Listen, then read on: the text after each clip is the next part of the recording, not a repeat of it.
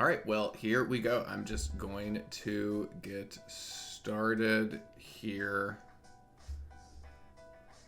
We're going to go in 3, 2, 1, start.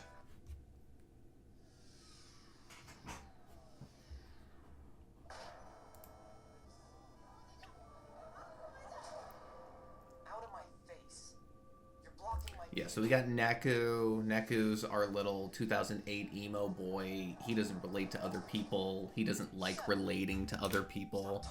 He does his own thing. He metaphorically and physically puts headphones on so he doesn't have to hear what other people have to say. Ooh, it's deep.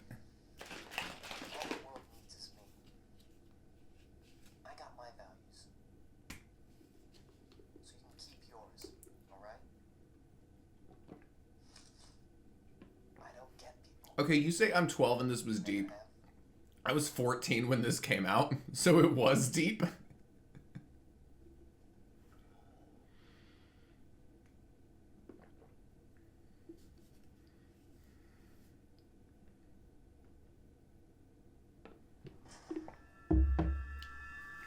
Yeah, so Neku's gonna wake up in the middle of Shibuya. He's going to wake up in the middle of Shibuya. He has no idea what's going on. Yeah, we're going to find out he has amnesia. So he just has his not super pleasant personality really to rely on for a lot of the first bit of the game.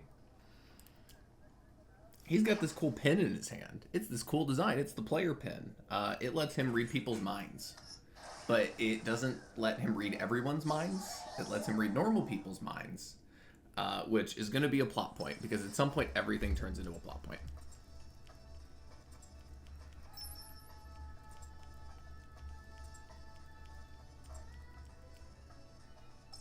So, yep, we're going to tap the little pin at the bottom, and we can read people's minds, except we don't need to actually read anyone's minds, we just need to open the pin.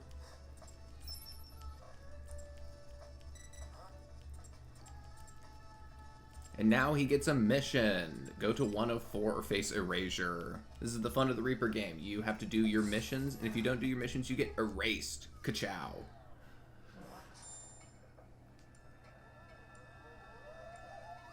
Okay, so, Dakota, I, just like personally, I find that I think that spinning the stick instead of mashing the D-pad feels faster. And I don't know if it actually is faster, but it feels faster to me. So that's just kind of the way that I've been doing it.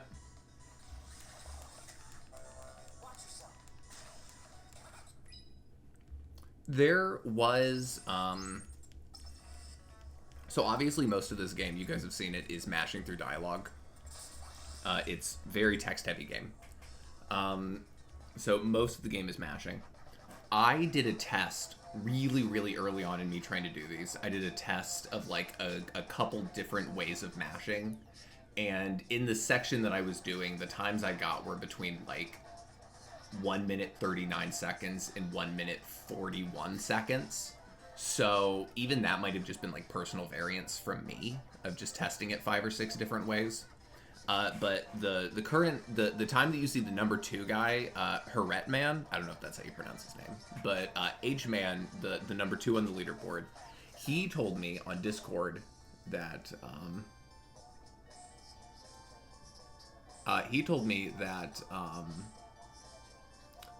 that there is a limit essentially to how fast you can do the dialogue. The trick is not to mash through it as fast as you can. The trick is to try and hit it like not quite the frame, but the frame as it's popping up, and then like skipping through the box loading and the little message at the bottom saying skip text as much as you can. All that's a long way to say, like, you're just kind of trying to frame perfect all the text away, which is impossible in a game this long, so I just spin the wheel around and it makes it easier.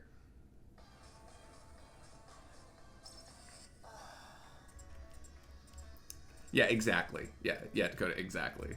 Hey, can you tell that I was a really bad college professor at one point based on the way I explain things? Okay, those 2 characters were really important. Those are our 2 favorite Reapers. We're gonna keep running into them.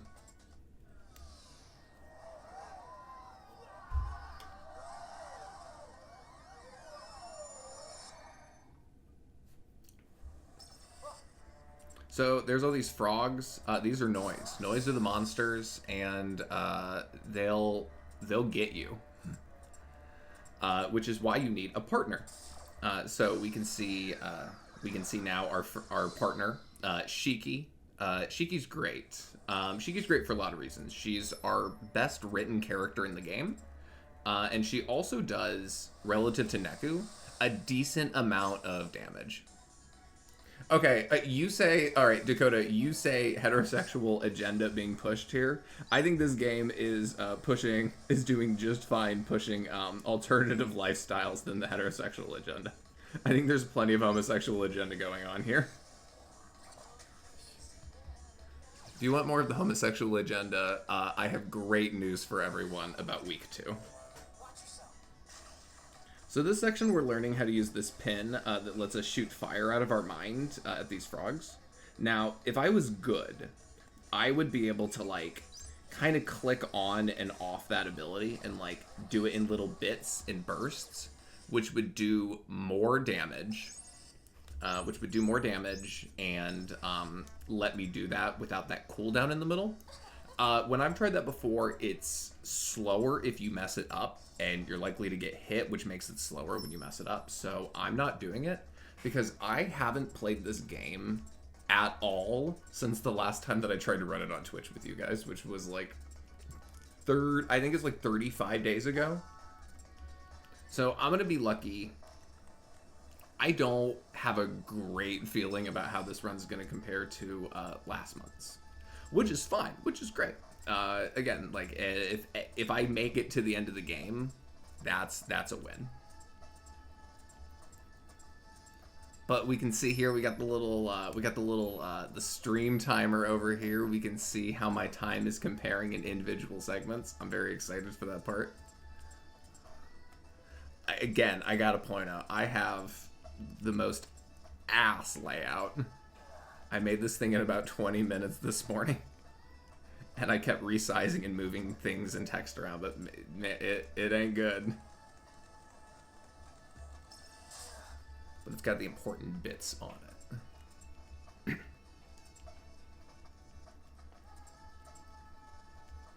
I'm also friends with, like, almost exclusively artsy people. So I'm sure one of the people I know knows someone that knows how to make, like, a layout for a Twitch stream.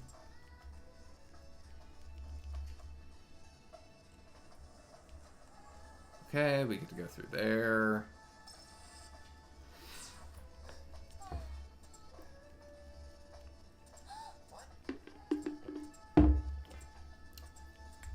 And Dakota, you're kind of hitting like the whole speedrun philosophy as you just kind of grind through the game and get better and better and better at it. It would be easier if the game didn't take half of my day. Anyway, we're gonna fight. This is the whole gimmick of the game. Is boom, you fight on both screens. We've got the stylus down here, which controls Neku and his movements, and then you control the top screen depending. Either you can do it with the buttons over here, or you can do it with the D-pad. You could do it with the stick. I don't like using the stick as much for this one. I just mash one side. So I think the detail should be good enough for you guys to see it, but whenever Neku or Shiki hits the end of like a combo, there is a little ball of energy that passes between the two of them. That's called the light puck. That is the casually, it's important, but more important in certain areas than others, but it's not like the most crucial thing for when you're casually playing it. It's the mechanic that we build like the speed run around, because every time you do that, it starts at like 1.5 to like 2 damage, and the faster you bounce it back and forth between the two of you, the higher the multiplier gets, and it can get all the way up to 5.0. Obviously doing 5 times our regular damage is really great. We like that. So a lot of the items we're going to get and the builds that we're going to do focus on bouncing the light puck back and forth as fast as possible. And that's part of how we'll go fast. Yeah, Brendan, face cam will work on that one, I guess. Dog cam. Dog cam, I could put up a picture of Lola. Maybe I could put up like a little loop of Lola, but there's no. But there's no way that I could. Ooh, look at that. Ooh, we're faster than last time. Look at that. Look at that. We're on a gold split, guys. 13 whole seconds faster than last time. Is there ever a time where I'm trying to hit a specific combo on the top screen? I'm pretty much just always spamming a left or right on the D-pad for the partner. We're not using the fusions that often anyway. They kind of come up more by accident than on purpose, and you kind of just understand that with RNG in certain fights you'll probably get one or you probably won't. But it's not worth the pause in time or even just like the mental energy to like look at the top screen that much. There are a couple very specific times, mostly with Shiki, where we'll like purposely jump up in the air for an attack, or like week 2 with Joshua. Once we get his levitate ability, we're popping back up to the very start of every single fight that we do, because obviously the Jesus Beam does a ton of damage.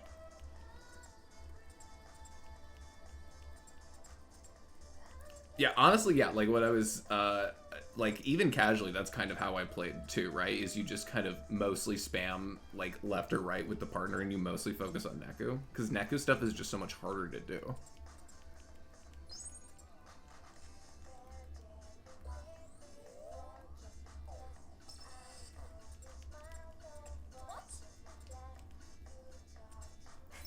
Honestly, I imagine that if you didn't play this game a lot when it came out casually, you would probably hate to speedrun it just because of how, like, by the end of the speedrunner, especially like if you played it a bunch of times as a kid, like the combat kind of makes sense, but the idea of controlling like the 2 screens at once is really complicated and really confusing. Like, it takes you a while into the campaign to kind of really figure it out. And I can imagine that that would be very frustrating to people trying to actually learn how to speedrun this. But almost all the people that have, well, the couple of us that exist. Ooh, Pear Bear. I can imagine who Pear Bear is. Hey, PB. Alright, so we're gonna try and... Alright. Oh, wow, great. Okay, too far away for the long distance attacks to go off. It's fine. We're not going to use these powers again.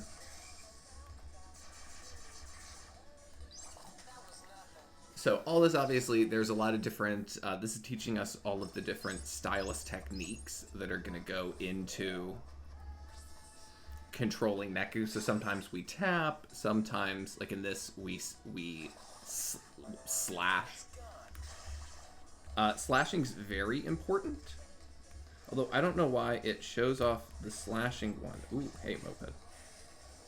It shows off a slashing pin and then immediately buy one that does not do a slashing motion. Where is that other... Bro, can you... I am somehow bad at the tutorial fights.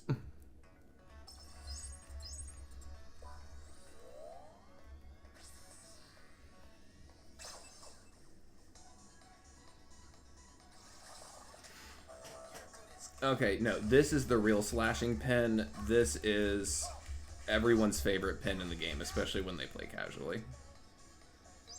It's easy to do, it's fast, it's good damage, it's pretty reliable motion, and after a combo, it can kind of stun lock an opponent and knock them up. We use that one and ones like it a little bit. Definitely my favorite to use casually were all the physical ones. There is a tiny little trick we do with the shockwave pin there where we kind of do a stutter half combo. Normally you'd be able to do like 2.5 combos, but with the little stutter combo you can do like 3.5 combos, and we like that because that's more combos. So now we're seeing that Neku can use lots of different kinds of pins, or lots of different kinds of psychs. Most people can only use one, so that makes Neku really good at them. And Shiki's trying to give him a compliment on that, and he ignores her giving him a compliment because Neku is kind of a meanie right now. But he's... I mean, actually he's not even working on it yet, but he will eventually be working on it. Alright, so we get to leave this area, which will be really weirdly important to the plot later. Alright, and now we're going to get introduced to Beat and Rhyme. Beat and Rhyme. I love Beat. Beat is... honestly, all of the characters have great character development kind of throughout. Well, the ones that are around long enough to have character growth... but like all the characters have great growth. The writing is the best part of this game, and the characters are part of the reason why the writing is so good. But this is Rhyme. She is thoughtful and patient and kind of a little brainiac. And this is Beat, and Beat is one of my favorite himbos. Is the only accurate way to put it. I do think I probably remember saying I love being Beat. Beat, but spoilers, Beat does end up being one of our partners later in the game. Beat is a powerhouse. Beat hits, I think, roughly twice as hard as Joshua does. And even, so that puts, yeah, and even more so than on top of more damage than Shiki does.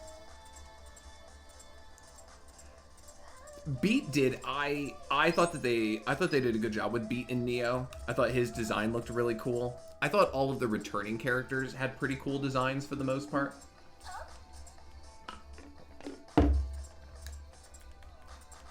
Yeah, honestly, yeah, like, yeah, people in Neo were stylish.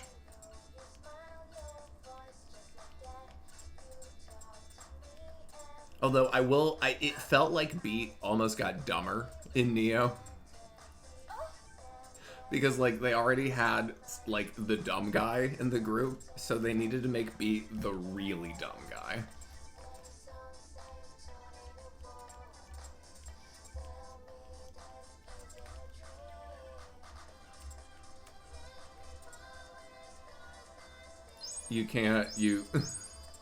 Dakota, you can't say the phrase, "You can't take the himbo out of the man." You can't say that around Paris.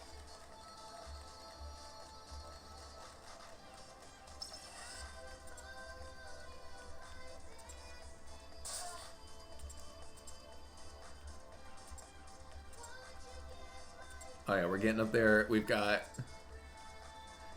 First off, Cammy, we would never skip petting a dog. I don't care how much time it would save. Every year at GDQ, I am team save the animals. 100%.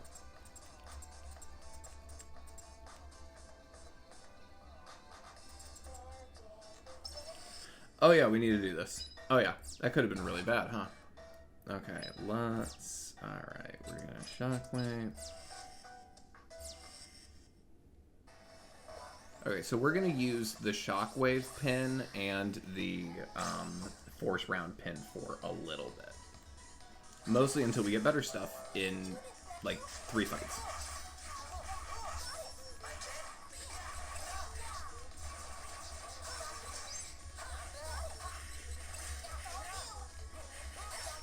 Okay, there we go. So see, by the end of that fight, we got the puck up to, I think it was 3.3. Which is pretty good, but by the end of this week, we're going to be really consistently getting 5 times multiplier, which is the top in most of the fights that matter.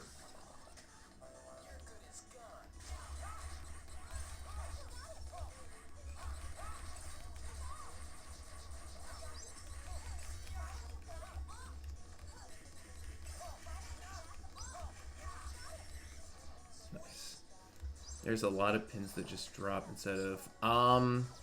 So, Dakota, so for the drop rates, The answer is There's not... There's only a couple times that we rely on getting a specific pin to drop. And in those couple circumstances, like in week 3, there are a couple specific fights that we take a really big risk to get like our end game offensive pin. But that's in the middle of week 3. Up until that point, there's a couple mission specific ones, which really aren't that hard for us to work around. They mostly happen naturally. The big one, unfortunately, is rare metal. We need rare metal to drop as a material for a lot of different stuff. And like the last time, actually, my rare metal drops were the best I've ever had. I've never had rare metal drops that good. It felt like almost twice as many as I needed last time. I've had runs, though, where I have gone into fights, like I've gone into the final day lacking certain, not key, but really helpful items for beat, because I just never got the rare metal to buy it.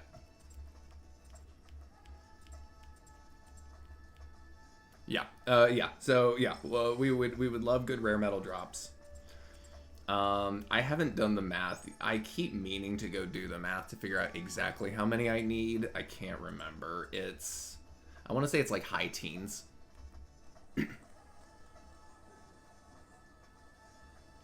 But we need a certain amount for a wall, and a key item that's going to do a lot of offense at the end of this week. And then a big item for beat at the end of the game. Anyway, so yeah, this week we need to figure out what's wrong with the statue Hachiko. So this guy over here who's obsessed with Moya statue over here, he's just a statue freak. He's like, like, man, we need to just like polish Hachiko's, just polish those cares away. Which we can. I'm sure that this will only make good things happen.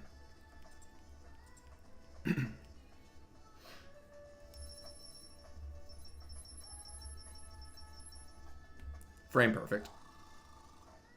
Hachiko mentioned just like Persona 5. It's just like Persona 5. It's just like that. It's just like that, but with better bad guys. So I've got the cure drink equipped in this third slot. You start the game with 2 slots that you can use pins from. But even by the end of day 2, you are at 3. I'm not worried about my health for equipping the item, but I want to get the healing.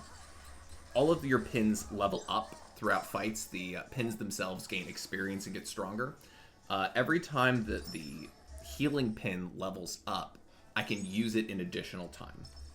Now, the route that I use doesn't even use that pin at all until the final week, and then you start using it in bosses. But by that point, if you don't use it at any point, it's a level 1 pin, so you get 1 use of healing off of it. And the end level bosses are scary. So after the first boss, like, it hits max level, but that means you're going against this woman, actually. You fight Azuki, you fight Pinky here. Fighting her in week 3 with only 1 heal is really scary. So I'm going to go out of my way, even though it might slow me down a little bit, to make it safer later. We're just going to make sure that this pin gets leveled up so that I have multiple uses of heal, so that I don't get screwed over by this later. Because yeah, that Pinky fight is really, really scary. She's got a couple different things that she does that make just everything suck. This fight's not going as... okay. Could have been a little faster.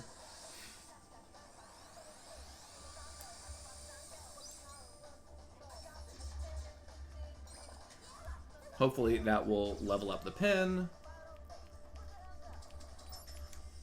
Cool.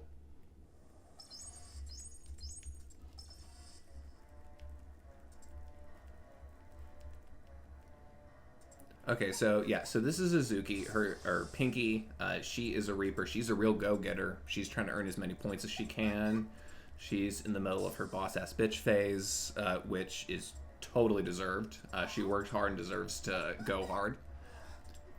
But she is trying to trick Neku. You can get out of the game if you well, if you play a game with me, which is going to be if you take out your partner. But that's bad. You have to trust your partner. You can't attack your partner, so this is really bad.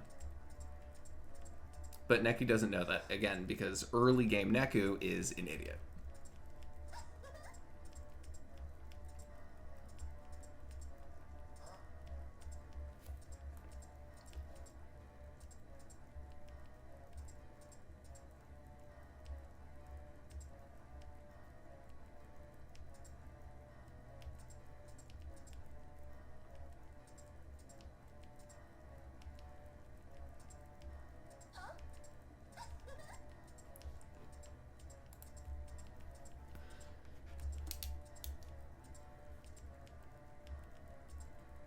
Friendship is a massive W. That's right, Brandon. Yeah. Shout out to friendship being a massive W.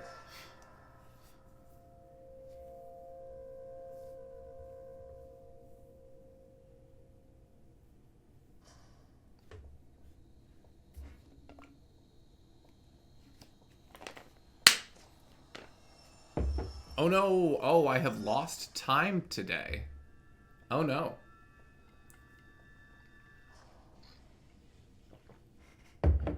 Uh-oh. Where'd my time save go? Oh no. Oh, we've lost we lost 23 seconds on that day. Oh no.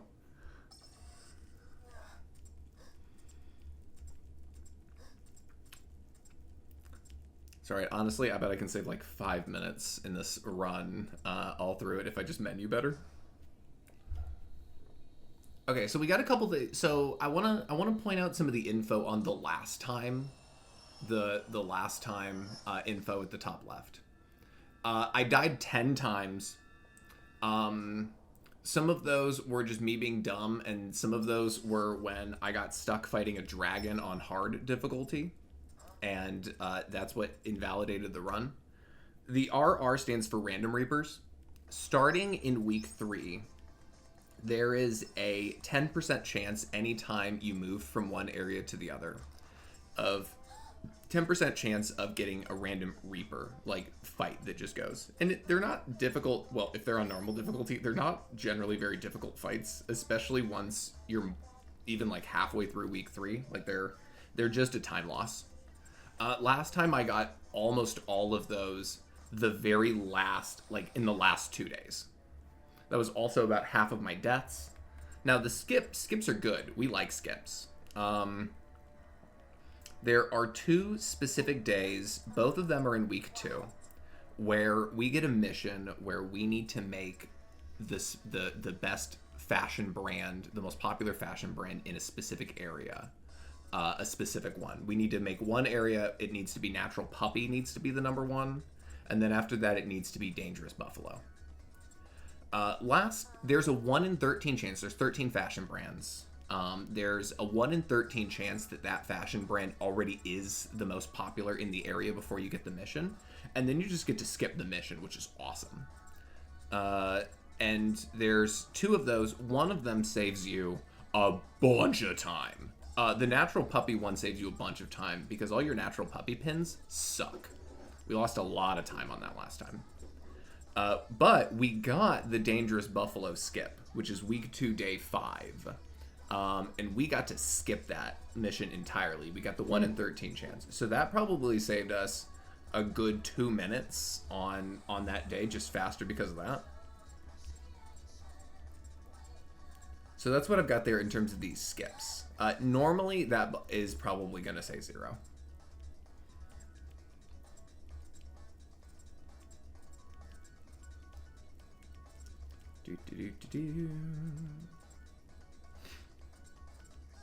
So today we need to defeat the master of A East, which is a concert hall that Cheeky likes. So we need to find this concert hall and then take out the bad guy there. Oh, surprise, we were at the concert hall. So the concert hall is all dark. We need to figure out how to turn the lights on, which means we need to find the techie that works there, and then we're gonna get him. He'll find a fuse to turn on the lights, and then we'll fight a big scary boss that's keeping it dark in there. But also, we're gonna talk to this guy, 777. 777's a bro. He is the lead singer of Death March. He also happens to be a Reaper, but for the most part, he's a... Actually, that's not true. We run into him 3 times. This is definitely his coolest. The second time, it's not one of the worst days, but it's a really annoying day. So he just really, really bothers us in the middle of week 2. And then week 3, he tries to fight us. But then he's cool about it afterwards. It's some, it's some shonen bonding.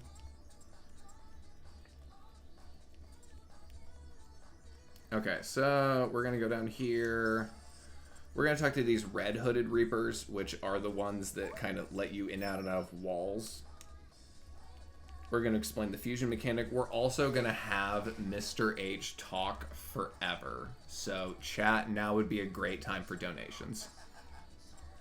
How do you become friends if it doesn't start with you trying to kill each other? I mean, Dakota, my first real memory of you was us doing the VGC Draft League in X and Y VGC back at PTU. That's my first like Dakota memory.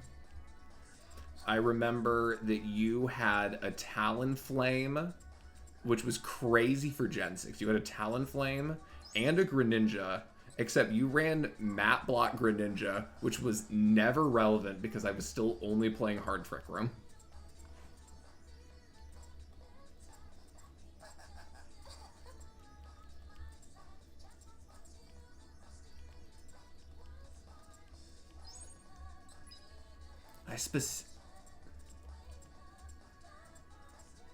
I have great memories if it comes to a story, and the story of my PTU rivalries are ones that hold with me. I have a lot of really fond memories for like my first VGC team that was really mostly just like Gen 5 Hard Trick Room Pokemon. Like it had a choice band Rampardos on it.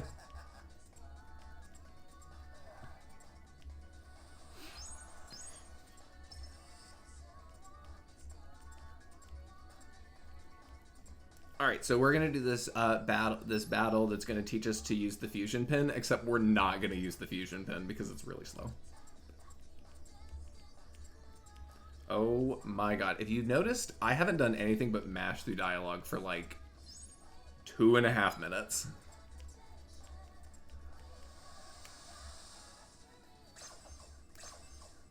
So each partner has a different way of gaining like their stars that give you the points to do fusions at different levels. Depending on the partner, they have different like methods of it. Shiki's is matching cards with each other. There's like 4 or 5 different designs that she gets, and the card's hidden at first, but you want to match it. See, she just did it kind of on accident. But yeah, hers are matching cards. Joshua's, which is also the super easiest to get, Joshua's is numbers. You either have to hit a number in the combo map that is higher, lower, maybe in the middle, but I think it's just higher or lower. Oh, shoot. Not what I wanted. And then Beats is like matching like card suits in the middle, but I'm always been really bad at that one and have never liked doing it, so I've never really relied too much on Beats fusions. Okay, so this is a pig noise. We love pig noise. They're super cute. Unfortunately, they are a confirmed 100% drop for something. Whatever their thing is, they will always automatically drop it. The pig we need because it's going to give us money, and we need money. So now we're going to actually do some menuing. We're going to put that there. This is Ice Blow. We are going to use Ice Blow for most of the rest of the game. It does okay damage, but mostly it does a really big knockback effect. A really big knockback effect. And it instantly passes the puck over. It's like an instant combo ender, enabler, finisher kind of thing.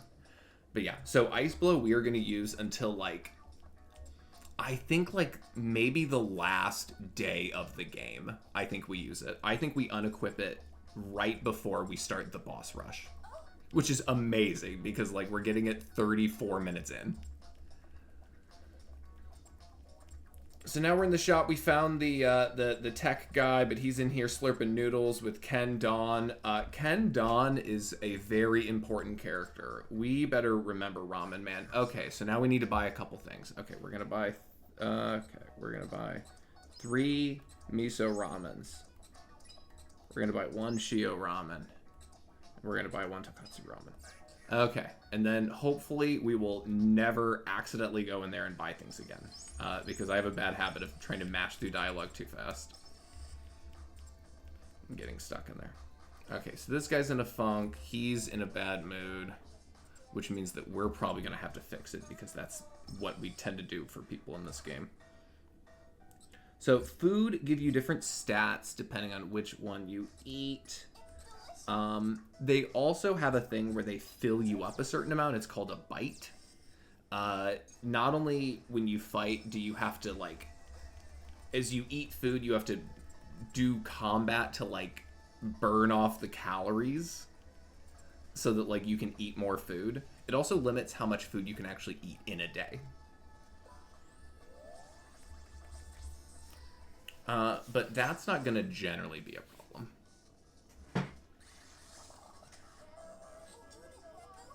Well, I mean, I guess it would be a problem, but the run kind of calculates exactly how much food we should have, so it's not really a problem.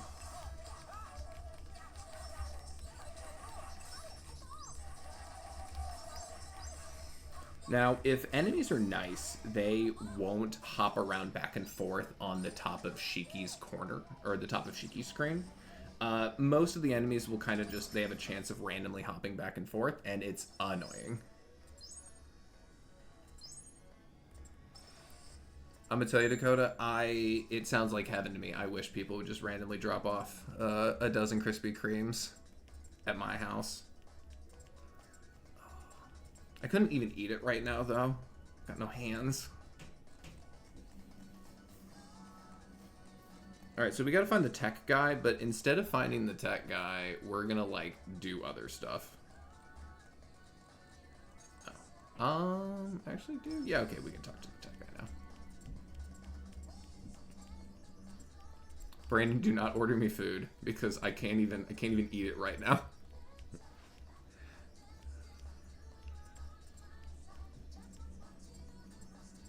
Okay, so this is the weird part. This guy even says, like, domo arigato. Like, but they're in Japan.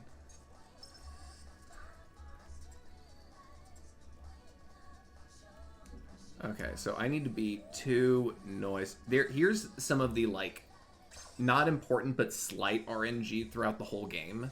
Is, are enemies going to spawn where you want them to? Because it's not always guaranteed which types of noise enemies will spawn on a screen at any one time. So that's not guaranteed. Their location is also not guaranteed. So sometimes you need to hunt all over the area to actually find the enemy you're looking for. Sometimes they just won't be there. Sometimes you might have to leave an area and come back because you're just not getting, like, a good layout. That was decent. I didn't have to go very far to find both of those enemies, so I'm okay with it.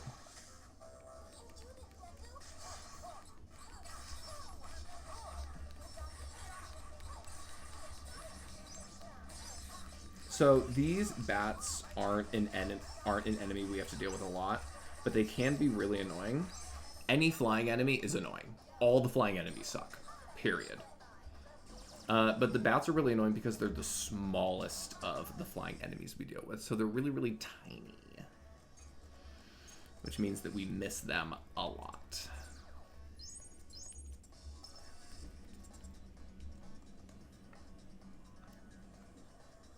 Okay, so we're going to run into Beat and Rhyme again. Beat and Rhyme are going to teach us about memes. In this 2008, we're learning about memes, guys. So in this game, memes are like little one-word phrases that you can inception brainwash into someone's head. And we're going to use that for a lot of the game. Leaving the donut. I think an hour is a good amount of time. And also like it's Krispy Kreme, so like, you know, like it can sit. It'll be all right.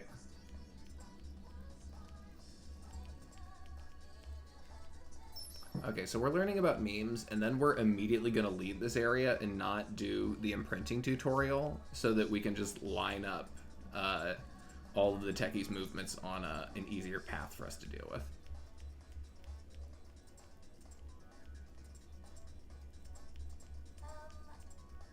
We're going to fight another pig here. Wow, Dakota couldn't even give them an hour, huh? Couldn't even give it an hour. Alright, so we're going to fight another pig here. We're not going to... I want to say we only fight like 5 pig noise in the entire run. And 2 of them are on day 1 of week 3. So we really don't do it a lot. Which is good. I wouldn't want to. They're very cute. We'll deal with it once, but there is a really cool post area of the game called Pork City, where each floor you can only use pins from one of the 13 brands. Really, really cool.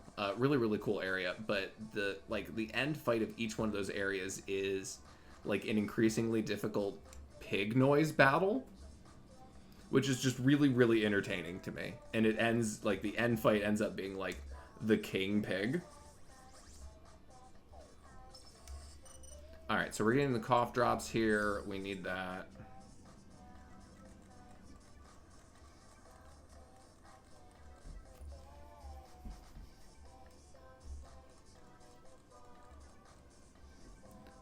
Alright, we're gonna read this guy's brain. There's the fuse. Okay, so now we've got the 2 memes that we need for the techie. The fuse is gonna actually progress the story and turn the lights on. Him getting cough drops for 777 puts 777 in a good mood, which then he gives us a pin. I don't... Okay, I don't know why. I guess I just mashed too hard through the dialogue there.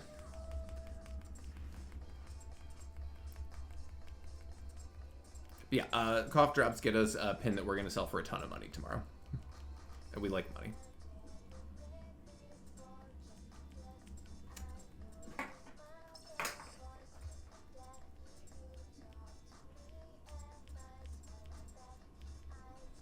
Okay, here's the tech. Alright, we're gonna get him to go get some cough drops.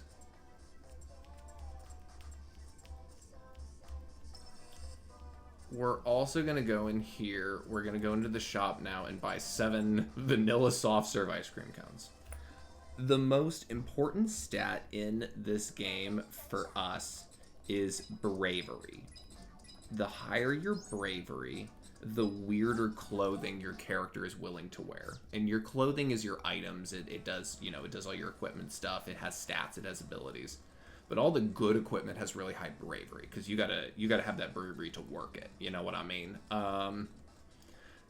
Neku has really poor bravery. So we are working most of the game. Damn it. We're working most of the game very hard to try and get Neku's bravery up high enough so that by the end of the game he can wear cool stuff. We spend a lot... Oh, nope, overshot. Hang on. Oh, there we go. Yep, we're doing great.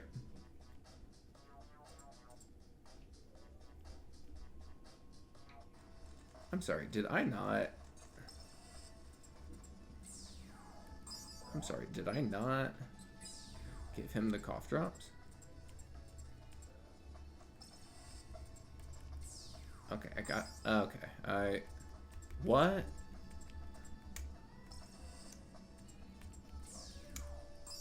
Alright, we're struggling. We're here. Okay, we're in. We're just going to cut out the last 15 seconds.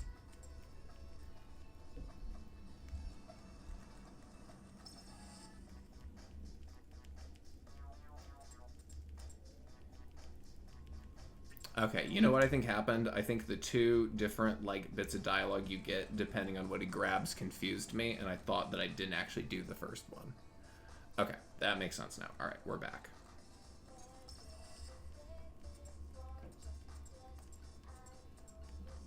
So, the fight coming up is a giant bat. We cannot attack the giant bat in the dark. So Shiki at the top has to stop all the little bats that are chewing on the electric wires.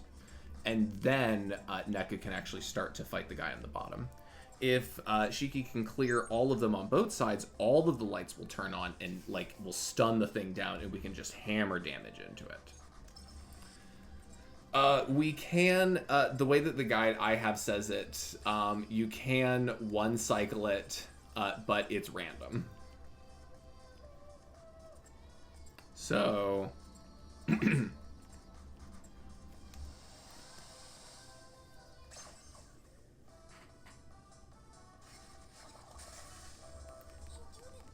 okay, so mostly Neku's going to be trying.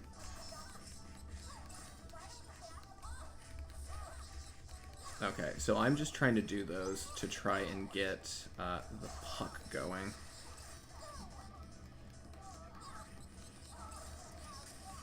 Okay, so then I can do this.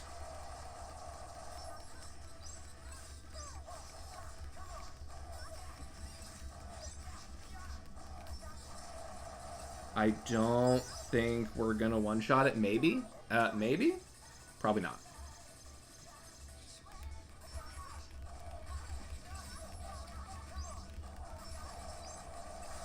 Oh my goodness, we got it in the one shot. Oh my goodness gracious. Oh, that's good. Oh, that good. Oh, that feels good. Ooh. Oh, that's a good one.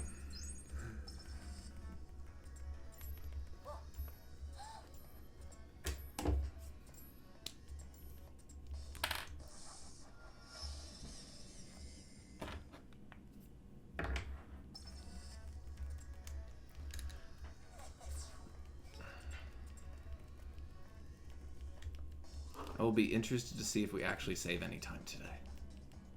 We probably will. Okay, so doing all of this got us a very important pin. We're going to get Poison Bones, which we're going to equip here at the start of the next day. Poison Bones inflicts defense down on most enemies when we start it. It doesn't work on bosses. But for most of your mob enemies, it's going to inflict defense down so that we do twice as much damage to them, which obviously is really nice in Game Go Fast. But now, Beat and Rhyme came and kind of saved the day for us. So we're going to be nice to them now and like actually be friends. Which is great and honestly what we should have been doing in the first place, because Beat and Rhyme are cool.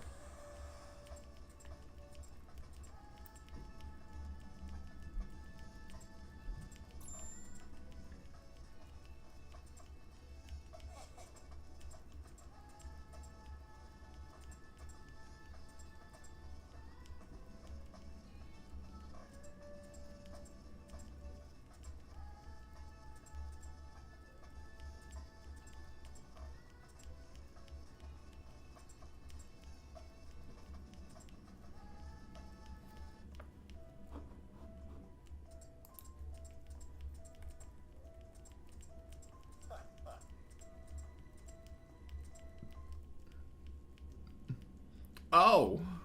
Oh, no. Oh, wait a second. Wait, we were much... Oh, whoa, we were way slower on this day. How did that happen? Oof.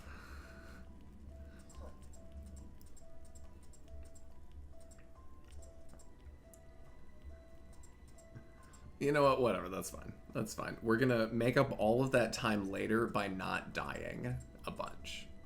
And that not dying a bunch and better menuing, can't get over good menuing, and not dying a bunch are going to save us a lot of time.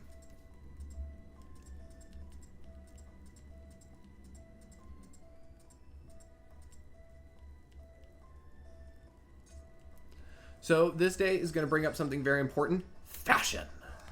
Like I said, there are 13 brands in this game. 12 of them are based on the Chinese zodiac, which is actually that and Digimon are how I remember the Chinese zodiac. Anyway, yeah, so there's 13 brands. Each area, one brand will be the most popular there. There will be, each area of the game has the 3 most popular brands and the least popular brand. That actually influences how powerful my pins are. If you have a pin that is the most popular brand, it does extra damage. If it's the least popular brand, it does less damage. That's pretty random and kind of just is either a cool thing or sucks. But it doesn't really affect most boss fights, so that part doesn't matter. Now, and this comes up later, the pins that you wear and the brands that you wear influence that area. So like if I'm wearing all natural puppy stuff and I fight in an area with a bunch of natural puppy stuff on, after those fights, natural puppy will be more popular in that area. Like you're kind of brainwashing the people around you. But we're gonna learn all about fashion today and the different brands. Shiki wants to be a fashion designer. So she wants to design and make fashionable clothes. So we're gonna learn all about that today because we're gonna let her do her info dump on us, because that's what you do for your partners. You're gonna info dump on them, so you have to let them info dump on you.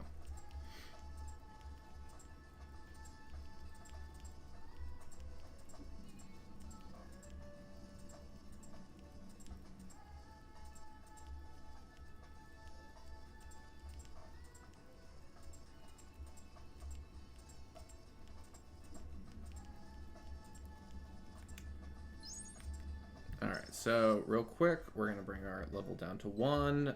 We're going to make it so that Shiki does not fight without us. We're going to sell that pin, and we're going to put on, yeah, Poison Bones. Yeah, so Poison Bones we're going to use all the way until the very end of the game, where we hit the boss rush. But up before the boss rush, we're going to use it... I don't think the route that I use ever specifies taking it off. I don't even know if any point it talks about taking that pin off. I'm going to take it off for... I need to stop saying that. I'm going to remove that pin at the end of week 1 for the boss fight at the end. Because I've died at the week 1 boss fight before. Higashizi... Oh man, I can't even remember his name.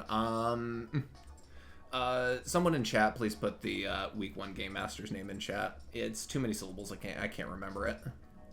I know it starts with Higa.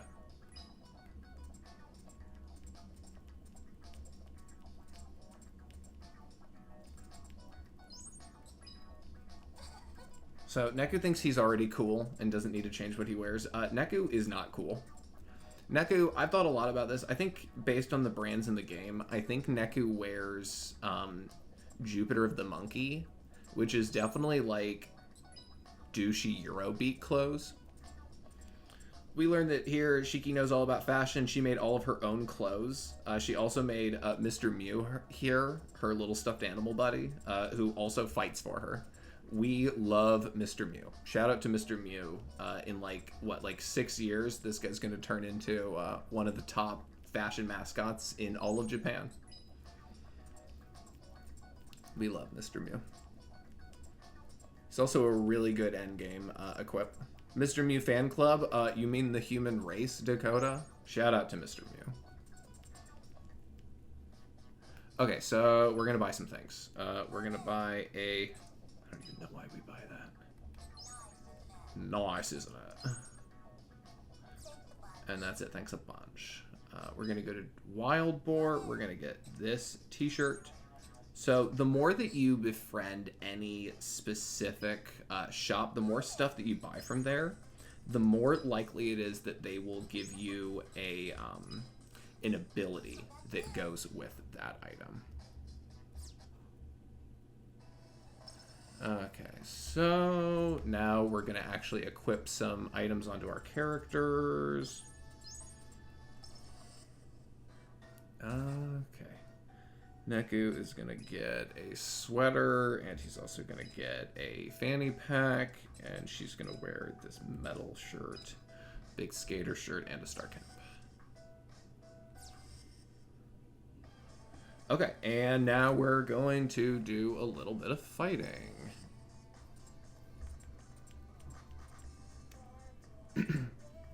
So this is the game telling us about pig noise, but we're not actually even going to fight these pig noise.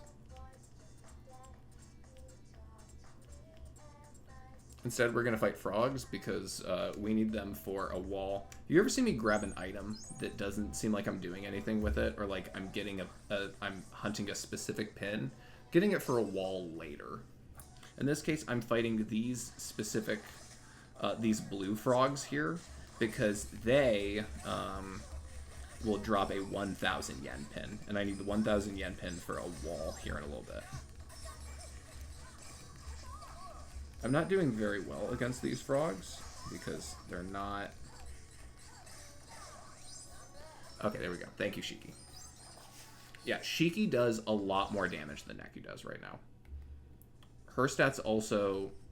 The partners, instead of having the pins change how much damage they do, the item... There's a couple, like, items that you buy in-game, and they get unlocked throughout the story, but the stuff that's in your control, it's mostly just the items in the food that you give them. Shiki, her damage multiplies a pretty good amount based on the clothing that you give her. So we're going to put all of our best, like, damage carry type of equipments and clothes on Shiki, because, again, she is our main damage dealer between these two. Unfortunately, in week 2, the opposite's going to be true because Joshua does not hit hard.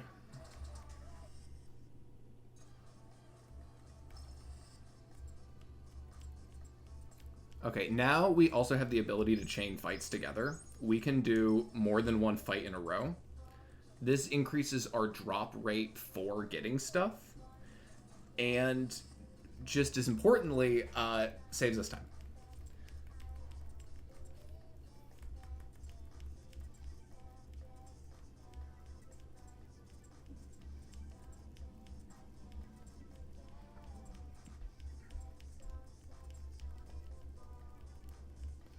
Alright, we've got the button cutscene.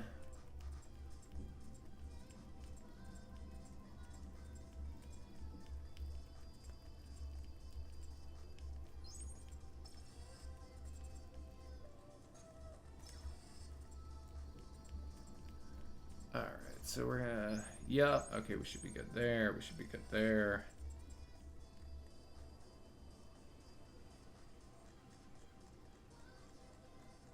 We're gonna talk to these two, and then we're gonna stop. We're gonna equip another pin.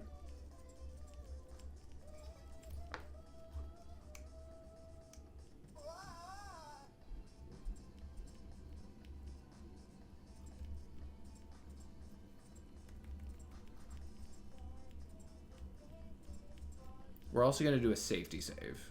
Just because we're gonna do a safety save, just because the boss here can be very dangerous if the fight doesn't go well. We're gonna bring that down to level 1. We should have another spot.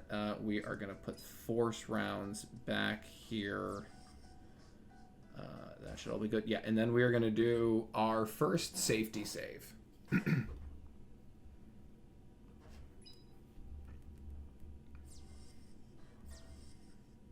So, most of the saddest moments in this game all unfortunately revolve around the same cinnamon roll.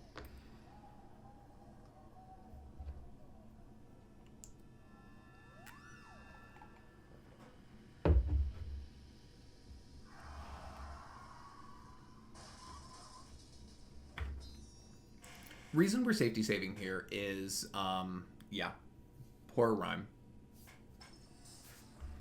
So the reason we safety save here is that in this game, after the starting week 1, day 6. So in 2 more days, we unlock the ability, if we die in a fight, to get a retry. Up until that point, so until the end of in 2 days, any fight that we lose, we go back to title menu. So you can imagine now, an hour into the game, why I would be frustrated. Why I would be frustrated if that didn't work out. So we are safety saving so that I don't have to. Because I'll tell you, if we lost the first hour, like I got dinner to go to tonight, so we're done there, folks. We're done speedrunning for the day.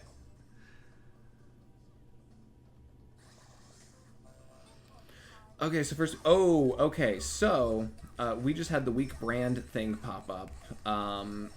Our ice blow, which is like our best pin right now, is a weak brand here.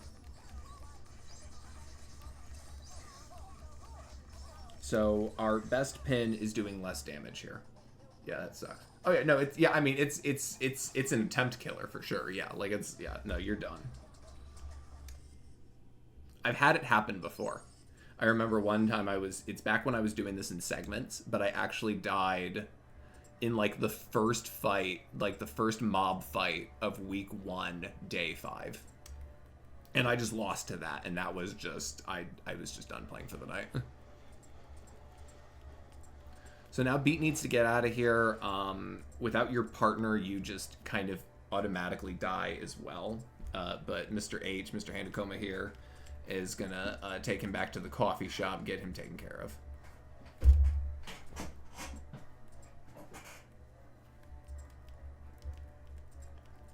But now we have to fight the shark that took out Rhyme. This fight should be easy, hypothetically.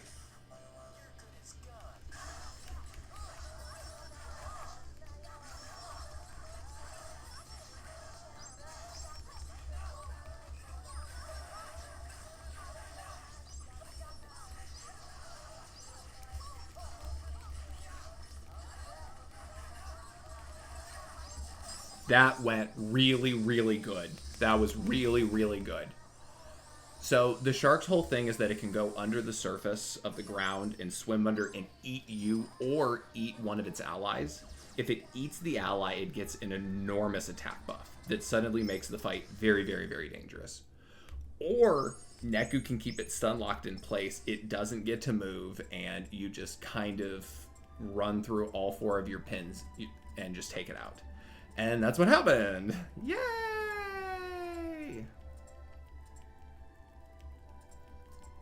So I believe we are saving time here if I'm looking at the split. I think by the end of this, we should have gotten some time back.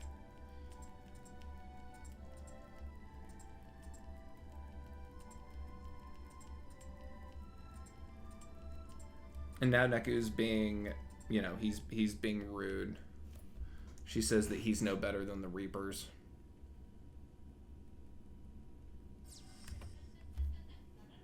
Okay, so, so we made about 18 seconds back. Yeah, it's happening. Yeah, that was, I think we had a pretty good shark fight. What I remember in the run last time is that there were a lot of really good boss fights. There were a lot of boss fights that went really, really well, especially at the end. And it was kind of during the game itself that we lost a lot of time.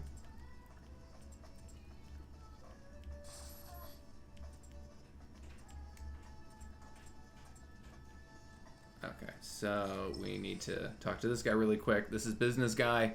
Shout out Business Guy.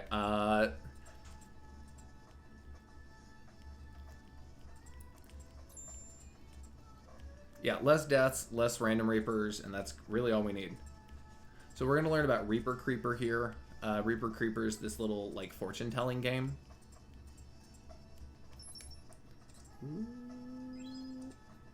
We're going to have to play it a few times.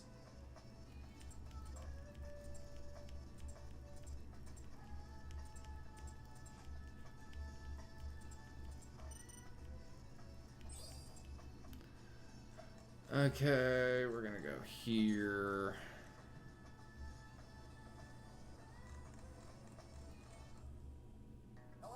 We're gonna buy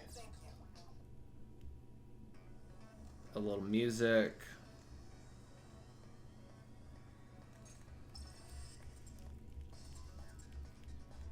Okay, so we need to fight 2 of the grizzly bear noise. What's that one? Okay, that's 1. Oh, you know, it would have been great to change. You know, it doesn't matter. Doesn't matter.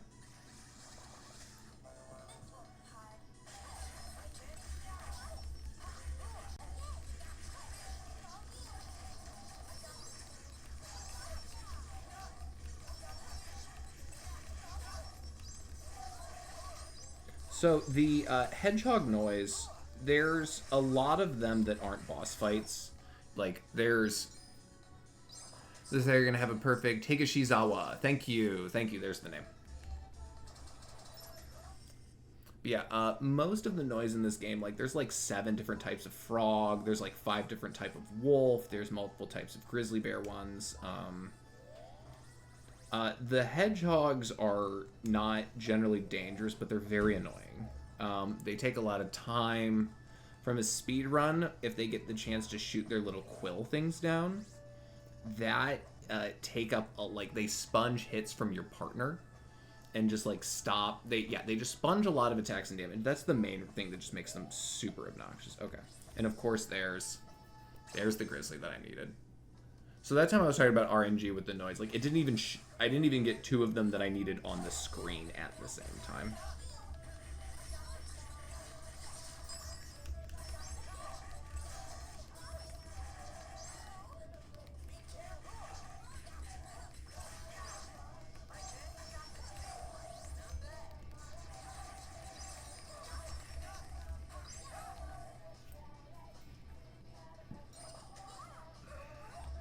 Yeah, fans of bears, I've got great news for you. A lot of bears in this game.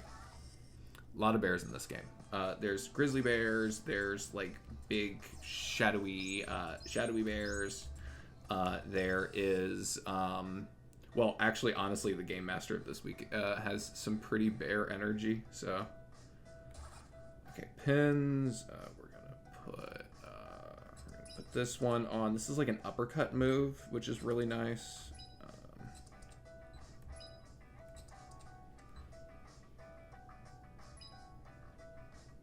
That should be enough money.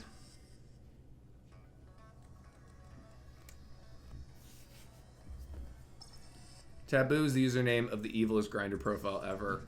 Shout out to that comment in the chat specifically.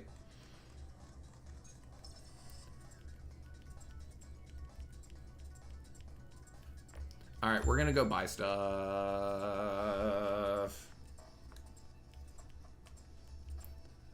Oh man, we are a 5th of the way through this, and I already have a spot that is killing me on my damn shoulder.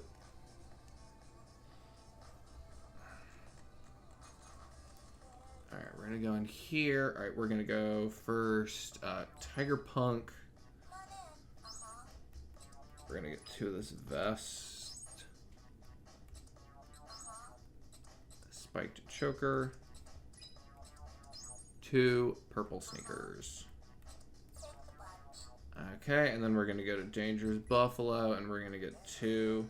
So their thing is like dance wear. It feels like club wear, but then they have like these knit little hats, and the knit little hat just doesn't seem like. The knit little hats just don't seem like they go with the rest of that brand style. Okay, so we're gonna give him that hat. She's going to get these shoes, and then she's going to get a vest instead of the shirt. Oh, wait, and food.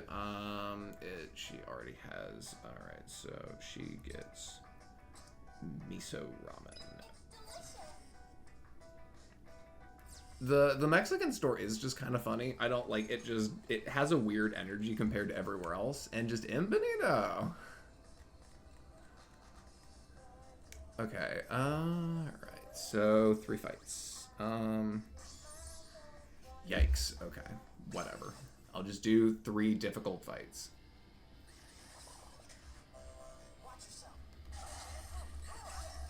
Listen, the Final Fantasy directors or their composers, their people might be bad at making tacos in real life, But there's no way that like the super combo, the super chili dog at the Shibuya shop in the game, there's no way that that's a bad hot dog.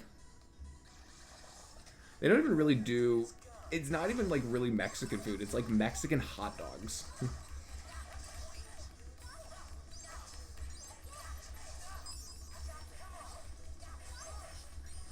Okay, so in this fight, we actually have a max level fusion already cooked up. So what I'm going to do, both for safety and to save time, is I'm just going to hold the button down here. So the fight's going to start using this fusion. And there's a chance that this will just kill both of these guys.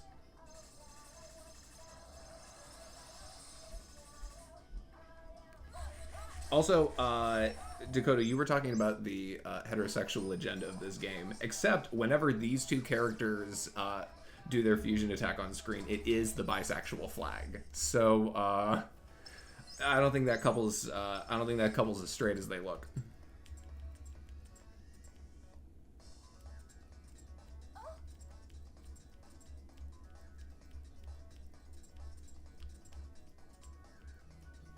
Now, The World Ends With You, maybe not to just be the guy and hate on the Neo one, but, like, the food in Neo didn't look as good. It's just, there was something different. Nope, not yet. Shoot. Okay. I thought that I could do it. Okay, just gotta do all three of these. I remember there was the one shop in Neo that was like health food, and it was like canned air.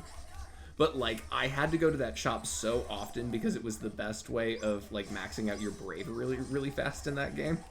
But I always felt like a scumbag eating there because it's like, oh, look at this stupid hipster food.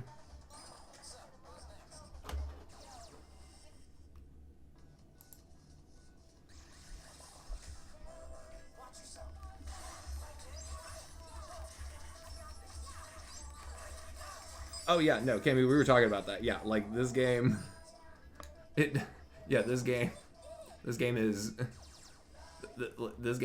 very bisexual. It was such an important stat item. You used canned air so often. It was really, really important.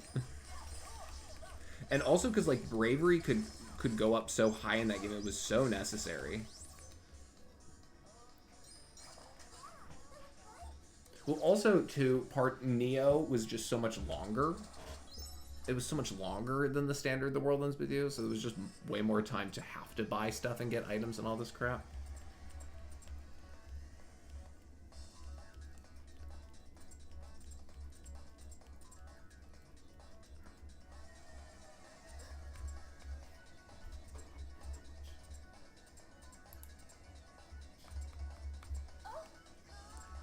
Yes, perhaps one reason why I love this game so much, BB. Alright. We're gonna do this now. We're gonna get Neku and ice cream. I don't think... Here, just since I'm here now, I'm just gonna do my safety save now.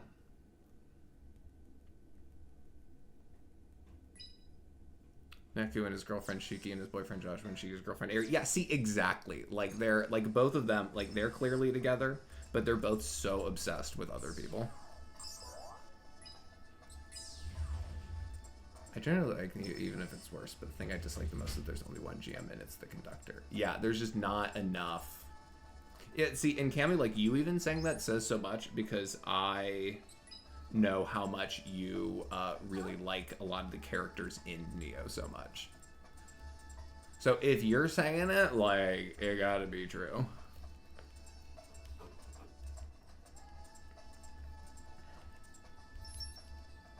Okay. Oop. Oh, okay. So you gotta be careful. You can't do it too fast. And sometimes I'm like, no, I wasn't even doing it that fast. Whatever. I make fun of some people sometimes. I see them play. I'm like, bro, like, you don't have to move it that slow. Like, you can move it a little faster. It's like, wait, actually, maybe you can't.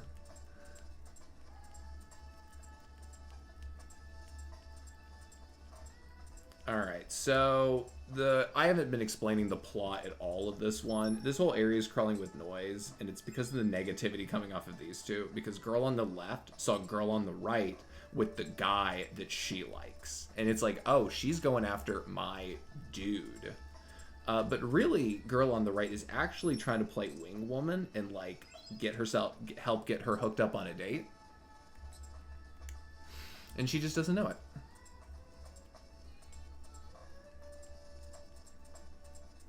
Yeah, exactly. That's one thing that's cool about this week. Well, I think the thing about that makes each week of The World Ends With You feel different, the different game masters help, but really it's obviously like having a different partner every week. But the game master being different is also like super. It's such a big, like, it's almost a genre change in like the game that you're in.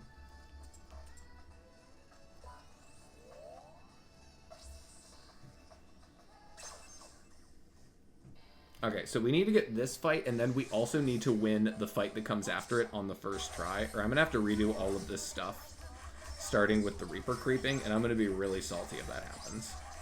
So we're not gonna do that.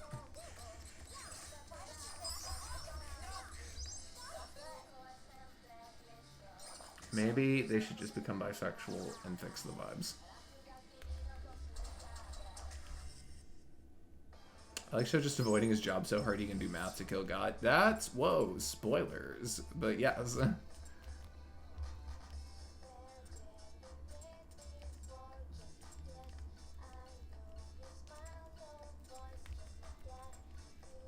I think I'm pretty sure he's watching, but I don't think he's in the chat. But shout out to my musical genius man 7, who I think I got a text from, who I think's watching too. Shout out to my man Darren.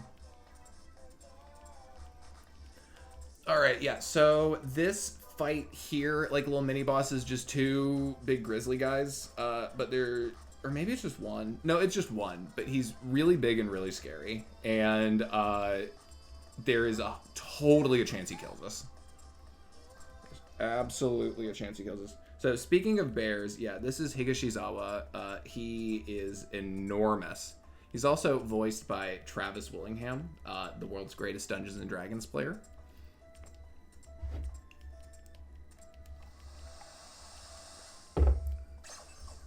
Yeah, so we're going to try not to die to this bear, just because, like, it does so much damage.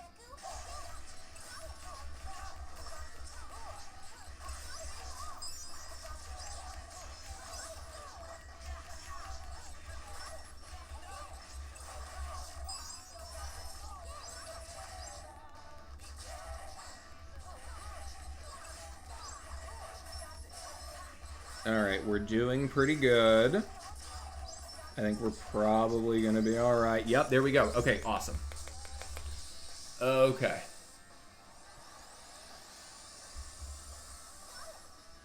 Yeah, Travis does pretty much just play enormous dudes. I think it was about less than half a year ago, the newest campaign for Critical Role started, and in this one he plays a giant lion man paladin. And yeah, I'm not gonna lie, PB is pretty great. Ooh, so now we've got Chef GM over here cooking away at Shiki's insecurities, calling her jealous, saying that she's full of envy. Oh, and also we just dropped the bomb that everyone's dead. So all the people that are playing the Reaper game are dead, and if you win, you get to come back to life.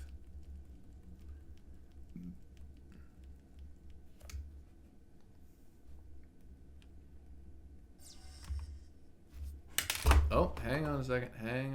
Oh, no. There we go. Okay, we weren't quite ready for that one. Whoa, look at that. Look at all that time that we saved.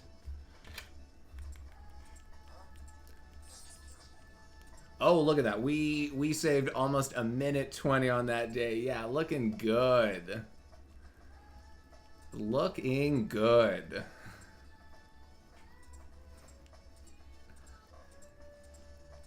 Okay, yeah, all right. This is most excellent. So this is day 6. This is the worst day of week 1. We have the red skull pin, which is very fashionable. Let's not lie. We need to help Makoto, who is Business Boy Jr. We need to help Makoto get this pin big and popular. We're going to do that by doing a lot of combat wearing the pin, but the pin drops our movement speed to like nothing. It's like running with bowling ball shoes on, so we hate using the pin. The other problem of today is that Shiki is really upset and quiet today. So now Neku has to come out of his shell and, oh my god, people, Neku has to do some emotional labor. It's crazy. Neku, by the way, not super prepared to do said emotional labor. Okay, so since we got past that fight, we are not going to save this game again until like 4.5 hours into the game. Because now, anytime that we would lose a fight, we instead get to retry it. Cammy, I have really bad news for you about the whole let's all just wear the red skull pins. Plot point, but that's not good.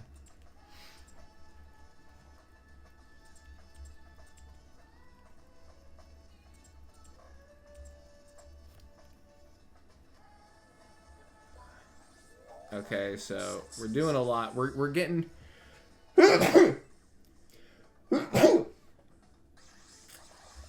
Alright, luckily, we sneezed during dialogue and not during, like, an important fight or something. Isn't that great? The universe is allowing us to succeed, people. Oh, thank you, Paris. Thank you.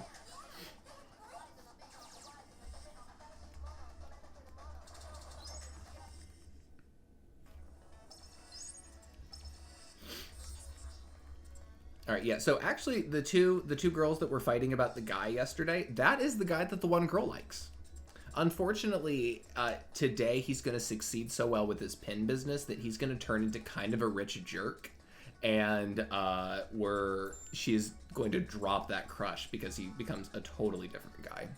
And you know what? Good for her. Good for her.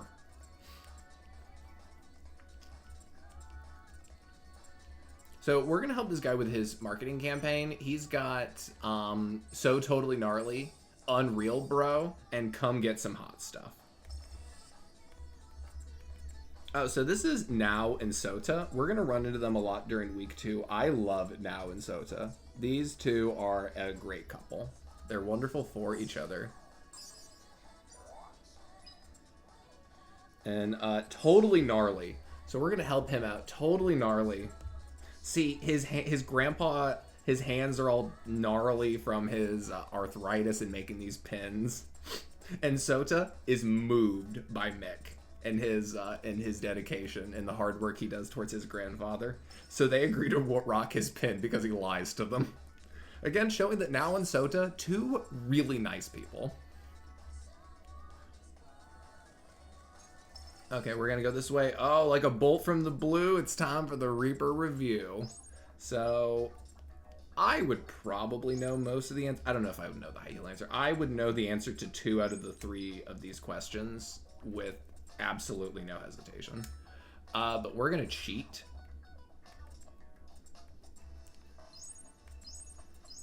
Yeah, so we're getting lots of stuff. We're coming up here. Okay. We're going to... Okay, we've got another one of these to do. We are going to meet Shooter.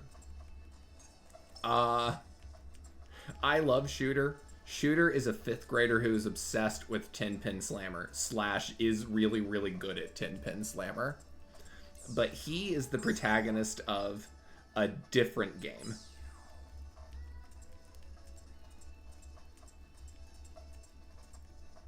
But Shooter, like, look at Shooter. He even has the headband. Like, Shooter totally has protagonist energy.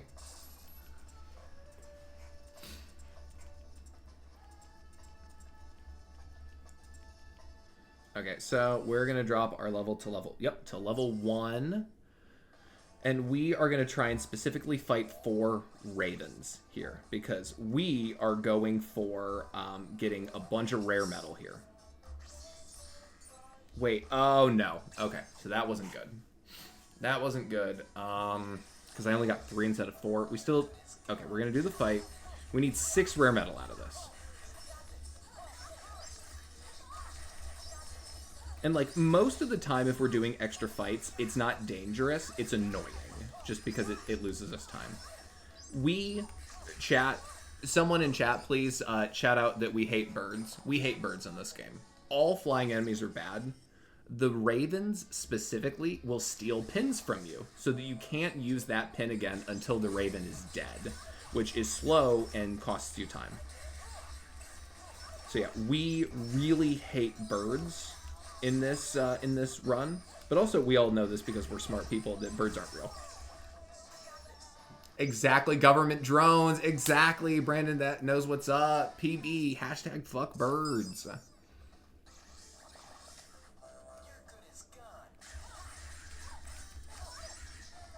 So most of the pins that we're using in this run are either really easy to use or do like a combo ender very quickly, because it lets us pop the light puck over again faster to our allies. We don't have any yet, but soon we're going to start using a lot of items. We got one? Oh, okay, that was really... Okay. Okay. Okay. So we're going to leave and come back. That was horrendously terrible. That was a horrendously terrible use of our time.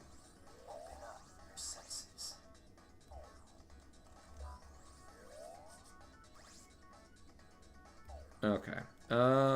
If I could get... Are you...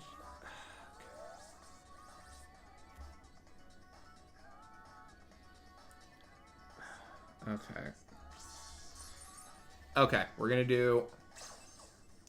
I said before, when you chain battles together, however many battles you chain, you multiply the potential drop rate of enemies by that amount.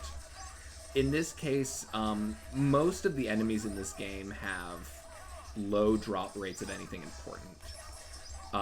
That drop rate goes up mostly by leveling up. Every time you level up, you have the option of either having more HP or keeping your HP at level 1 HP, but then increasing drop rate from enemies. We spend a lot of the early part of the game at level 1 HP to increase the drop rate, especially because of the fact that we need to get all of this rare metal at the very beginning.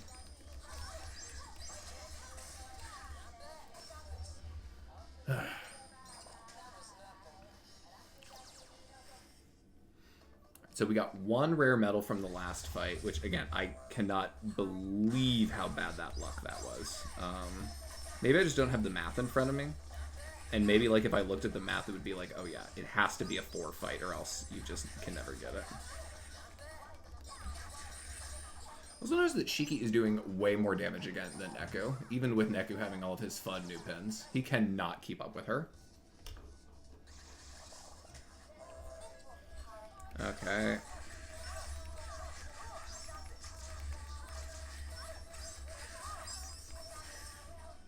Okay, there we go.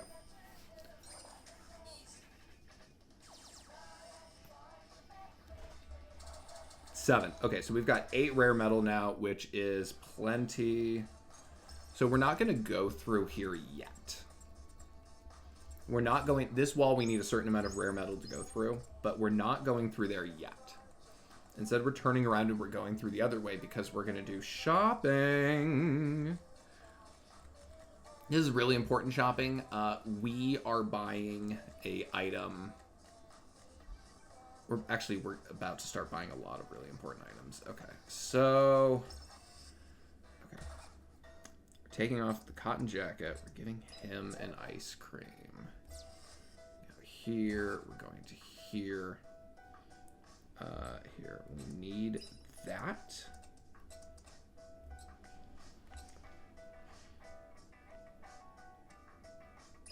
And probably that. Okay. Oh, wait, and then we need to sell. Okay, yeah, so we're gonna... Losing a little time here. It's just some slow menuing, but it's fine. I'd rather do it now than have to come back later. Alright, I have way more money than I need now. We are going to buy some clothes here for later.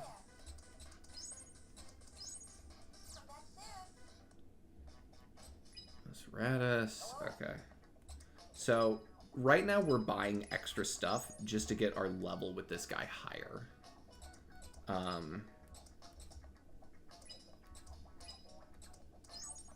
Specifically because that item makes our light puck travel much faster when we use it. And it's going to make that actually a really good item in the long run for whoever the supporting partner is. Now, we're going to come up here. We would do shopping in a second. We're going to talk to this guy. He's going to give us a durable leather. We're getting the durable leather because we are going to buy 2 biker jackets. We had some cotton biker coats or vests before. We're getting 2... Yeah, we're buying 2 biker jackets because biker jackets are very, very good.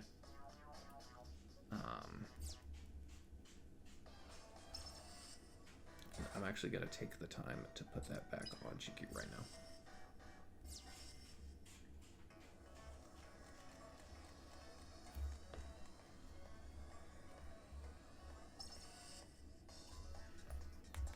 Oh, did I have more? Ah, damn it. Did I have more stuff I needed to put on her? Okay. Alright. Neku's also getting a pair of sneakers. And he's getting this instead of that. That's level 1.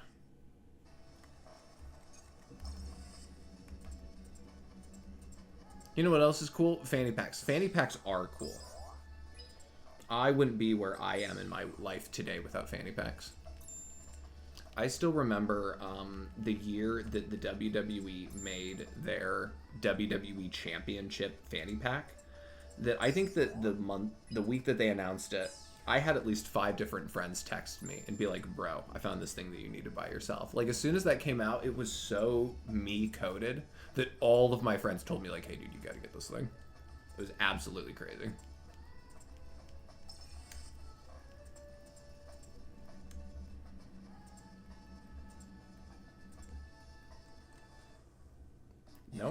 Nope, accidentally ran into the shop. Alright, so we've definitely lost some time today just because of having to do the double Reaper fight.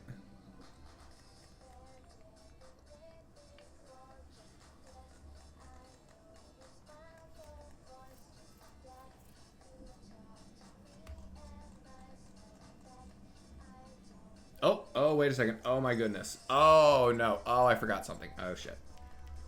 Well, now I have to go back for that crap.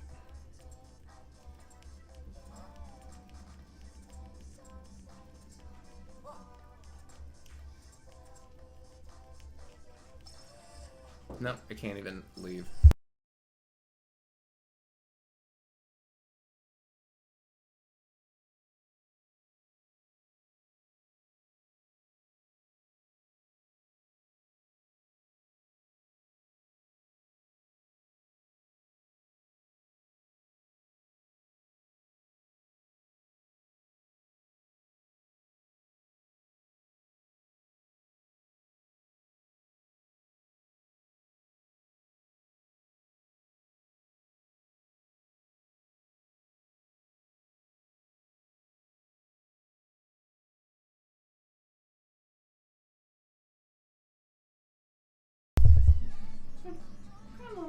Okay, where did she... Okay.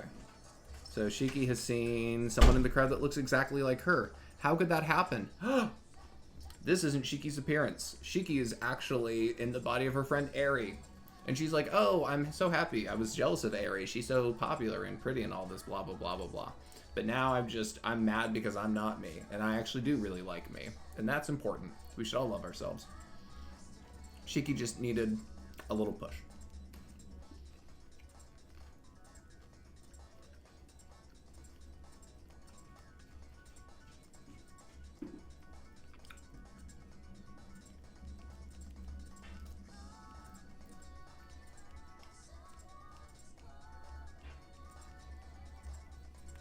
Neku admits that he likes her.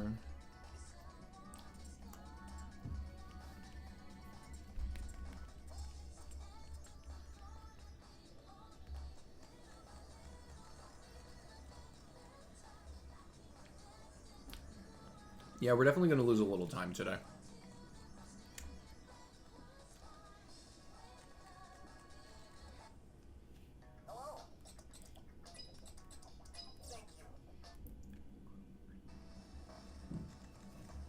embarrassing. Okay.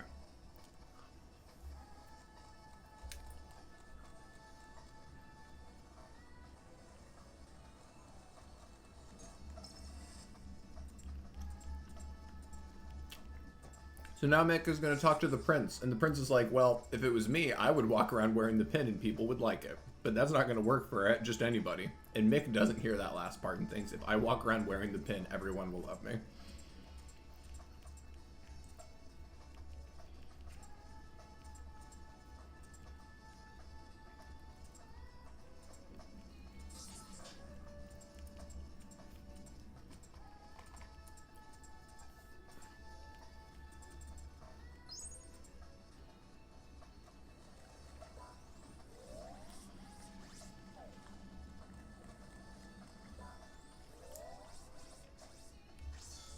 So we're doing 3 fights.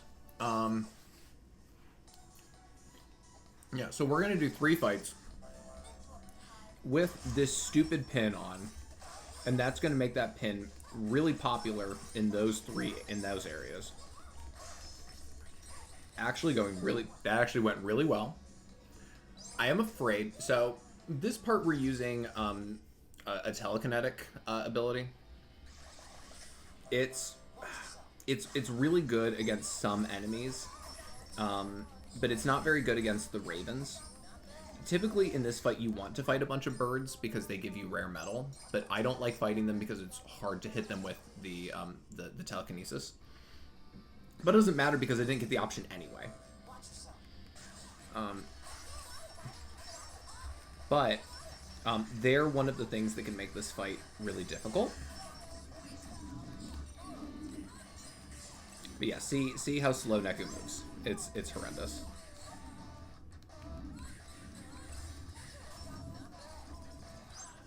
Yeah, but these fights can take a while. They can be annoying. Okay, we got 2 more rare metal there. That's not bad. Yeah, it would be nice if these fights could also get us rare metal. Any chance we get to get more rare metal is always a good thing.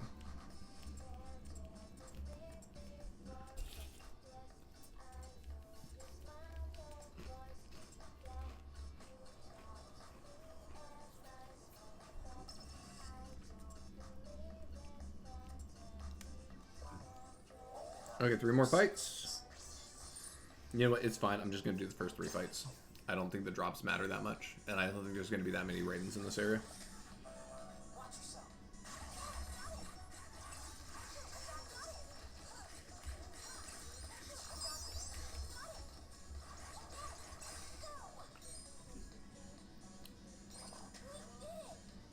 The telekinesis, I don't love that much as a pin. It's not that hard to use, but a lot of items break after a while.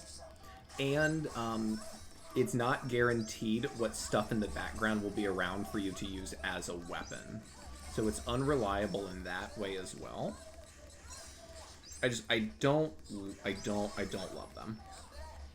But we really need it for a fight tomorrow, which is the worst fight in the game.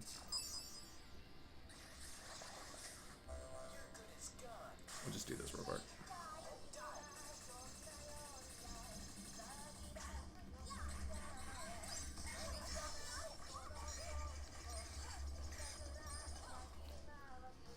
Okay, I've had a lot of worse days than that. I've had a lot of worse days than that.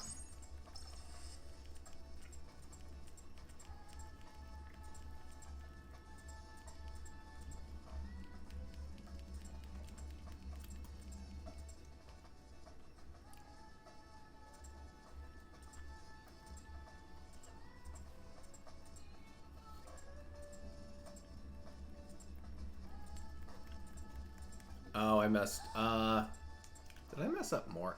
Whatever. I don't think that's that important.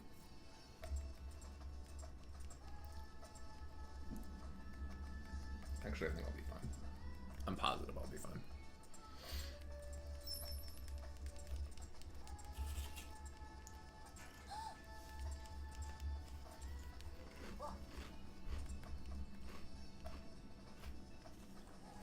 We're going up here. We're buying this really quick. That'll let us get back off the ground faster when we get knocked down.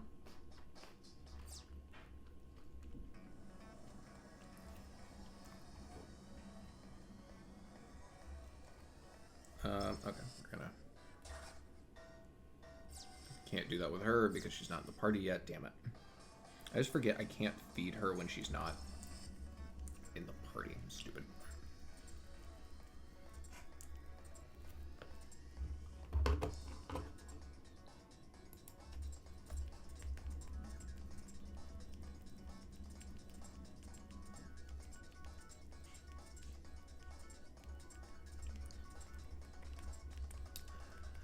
Okay, so, the spoilers, but the day is going to continue and people are going to pay attention to the pin. Except bad news, we're advertising for the end of the game because this pin is going to, like, destroy Shibuya. I kind of like how they set it up at the beginning. Like, that's, I said it before, and obviously I like this a lot, but, like, this game has some great writing to it.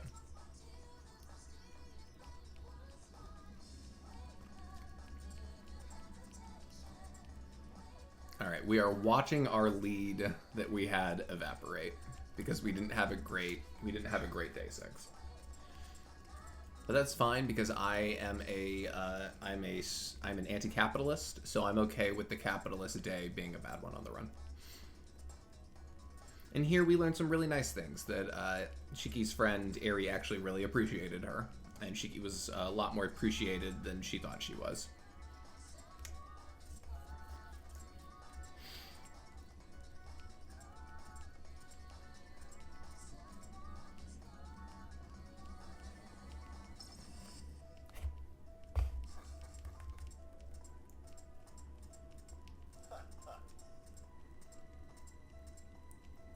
Yeah, we did have a relatively rough day 7 last time. Now, day 7 has the giant Raven fight, which is the worst fight in the game. Giant Raven fight sucks. There is a chance you can one-cycle it, and if you don't kill it quickly, it's a long fight.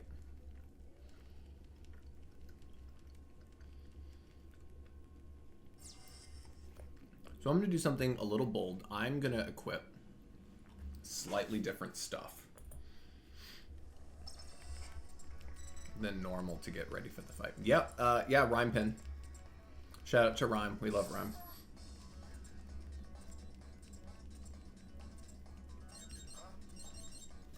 Oh my goodness. Oh no. Okay, so that split is just going to look really, really bad, and this next split is going to look really good, because we got a little into the cutscene before that actually happened. Okay, that's fine. I can probably fix that later.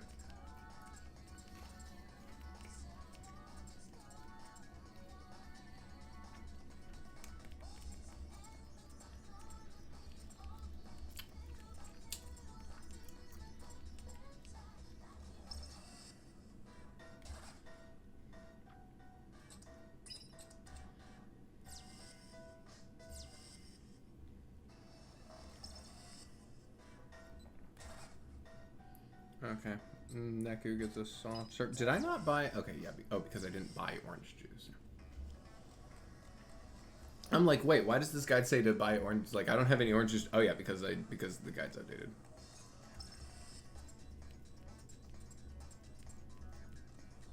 All right, so we need to fight. We need to fight a triple.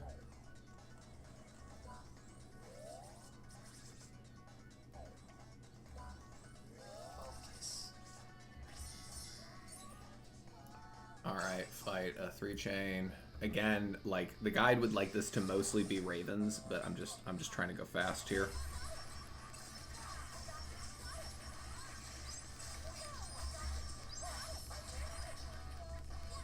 I will say that not getting all of this rare metal is probably going to suck later. I'm sure that I'm going to regret this.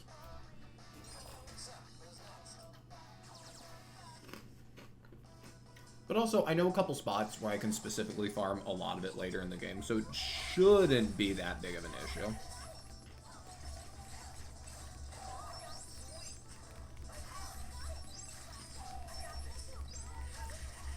Yeah, now that she's wearing a biker jacket, Shiki does so much damage.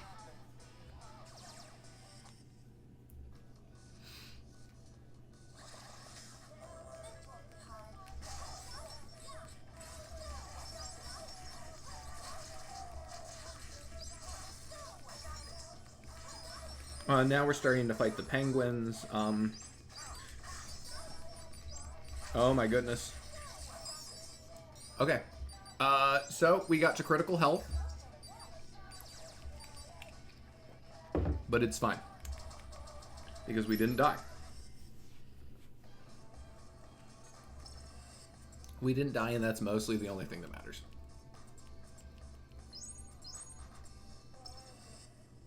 Alright, we're gonna have Neku eat... Nope, can't eat ice cream yet. I miscounted that.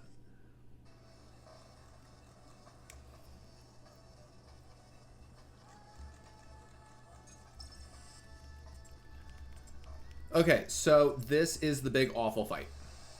There's a small fight at the beginning, just mostly to get our sync rate up, and then we have to fight the big Raven.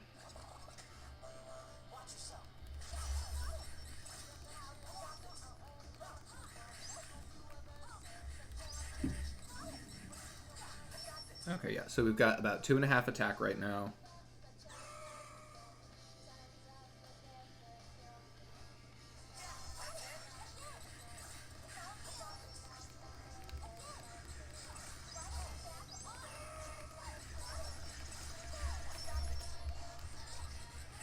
Okay, so we did not get it on the first try, which again is fine.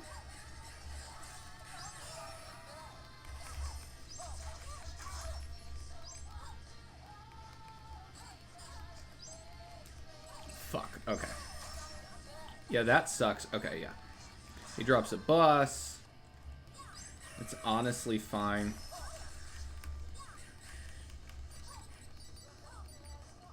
Yeah, this is going fairly badly.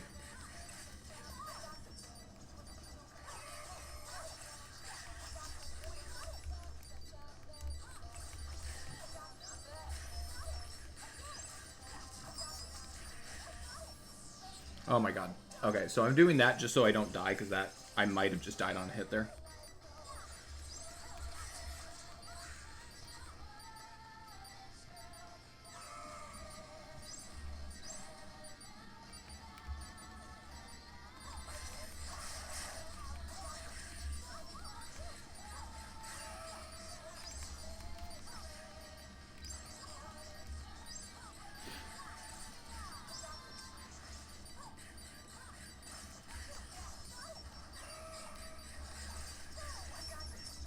Oh my god. Oh my god, okay. Okay.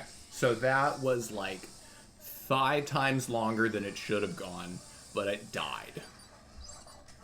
And I didn't die. That's the main thing. I didn't die at that fight. I'll take it. I'll take it. I finished it.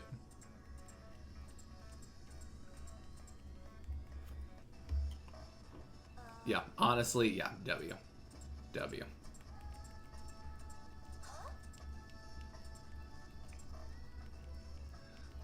That was really uncomfortably close to dying. Yeah, so B now is unsatisfied with just staying at the cafe the whole time now that Rhyme's dead. But he's going out making contact with the enemy. He's out here with Pinky and Lollipop. What are you doing, B?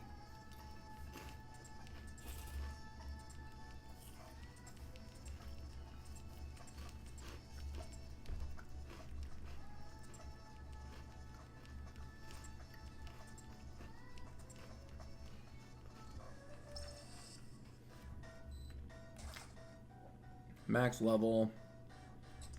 We're actually taking off the biker jacket from Shiki because it's so good that we want to save it so that someone can use it next time.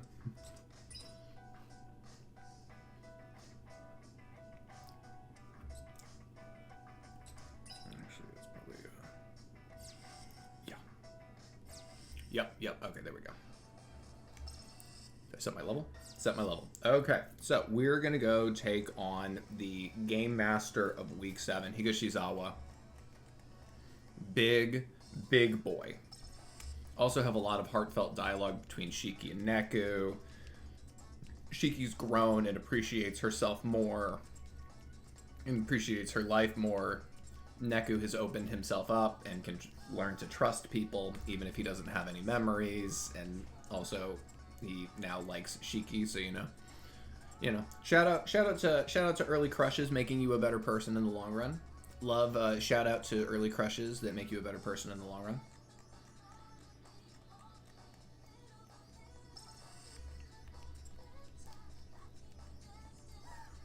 Okay, so last time I think I might have died to this 2 or 3 times. Yeah, we had a couple deaths to this. It wasn't great. But now we are also... Last time we did not come in with a healing item. We're coming in with a healing item. I don't think that we should die at all. And just knowing that I'm not going to die should make up for any time that would have been lost to like the 5 seconds of menuing. Okay, so here we go. Here we go. We're fighting his giant like ram man form.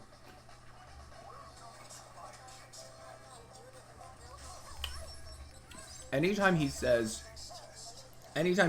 time for a taste test, he's swallowing the attack, and it will just heal him.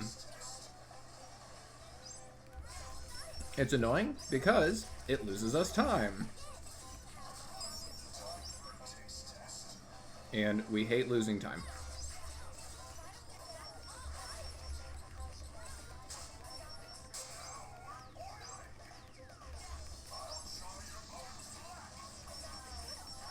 Okay, so we are at 5 times damage now.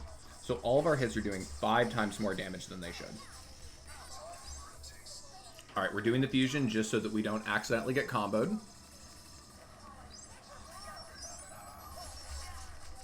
Alright, and now there should be, like...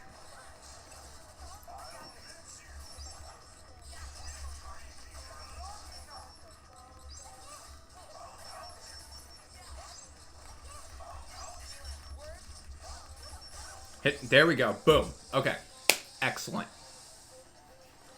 Excellent. First try. First try. First try. First try on the bad guy. First try on the bad guy. See, just bringing that healing item along, huge, crucial. I don't know if it was a beautiful Higashizawa, but much better than the last one. Thank you, thank you. Yeah. Okay, yeah, that went way better. That went well. But yeah, he can get a little scary.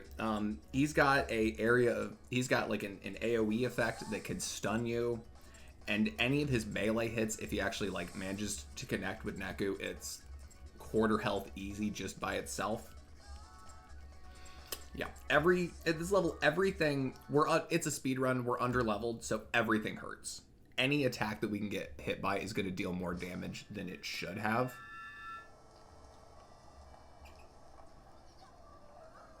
And we're at the end of the week. Oh, yay, except it's not over because we're going to have to play week 2.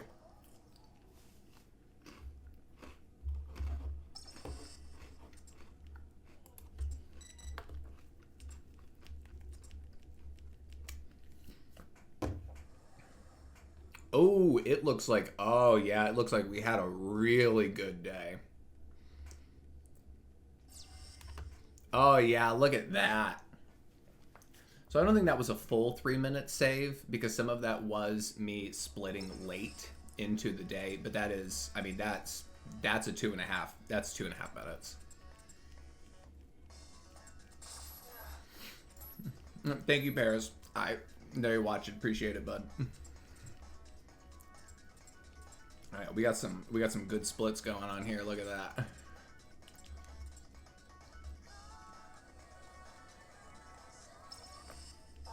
So this day should be pretty. All the intro days are super annoying. It's just dialogue, and it's just like going to the same 3 locations every time. So we've got a new week, which means we have a new game master. This game master is Sho Minamimoto. I love Sho Minamimoto. He's an artist. He's a mathematician. He is completely insane. He's like a math warlock.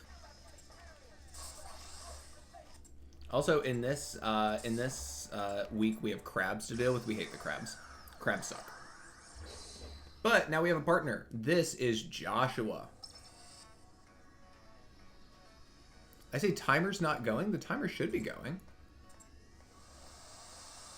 It looks like it's still running for me. Does everyone else? Oh, he's just lagging. All right, cool. Scared me there for a second, Brandon. Damn. So this is Joshua. He drops things from the sky. The problem with Joshua's attacks, like with Shiki's, if you see like the little combo menu that the partner goes on at the top, Shiki did a little jab for each hit, and then it was like a big uppercut finish at the end of the combo. Joshua doesn't deal any damage until the final hit of the combo. So he's only doing finisher damage and no like initial hit damage, which is very slow. So Joshua doesn't deal damage in this. Joshua's there to pass the light puck back to us as fast as possible. His combo menu, though, is like half as long as Shiki's. So that's really, really good, actually. So he's very good at the role of just popping back and forth between us. He's very good at it, but that doesn't mean we like it. And it is much better later in the week when he can actually deal real big boy damage himself.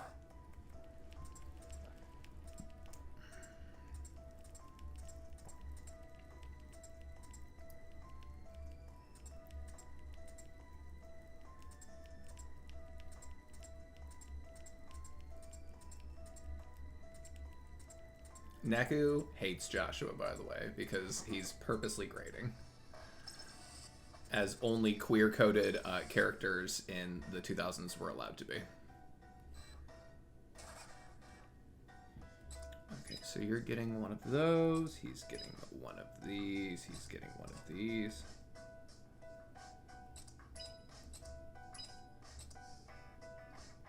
We give him a miso roll.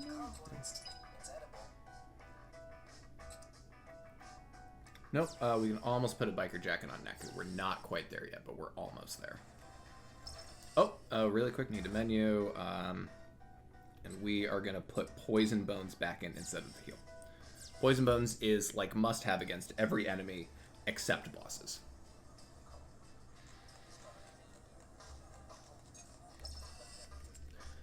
Alright, so we're doing this again. We're going to learn how Joshua fights. Joshua fights with math. Its numbers are higher or numbers are lower.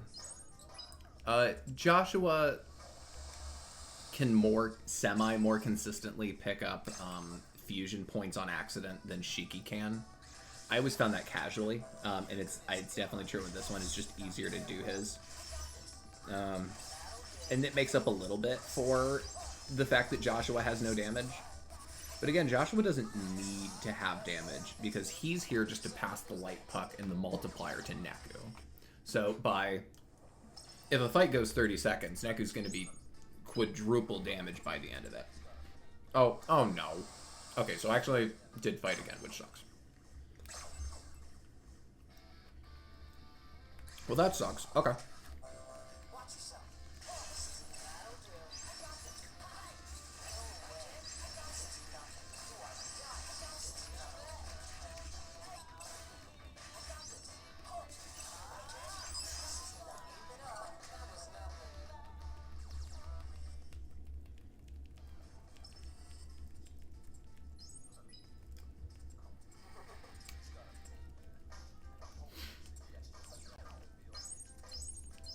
So there is a fight that's coming up. It's like the mid-boss level for this, and it is our first instance of seeing a Rhino.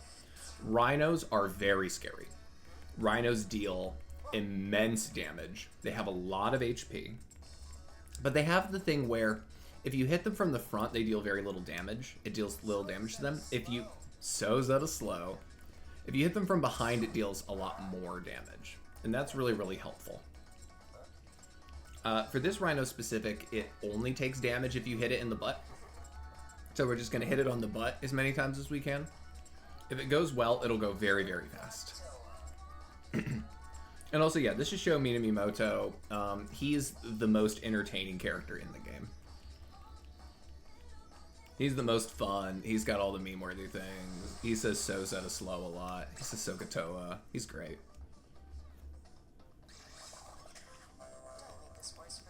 Yeah, so this fight, if it goes right, is very fast.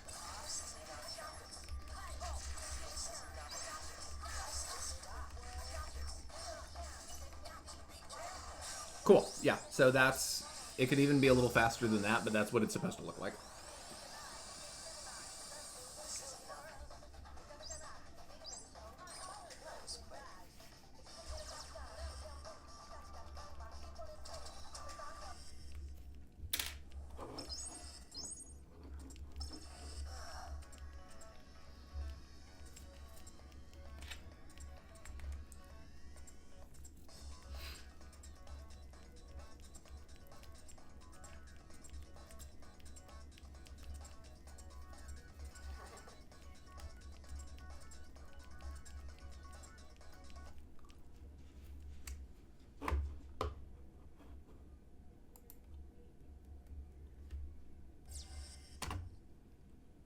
Okay. Okay, so we're still... Okay, still good. Good split so far. Which, even though I had to redo a day, is actually kind of amazing. That must have been a much better Rhino fight then.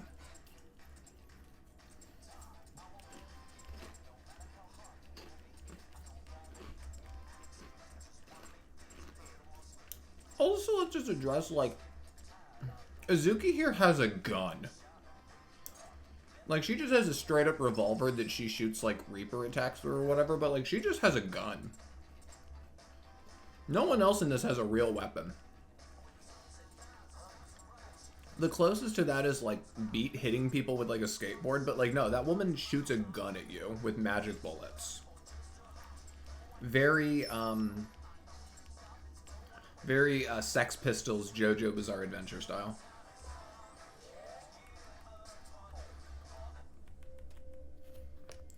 I can't remember his name off the top of my head, but I did like the Joe Bro that used the Sex Pistol stand. He was my favorite of the Joe Bros from part 5.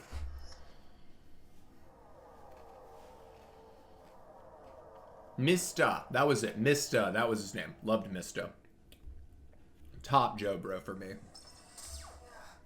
Solid Joe Bro indeed.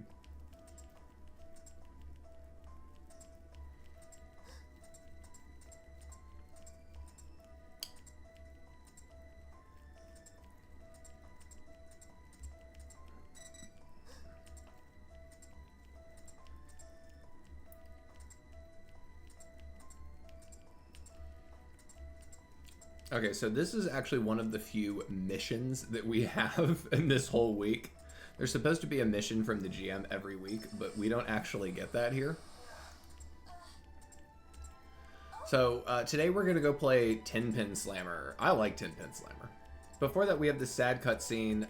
These are the only 3 players that made it at the end of the game. But only one person actually gets to go back to life.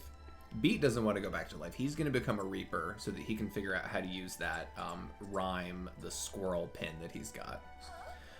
So it's between Neku and Shiki, and Shiki wins because Shiki grew the most as a person, solved the most puzzles, like whatever. She earned the most points. So Shiki gets to go back to life. Neku has to stay here and play the game again if he wants to go back to life. Except, his new, the new fee that they're going to take for him to play is Shiki's life. So now he's got to play for Shiki and also deal with the fact that Shiki's now the most important thing to him because of feelings.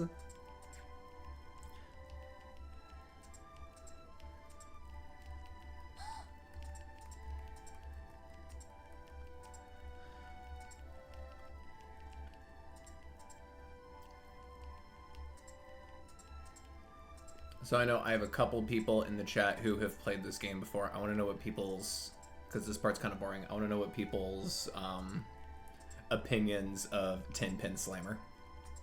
Because I like Tin Pin Slammer. I think it's, once you get into the post game where you actually play it more, it's a decent little mini game. Granted, I usually mostly did Another Day, the post-game level, because it's hilarious, not because the Tin Pin Slammer was really good, but also the Tin Pin Slammer was good. You got some incredible drops from it. Cammy, I know you at least as the other person that have played. I want to know Cammy's opinion specifically of Tin Pin Slammer. Dakota, you've got an opinion?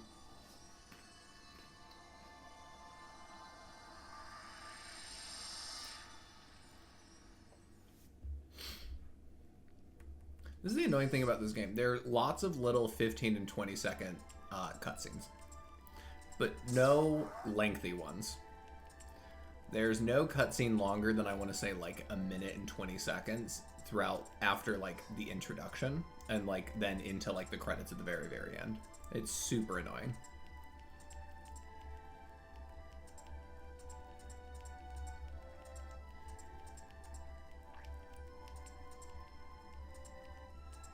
So Neko has his memory back.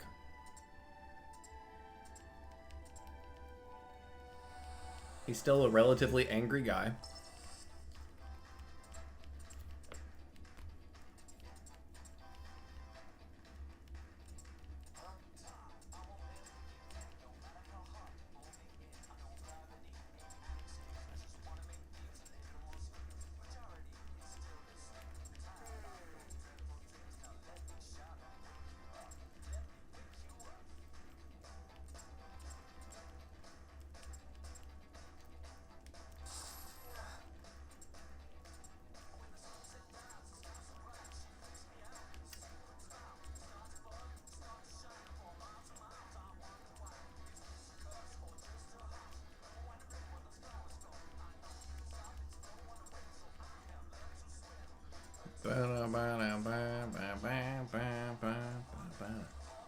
Also, everybody knows World Ends With You soundtrack, phenomenal. Welcome. Till next time, good day. Do I want to call it one of the greatest soundtracks ever? Yeah, I want to call it one of the greatest soundtracks ever. Of course I do. It's great. We got some peak stuff going on here. All right, so we're gonna get rid of these noise. The green one, or the red ones, are the regular ones we run into in the game. These yellow-orange ones are specific ones that inhabit people that are like covered in like a negative energy. Yeah. Sometimes they're drawn to negativity.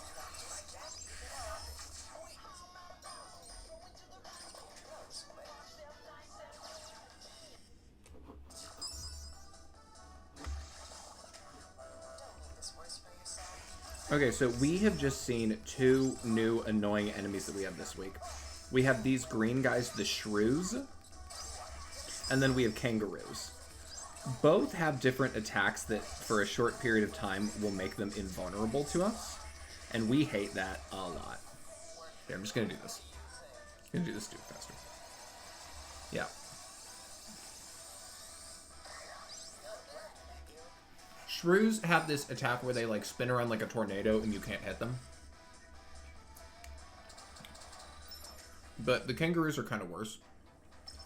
Because the kangaroos can do an attack where they jump off the screen and then land an attack you kind of like fly in Pokemon.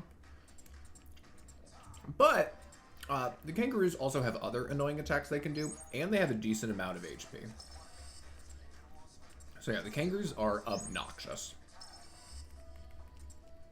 This day we're also being introduced to Taboo Noise. Taboo Noise are also fighting our Reaper friends, so they're also getting a rough bit of it too. But here we're going to fight a couple Taboo kangaroos. They're these ones that are like the all black and white, and they're scary. And if I don't use the luck pin, or the light puck, you don't do nearly as much damage to them. Your combos are all like really debilitated.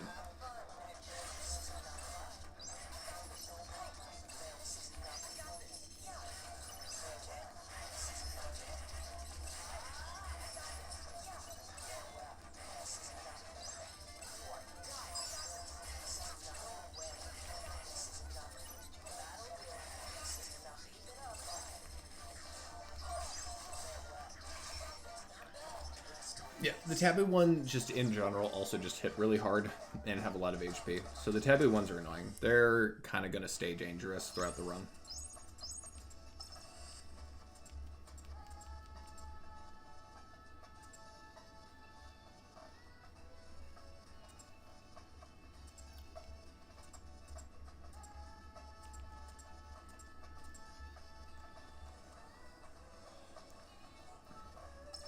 So here we are going to switch our deck over really quick. We're going to have a new deck specifically for playing 10-pin.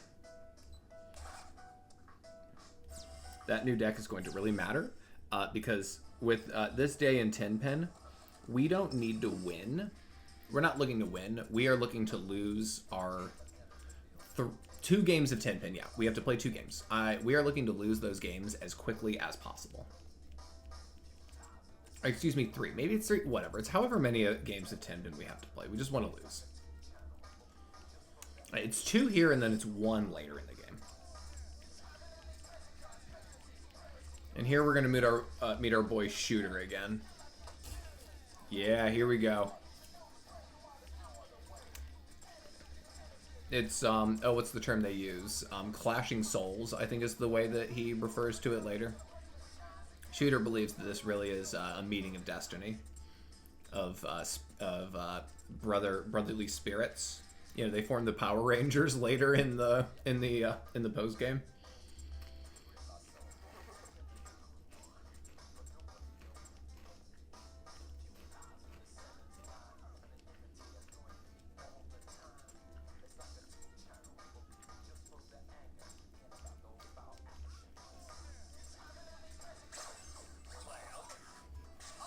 Yep, alright, so we're just going to lose as fast as we can.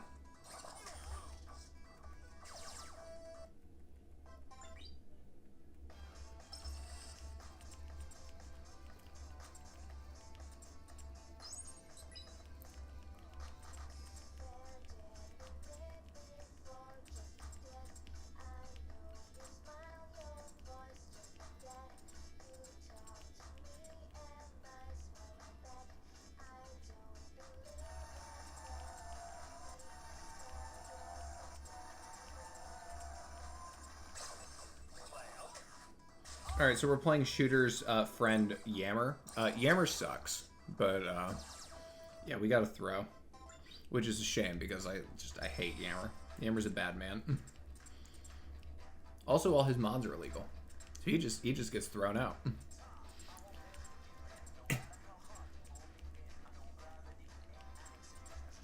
I'm not going to lie to you, chat. I got to be honest. Week 2 is the least fun week of this run. It just is.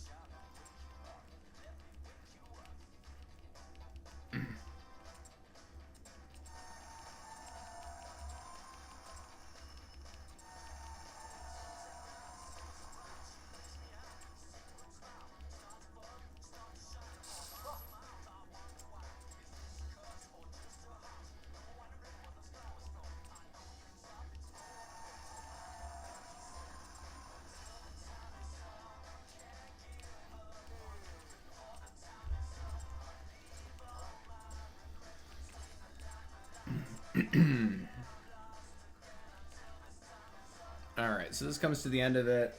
Luckily, oh, hey, look. Oh, it's Sota. Hey, it's Couple Goals guy from last week. And Sota wins the tournament, and thus, as a player in the game, clears the mission for everyone.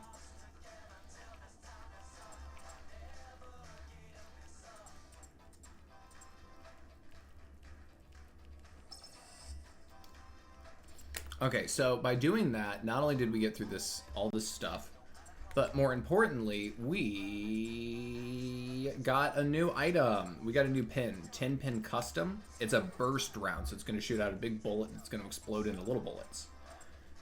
And we are going to use that for a while, because it's very good. We're going to be using a form of bullet round for the rest of the run. We're going to get better versions of it, but we are going to be using that type of pin for the rest of the game. Okay, so that, we're going to keep that. I need...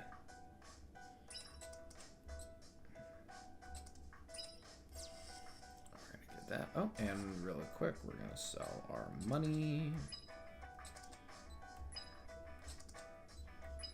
That should be enough money for a while. Neku still can't wear his jacket yet. That sucks. Alright, here we're going to come to the end of the day.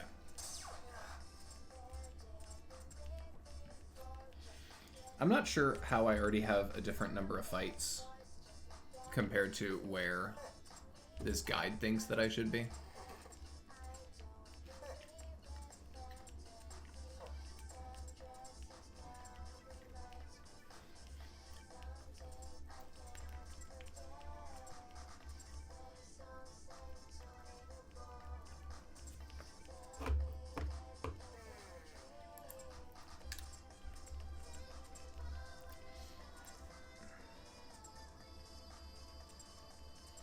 Okay, so the next day is my least favorite day of the run, where we run from one side of town to the other, which sucks.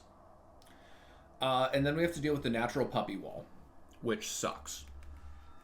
And then we just have to do the ramen mission, which is just us running back and forth between two ramen shops over and over again, which is just boring. So yeah, least favorite day of the run coming up.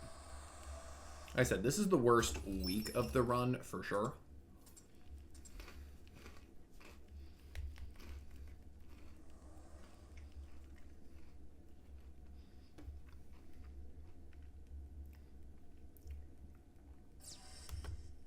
Okay, all right, yeah, saved 30 seconds just on that last split. And there's not really that much in that day to save on, so that's pretty good.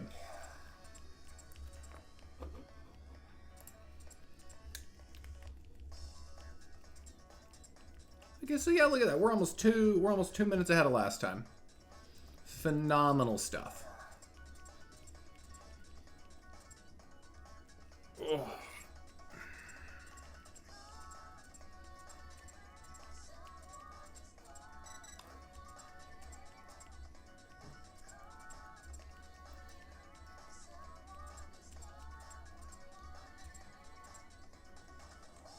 Okay, so Joshua's gonna lie to us to make us run across town and get a phone upgrade that he wants from Mr. H. Not to be an attention whore and needy, but I haven't seen anyone talk in the chat in a minute. Can someone just put something in the chat just so that I know it's still working? Thank you, Brandon. Appreciate you. Yeah. I didn't doubt that people were there. I just wanted to make sure that everything was running properly. Oh, wait a second. Nope. Nope, accidentally. Because I need 3 wolves.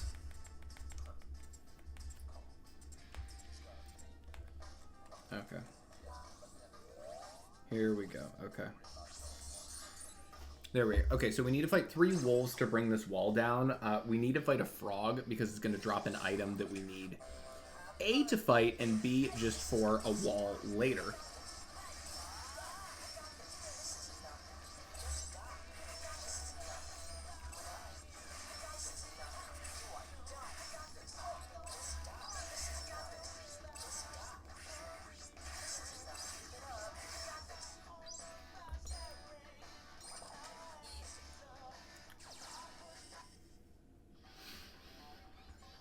After this, also, Neku will be able to wear the biker jacket, and his attack power will go up considerably.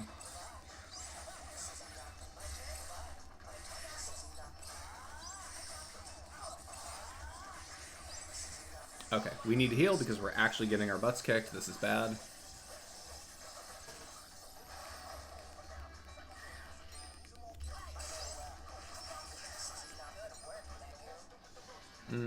We are actually kind of taking some hits here. This is not good.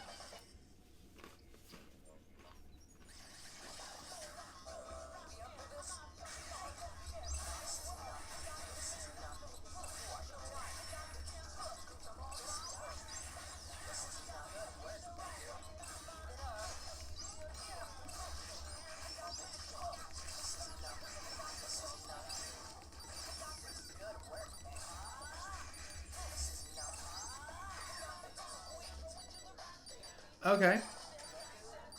It's fine. It's fine. We're good. We're cool. Everything's great. Oh my.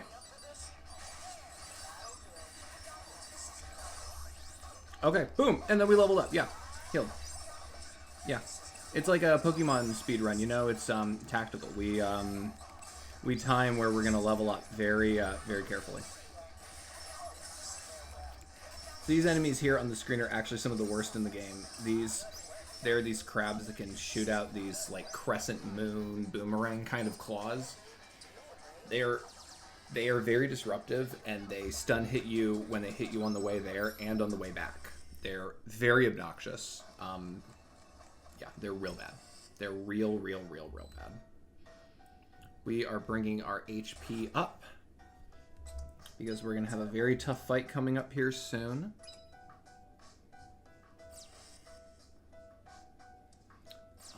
Yes. But now we have a biker jacket for Neku, so he's going to hit a lot harder.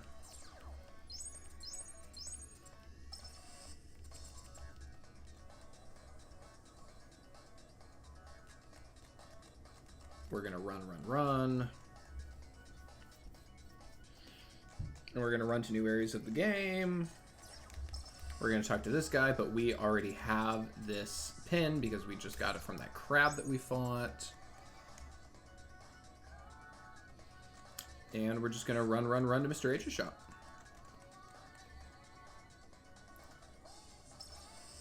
And then Neku realizes, oh, Joshua lied to me, because he's definitely not going to do that anymore through the rest of this game. Joshua's very trustworthy. You have to trust your partner.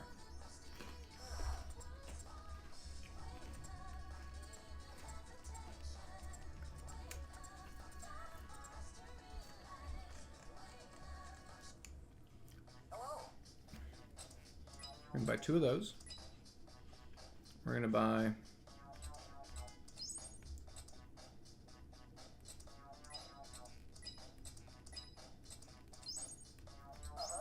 We're doing all of that because the backpack makes it a lot easier to pop the light puck around back and forth. So all of that was to make sure that we could get the backpack on.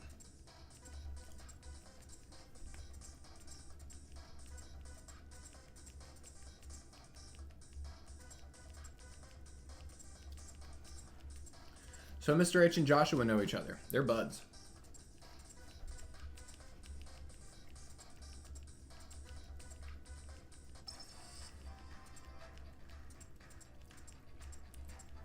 Now, this is a very important sequence of dialogue. Those of you that have already played this game before, you will know why. But we're building up to it for some very important dialogue. But we have to mash through a lot of dialogue first with Mr. H.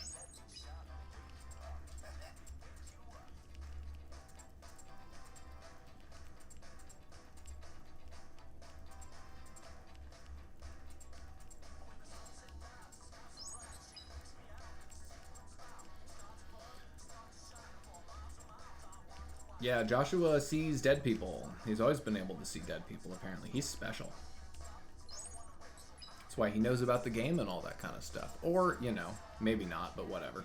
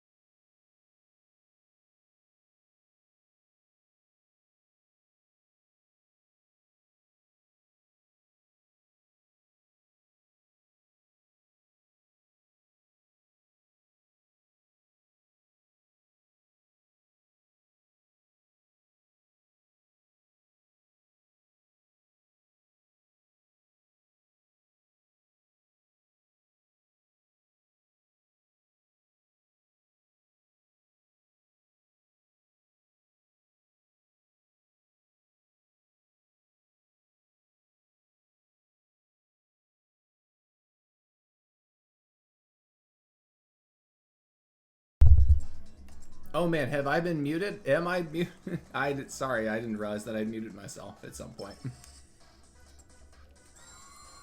Okay, so I don't know if the mic picked up on me saying this. Earlier we got the skip that let us skip. I can't believe we missed all that audio.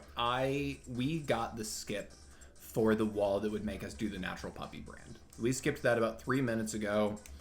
That in the first run probably cost us about 5 minutes. So that skip alone might have just made this day be 3 to 5 minutes faster. So this is enormously huge.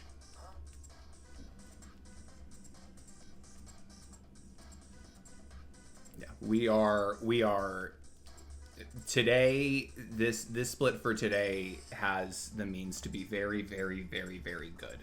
Unless I make some kind of very silly little mistake here soon. But yeah, knock on wood. But today is going very, very well. I can't believe I was muted while I was explaining all of that. That's so annoying.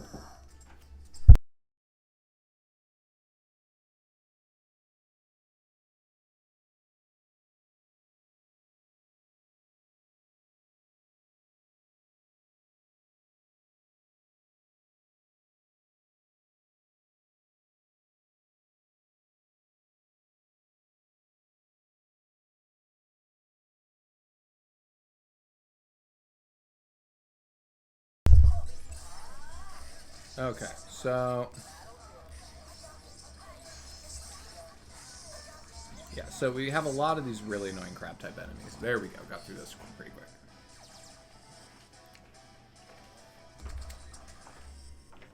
Everything going alright? Good. Okay. I think I'm gonna take a nap.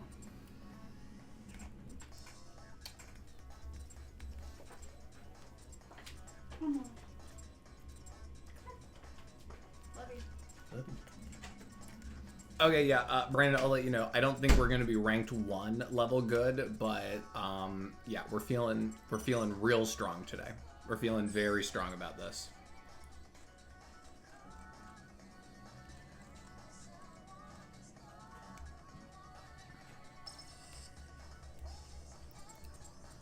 Yeah, I don't know what it's gonna be yet. We are gonna save a crazy amount of time today. This is gonna be a crazy split today. Thing is there's the skip to skip a wall today, and there's a skip for the wall in 2 days on day 5. This skip saves way more time than the other one does. This is the way more annoying fight between the two. So like if you get one of the two, this is the one you want.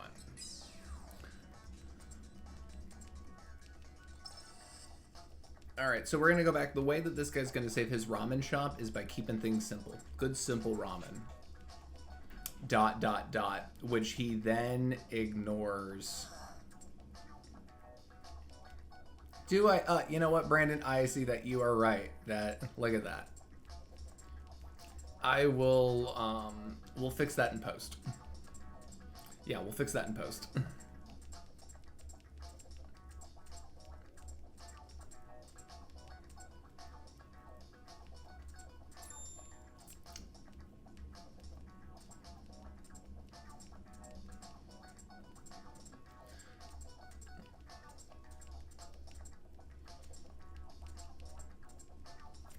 Okay, yeah. Alright, yeah, no, we're gonna have to see. Now, today... This is it.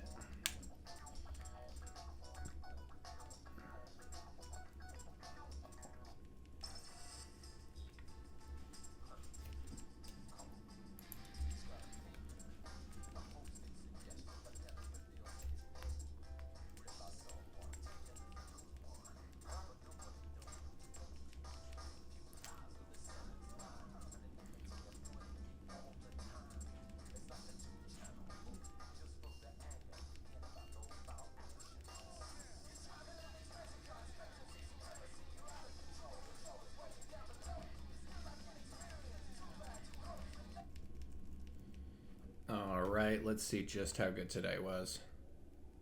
Come on. Come on. 5 minutes. Oh my goodness gracious. Okay. That is what we like to see, chat. That's what we like to see. Amazing.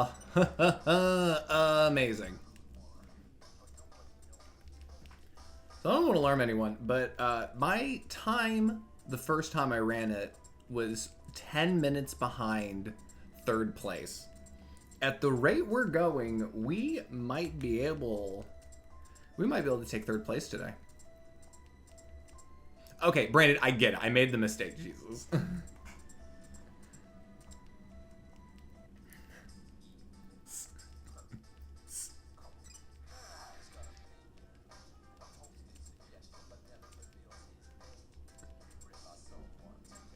So the gap between first and second place is only actually like, it's not an hour, it's like 2 minutes. Those times are both supposed to be 4 hours and 30 something minutes. So the difference between first and second is only like 2 minutes. Now the difference between second and third, that is because they rerouted the game. And the new route, which came about 5 years later, obviously made this enormous change.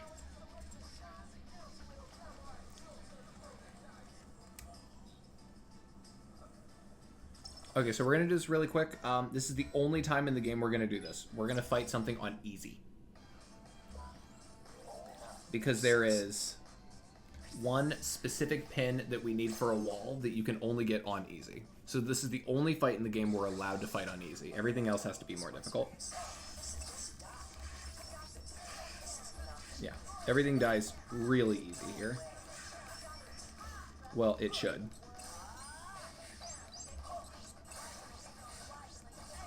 Bro, can you? Oh my goodness. Okay, thank you.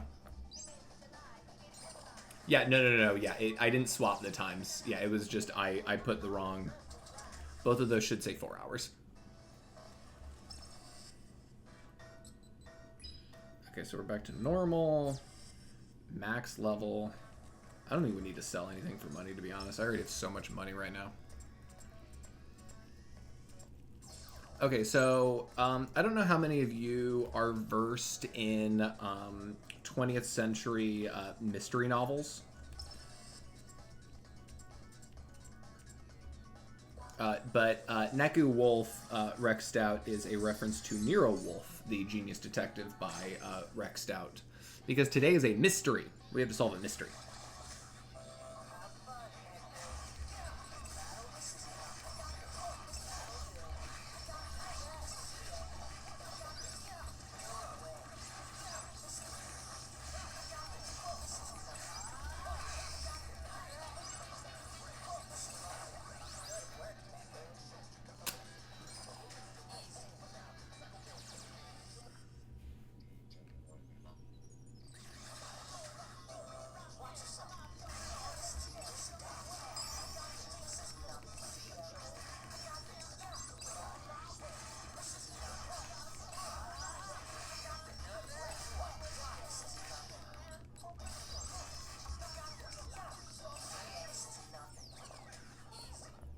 It was all a dream by Biggie Smalls.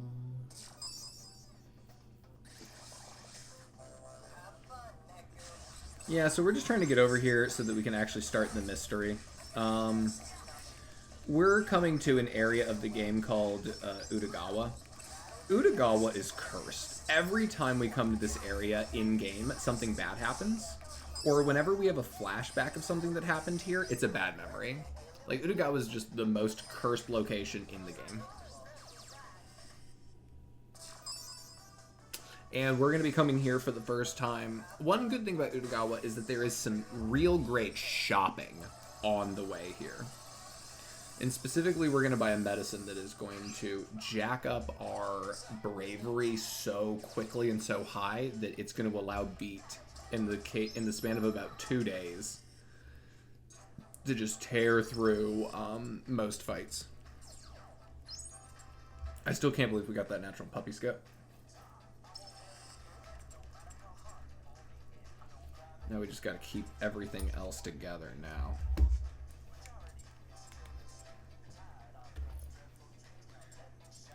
I don't see the light on right now, so it doesn't say. It doesn't look like I'm actually charging right now, but my battery should be charging. I'm plugged. I have my 3DS plugged in. All right, yeah. So 777 here again is gonna make us help him because his band lost their microphone.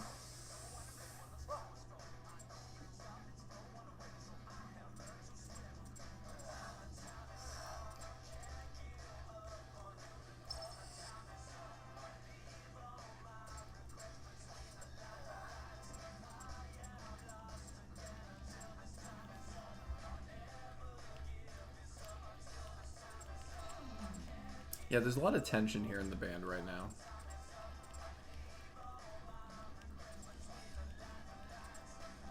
Tell you guys probably aren't gonna be able to hear it. My dog Lola's on the other side of the door, and she's real upset because I'm in here speedrunning and Mom's in bed taking a nap. So Lola has to be all by herself in the living room, and she's very sad.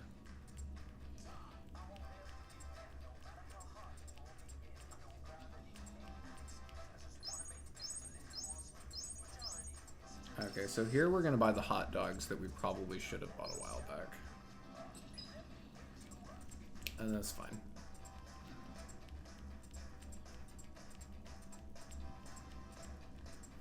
Oh, Neku, Lola is aggressively whining outside now.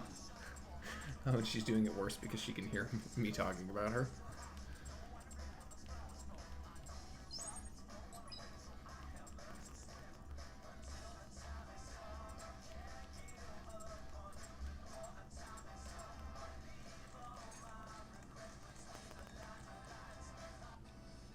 Lola is too funny.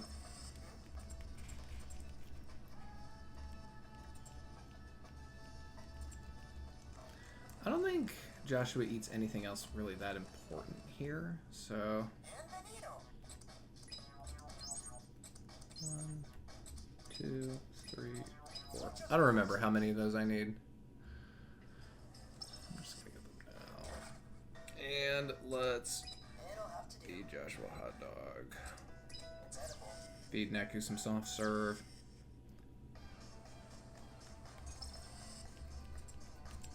So, because I skipped all of the fights for the natural puppy wall, now my fight counter's a little different than what it should be. Which, in the long run, is fine, because getting those fights back at some point would be much faster. It'll be much faster just to get those fights back later than doing that natural puppy wall. Like, it's the best possible time save still, but just gotta see what happens. I don't even know if it will end up being a problem. Oh, hey, look, it's Sota now. We love Sota now. But since you're friends, we call her Now. It's funny that she's like, my name's Now, but call me Now for short. It's like, that's not a shorter version of your name, girl, but okay. Love the energy.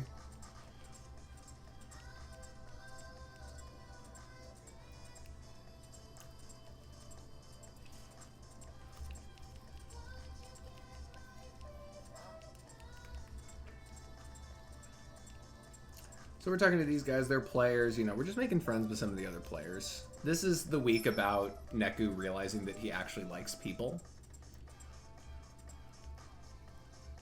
Oh, here, I can always, if you'd like, I can always turn the volume up higher on the 3DS if it sounds better.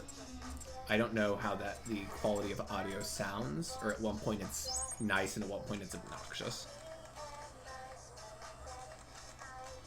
Okay, so we are investigating this phone booth. This is where possibly where the theft occurred. This is the phone booth of love. If you get here and if you call someone, they are more likely to answer your call for love. And someone had the microphone here.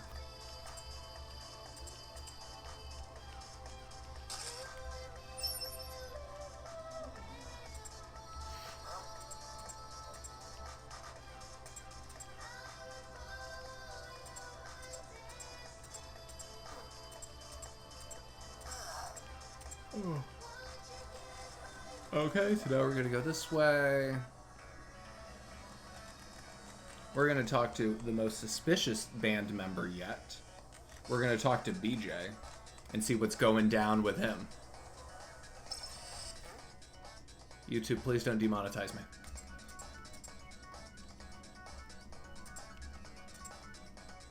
BJ's in a bad mood because not only is he not the singer of the band, but he tried to call the girl he liked yesterday.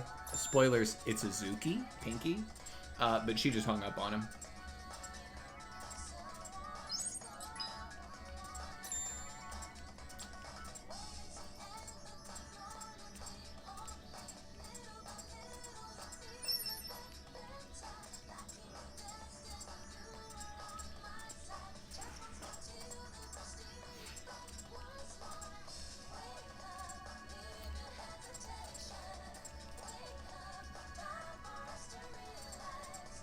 Okay, so we've done all the investigating. Today, yeah, really, today is like all dialogue.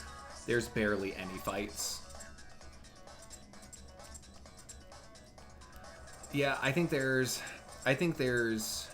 6 total battles in the entire day, and we've already done 5 of them. Like, this is a really, it's the longest day that has the least fighting. Because it's just doing all the dialogue for this mystery to find out where the stolen microphone got to.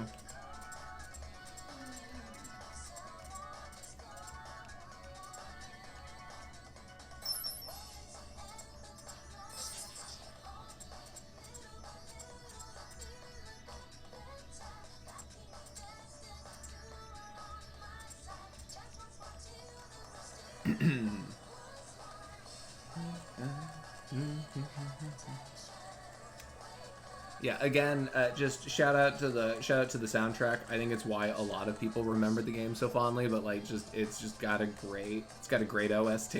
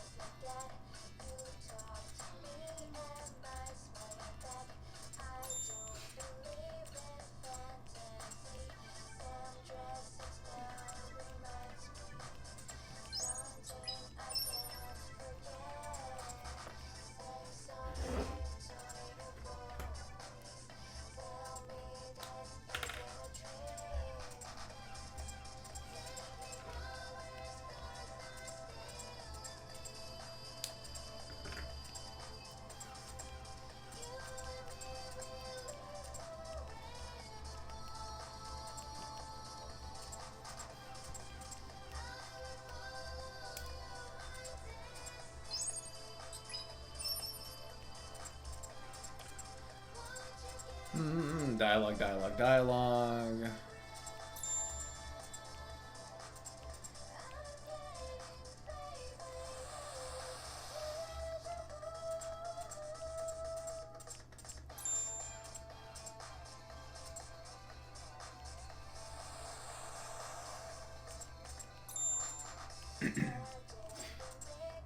Sorry, I got a little bug in my throat.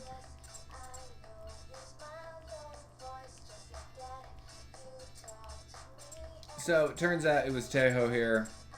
He wanted to fake stealing the microphone because he wanted his bandmates to get along again, which is sweet. Except in the middle of his fake abduction, it was actually stolen. I mean, yeah, the OST make or break a JRPG because you're playing it for so long. Like, if I'm playing a game for 70 hours, it better sound good or else, like, why am I playing it? Now, The World Ends With You, I will say, especially even for the time it came out, is a pretty short JRPG. Like, I think the story for this, when I beat it the first time, took me, like, 20-ish hours. So, like, even casually, like, 20 hours to run through the story the first time of, like, a JRPG is nothing, right? And, like, the game has... This has post-game, but it is not... Especially given that it's, like, a Square Enix title, this really isn't a very long JRPG. I say that, but... all of your achievements at the end are ranked from, like, F to S rank. And I still, on my personal file, don't have S rank in points. because the amount of points you need to get for an S rank is so stupidly astronomically high. You need to fight like, I think it's like 10,000 battles. And I just haven't grinded it that hard. You get A rank at like 4,000 points, but it's not S rank until like 10,000, and that's just ridiculous.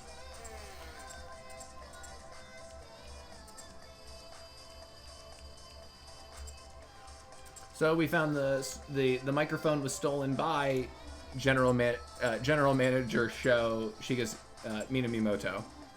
Sho stole it because he thought it looked cool, and he threw it in one of his junk piles. Oh, okay. Well, I really hope we're at max level for the max HP for this beat fight. God, I hope we are. Lord help me. I think we are. I think we're okay.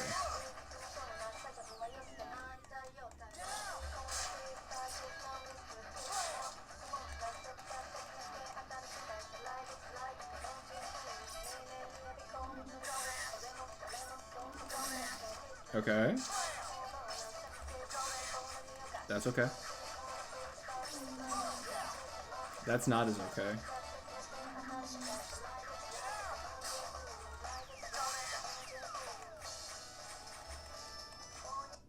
Wonderful. Okay, that was a good beat fight. I mean, like, as long as you don't die, it's a good beat fight. Like, they're all... I think it's a set amount of time.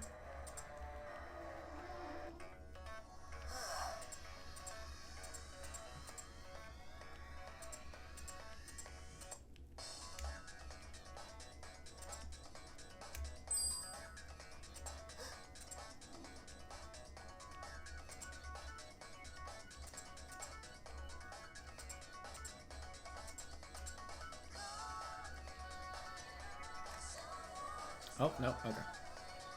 Time loss. Oh, big time loss. Big time loss. Big time loss. Oh, ran through the area on accident. Big time loss.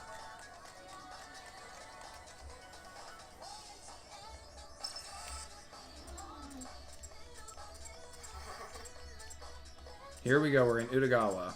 Nothing good happens in Utagawa. The only good thing that's going to happen is we're about to buy a really cool hat.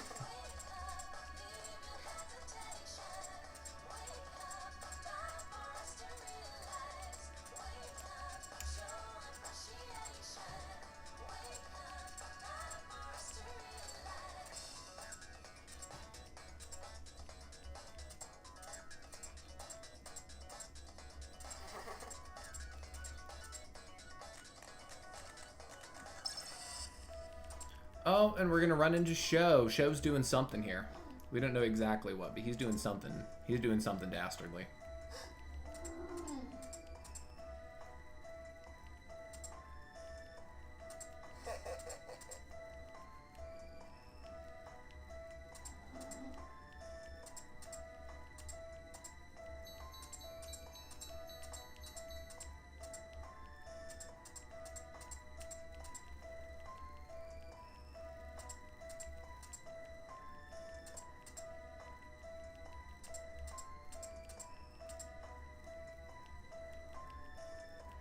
So, we keep seeing little cutscenes. Neku's been able to scan into Joshua's mind and seeing scenes of himself in there, which is weird anyway. But Joshua's a player in the game. You can't scan Reapers, and you can't scan other players. So the fact that we can read Joshua's mind is odd. Odd. No reason for it. No reason for it at all. Alright, we're hopping in here. This is Wild Boar. This is like the skater line of stuff. This is like, there's a lot of beat-based clothes. Okay, we're gonna scan Joshua. We're gonna, oh, we have to talk to him, damn it.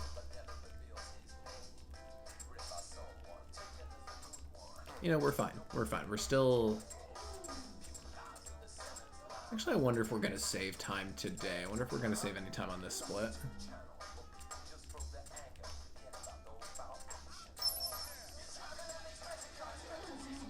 Like, obviously we're ahead of the run overall, but I'm not sure if we're saving time. today's split.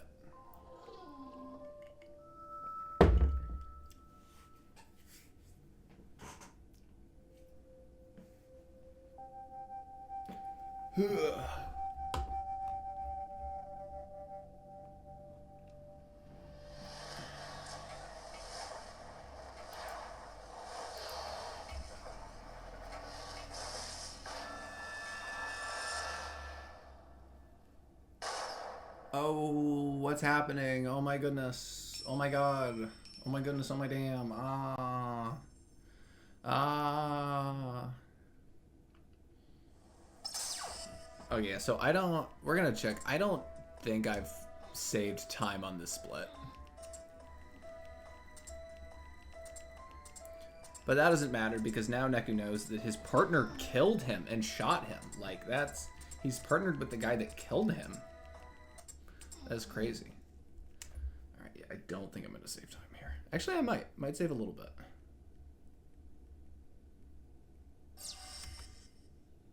Yes, oh my god, we saved 6 seconds. Look at us go. Yeah, let's go, we're doing it. Saving time everywhere.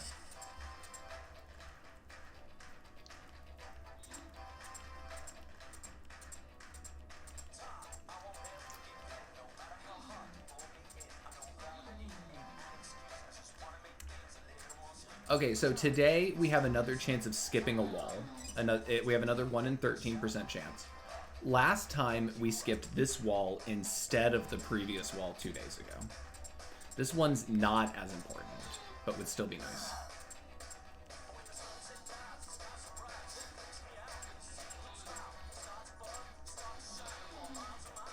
We're also, congratulations, soon hitting the 3-hour mark of the run. Give it up for 3 hours, everybody.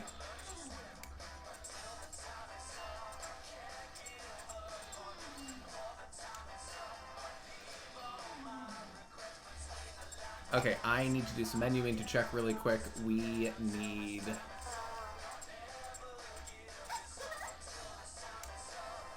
Actually, I can't even check because I don't know how many rare metals I need. Okay, so first we're buying some pants.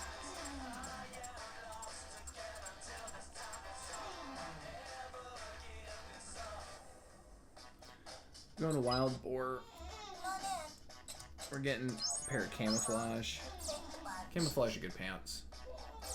Now we are going to a store that's back here that I think we don't get to actually come back here very often.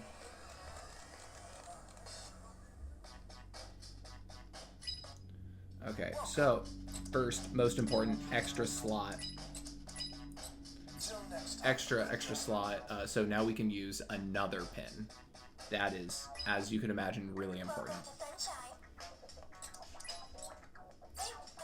Did I? Oh my goodness, I ran out of money. Okay.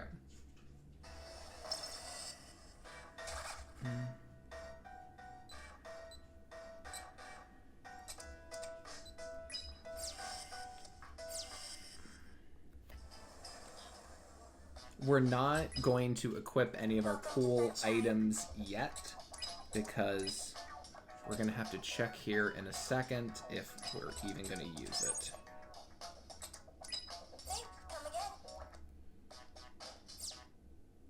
But we just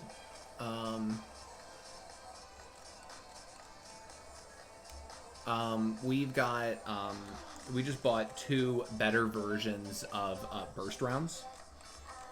So we're not going to be using 10-pin custom anymore. Now what we're going to have to do is we're going to have to get all suited up for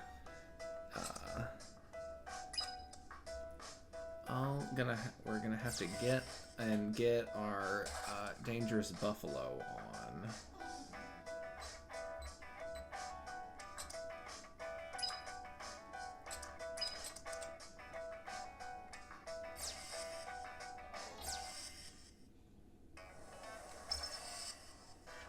I think that should be fine. So we're loading up on pins and clothing for the DB brand, Dangerous Buffalo brand.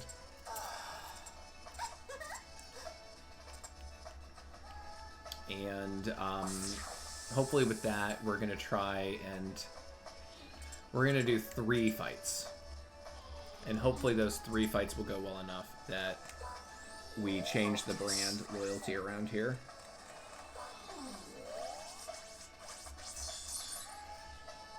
Okay, here we go. Let's hope this goes fast. Oh, and we just passed the 3-hour mark. Let's go 3-hour mark. Yeah, let's go.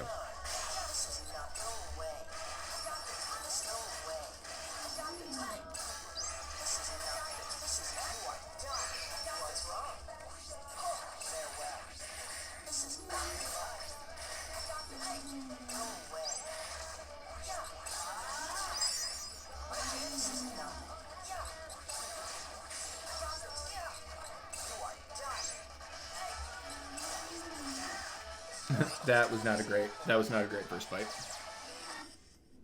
Not a great first fight. Oh, but that looks great because I'm just gonna beat them to death with this car now.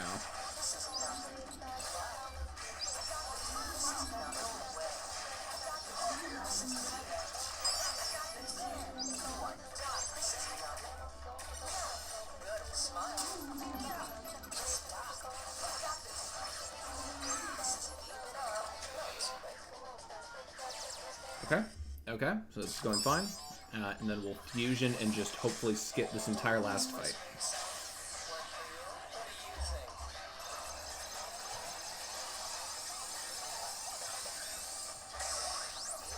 Perfect.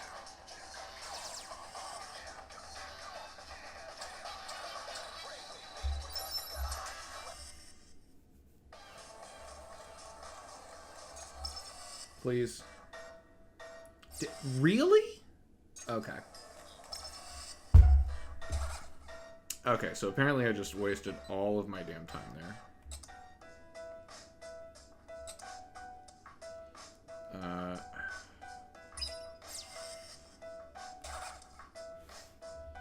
There's gotta be more. Shoot. Okay, so that should have raised up my level, and it didn't, which is pretty upsetting overall.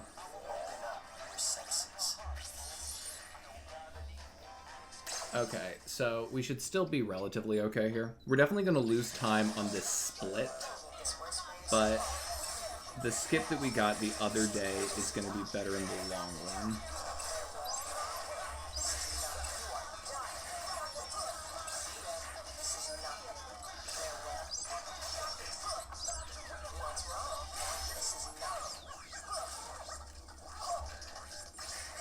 This wolf is such a pain in the ass.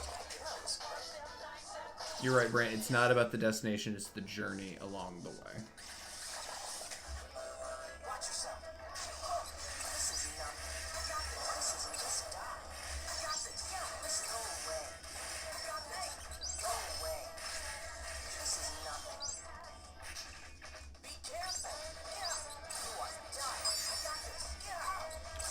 God, I hate these.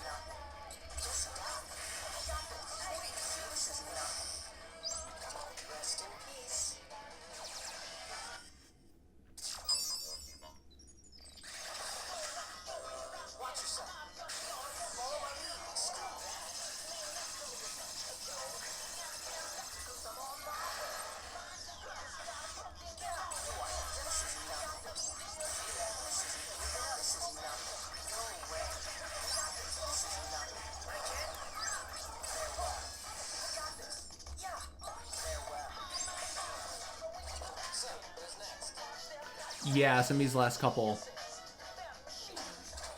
Yeah, Dakota, I don't know if you heard it, but on the split, I could go for some ramen. We got the best 1 in 13 chance split we could. And that one, yeah, that one by itself saved us like 6.5 minutes.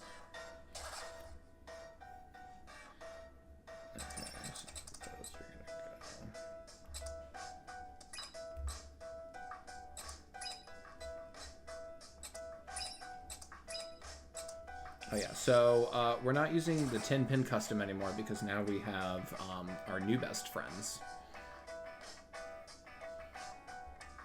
and our new best friends are much better. Oh, wait a second. Wait, I need that. I need puzzles.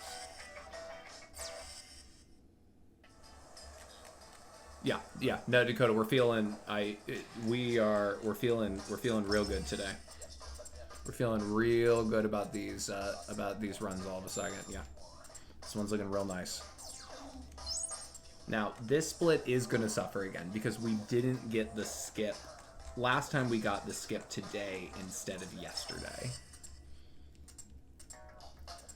Okay, Reaper review. Kendoy. Insta Noodles. 580 yen.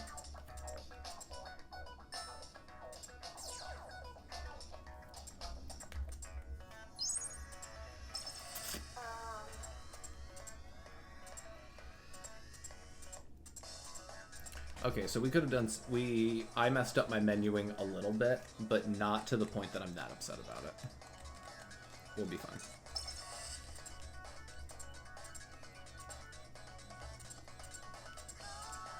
Alright, so I have to show back here wearing all Walmart rat clothes.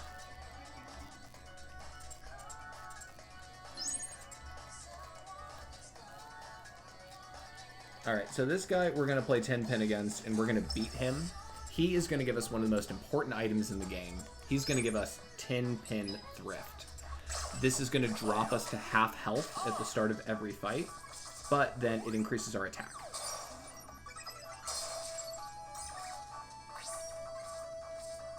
No.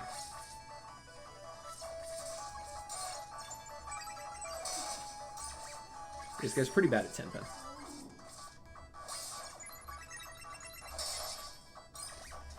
Yep. So when we want to actually win, I'm really good at 10 pin. Or maybe this guy's just really bad. Well, it does call him really bad in the game, so.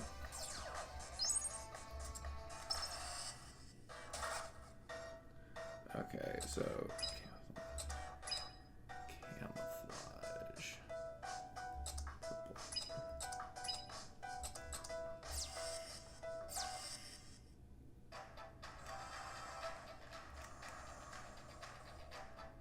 Okay, this is one of the weirder missions in the game.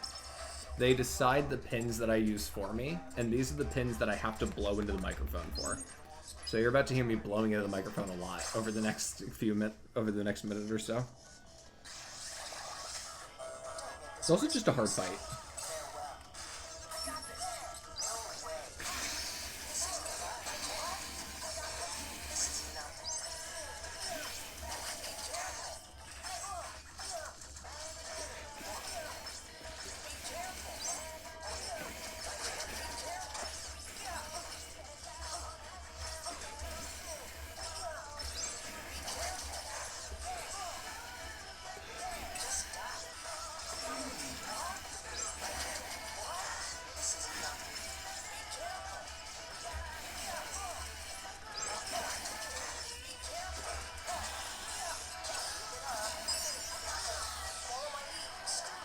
I'm lightheaded. I swear to God, I'm lightheaded from just breathing so hard. Yeah, for realsies, Brandon, for realsies. Okay. So that fight sucks, because I have to use different pins. I can only blow into the microphone for Neku's. And there's so many crabs on the top screen that it just... that Joshua mostly just ends up getting, like, stun-locked by them the entire fight. It's really obnoxious. Really, really obnoxious fight. I hate it a lot.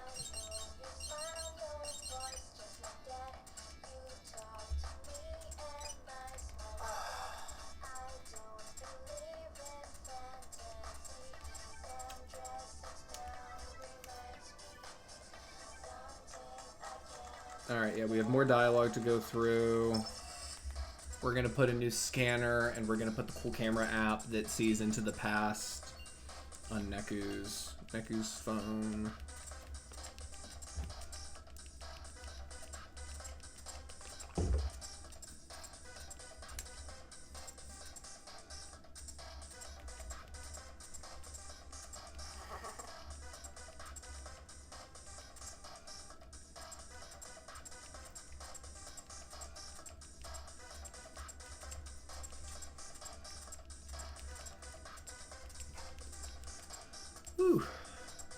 Oh yeah, no, oh man, I still feel a little lightheaded from that, I won't lie.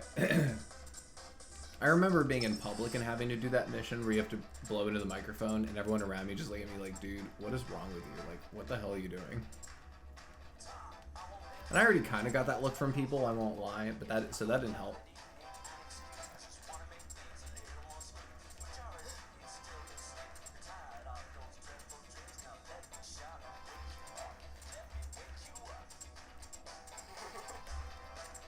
So we are gonna go up. We're gonna have another fight with Reaper Beat. We're gonna get through the Reaper Beat fight, and then we're gonna equip Tin Pin Thrift. It's the little ladybug pin that we got from the game of Tin Pin. Again, that's gonna lower our HP to half, but it's gonna put us in like a critical mode that gives us more. We get more XP, and we do a lot more. We have a lot higher attack. But we're going to wait to equip that till after the Beat fight because, again, Beat just hits so unbelievably hard that he might just kill us. But after that, we are going to be... Neku is going to be nuking people for the rest of week 2. Neku's going to hit really, really hard. We're finally to the part of the game where we actually get to start being, like, really offensive. Yeah, we gotta play defensive here.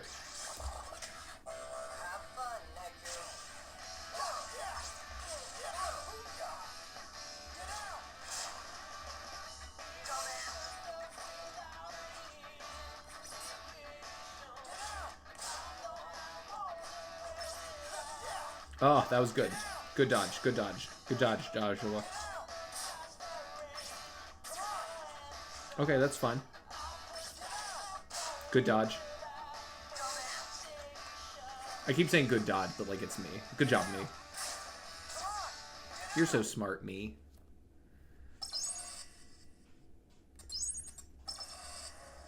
Explosions are badass. We're gonna give Beat Rhymes Pendant back because it's the right thing to do. And he's gonna stop fighting us. Thank God.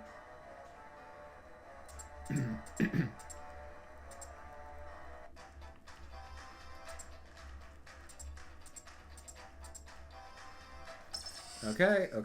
So now we're gonna go here. Where are you, Tin Pin Thrift? Okay, we're gonna put you there. And then we're gonna sell most of our pins. We need a lot of money. Okay, we have enough. How much? Okay, we have 4 rare metal right now. That is an acceptable amount of rare metal, I think. I don't know that 100%, but I'm pretty sure we'll be okay there. So we have officially lost time on this split, but again, that's fine. We're still going to end today. We still should end today higher than we started. And we just traded one skip for a better one earlier in the week. Although seeing my little time goes down does hurt. I won't lie, guys. It hurts a little bit. Watching my baby bleed time.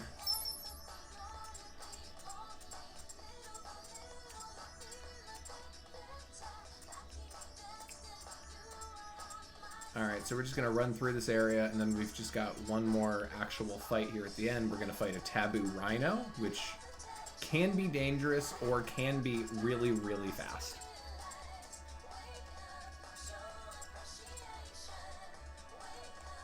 Oh, nope. I didn't mean to do that. Oh no, I'm losing more time. Oh no. Ah.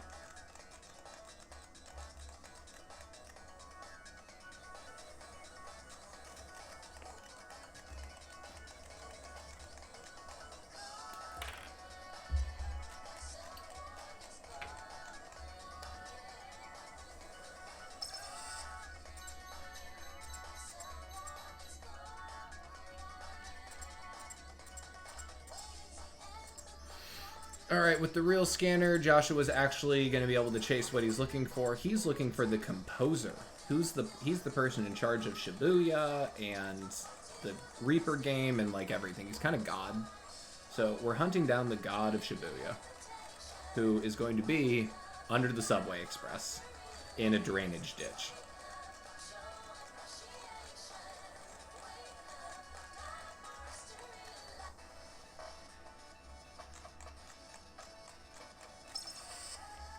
And this is the Shibuya River, and that definitely won't be important later in the game, so don't even worry about it. Definitely not important. You know what annoys me? This is, in terms of the plot, Shibuya River is the single most important spot in the game, except maybe Hachiko's Square, and then the 104 building. And yet, it is like, they barely put the Shibuya River in Neo the World Ends With You. It's like, bro, like, how do you... Can't ignore your dude like that. Like, that's messed up. Okay. So, this fight can be dangerous. We're not gonna let it be dangerous.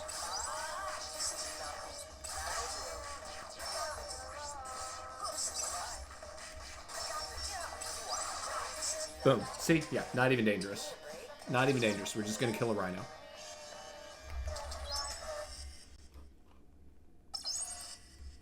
So I haven't brought it up yet, but when you play this game, there's a line of dialogue at the end of every, like, post-battle screen of, like, we did it, yay, that kind of thing.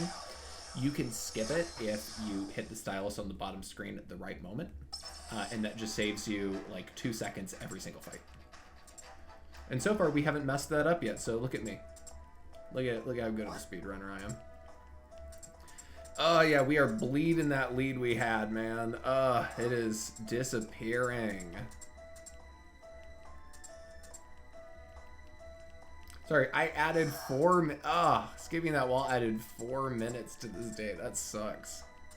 We're still gonna be fine. I think we're gonna... Most of our really bad deaths came in week 3. So week 3 is where we have the potential to save the most time still.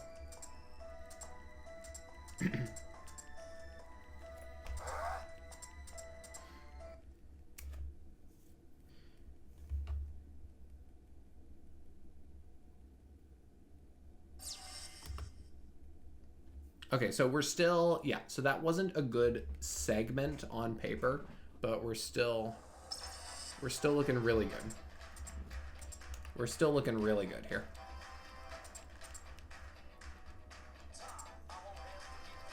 But yeah, so we have the offensive pins that we're gonna run. We're gonna run this setup until we hit the boss rush at the end, with the exception of adding healing pins or just doing better burst rounds. But like, this setup is going to get us a lot of mileage for a while. It's going to be day 4. It's going to be like day 4 before we change any of our offensive pins around. Actually, that's not true. We're going to switch offensive pins tomorrow, but that's different. That's a totally different case.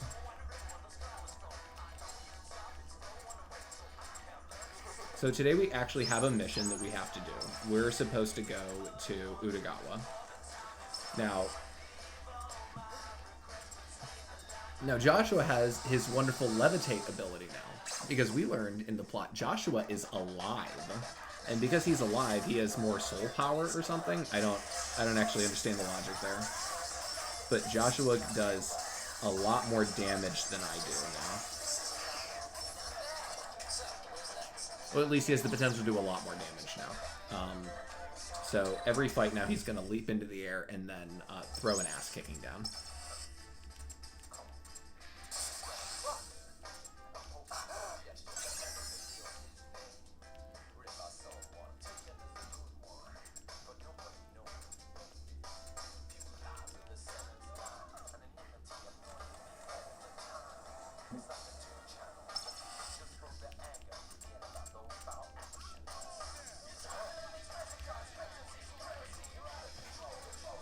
So today, I call it today's the selfish day. You keep seeing people get attacked by these taboo noise, and you get to choose whether or not you want to help them. And you generally don't want to help people, but also that's selfish.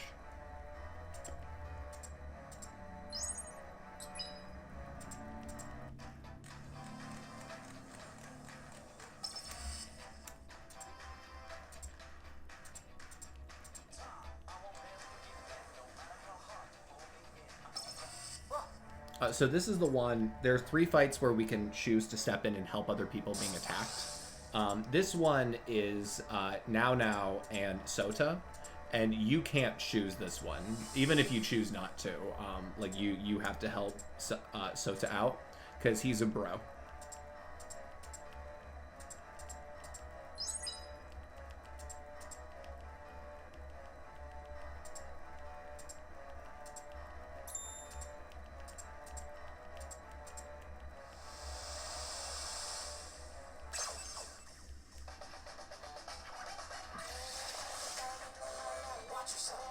The crabs can be annoying. They can go into like a little shielded mode where they take less damage. And then they do a buzzsaw thing. Which, Joshua's levitate mode is really cool, but if he gets hit at all, he falls to the ground. Which can be, specifically against the crabs, can be really annoying. Like, the crabs aren't dangerous enemies, but like, every crab variant is just annoying. Like, all of them. Now, the penguins are dangerous. The penguins aren't annoying. The penguins are dangerous. If you, especially those like late game emperor penguins, those things will kill you. Rhinos, always dangerous.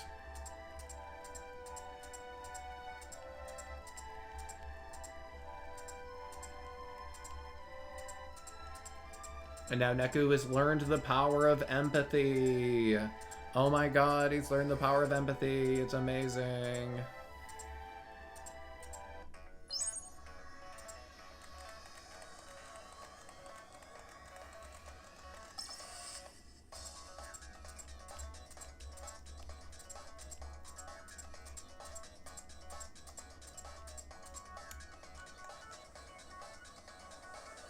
Legit, like, Neku is almost empathetic for the first time in his life. It's crazy. Alright, we are not gonna help Lollipop and Pinky because we, instead, need to go shopping. And we're also losing time on our, we're losing time, so we need to go faster. And it's fine, they're strong. They'll just run away. Okay, we need 1, 2, 3 of those. And then we're going down to the drugstore. We're buying 2 Brave Plus. They are the best. They're the best thing in the game.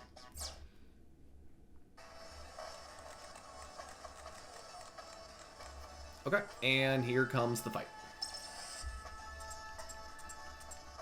This actually, yes, this should be a piece of cake. Hopefully.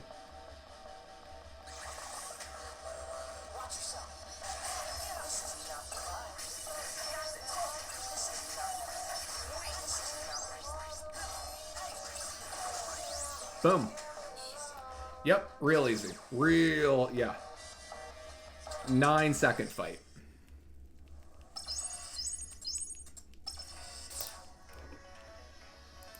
Yeah, this is the weird, this is part of the awkward bit, is that this week has so many long, annoying, like, dialogue heavy days that you, like, look at the estimates. This is one of the only short days of week 2. Like, I think it's the shortest day. One of the only short ones, and it's blast through right before the final boss. I know my mouse is in an awkward spot there. I apologize. I just needed to be there so I can make sure that I hit the button properly and start the next segment.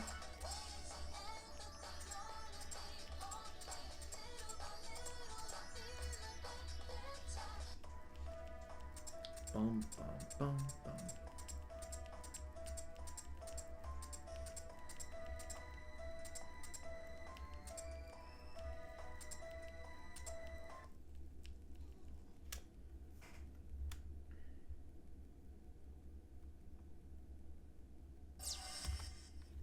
Cool. All right. Yeah. Oh, look at that. We made 6 seconds back. Made 6 seconds back on that run. Let's go.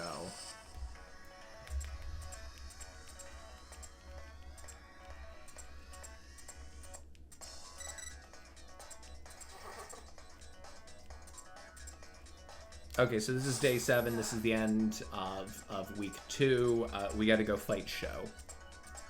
Sho is very excited to take us out.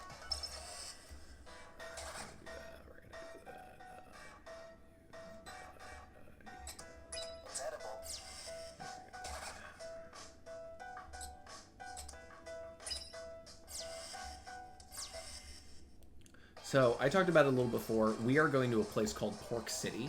In Pork City, each floor you can only use unbranded pins and one pin. So we're gonna go. One is Rasmudus, which is like the Walmart brand, and then D&B, which we have a couple of, including our Ice Pillar attack. Really though, we're just relying on unbranded pin, which is 10 pin burst. The one that we just yesterday we replaced. However, this is the last time we're going to use that one because it's so good. But this is the last time that we're going to use our boy.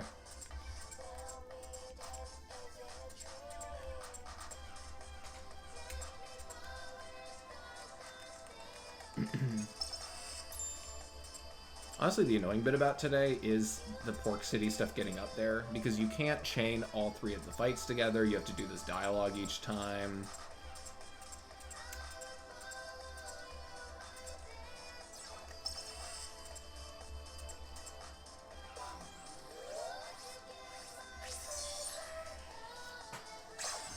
Okay, yeah, so this level, Joshua and our burst round pin are doing all of the work for us.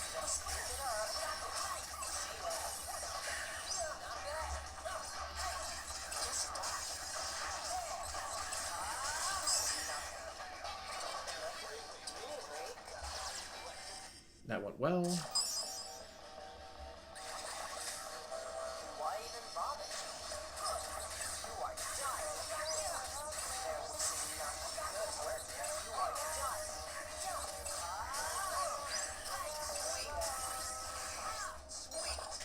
Yeah, Joshua did all of that fight.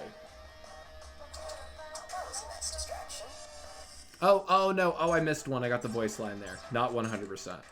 Time loss, time loss.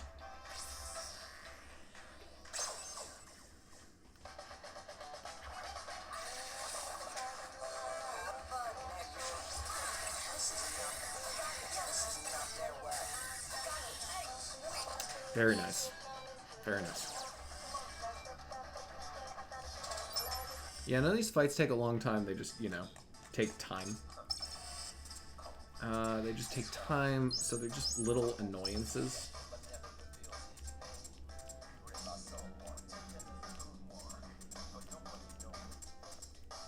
Alright, one more for till Pie Face. This one we can actually use our we can actually use our Ice Pillar and the Burst Round on, so this one's going to be a lot faster. Because we have two whole options instead of just one.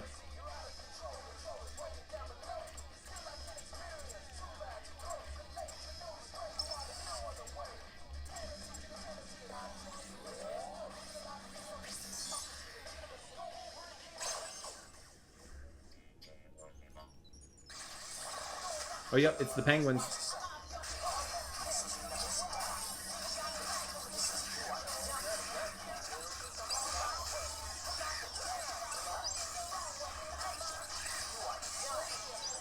Yeah, gotta be worried about the penguins. Real dangerous penguins.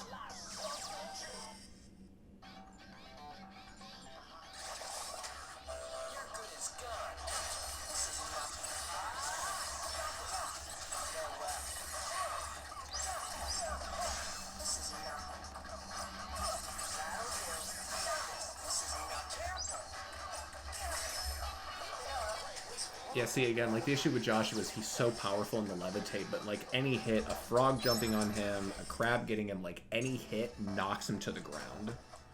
No, I didn't, do. Oh, crap. Time loss. Time loss.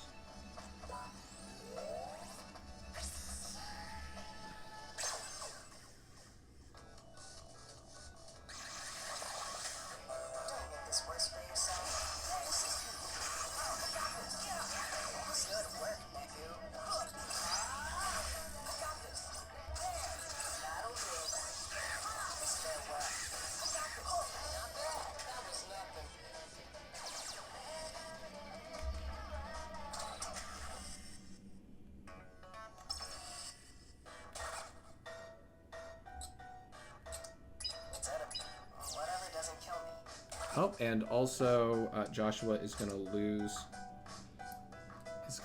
his hat.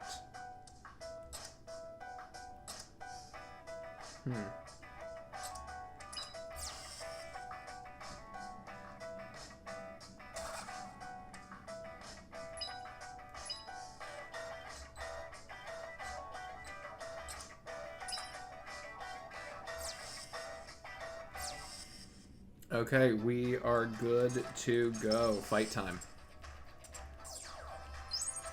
So here we are coming up to the final boss. I'm going to jump out of the room, but we're going to realize in the cutscene that Joshua didn't kill Neku. Joshua was actually in a gunfight with Sho over here, and Pieface is the one that killed our boy. However, we're about to hit a really, really important strat. We're going to hit the 52-second cutscene.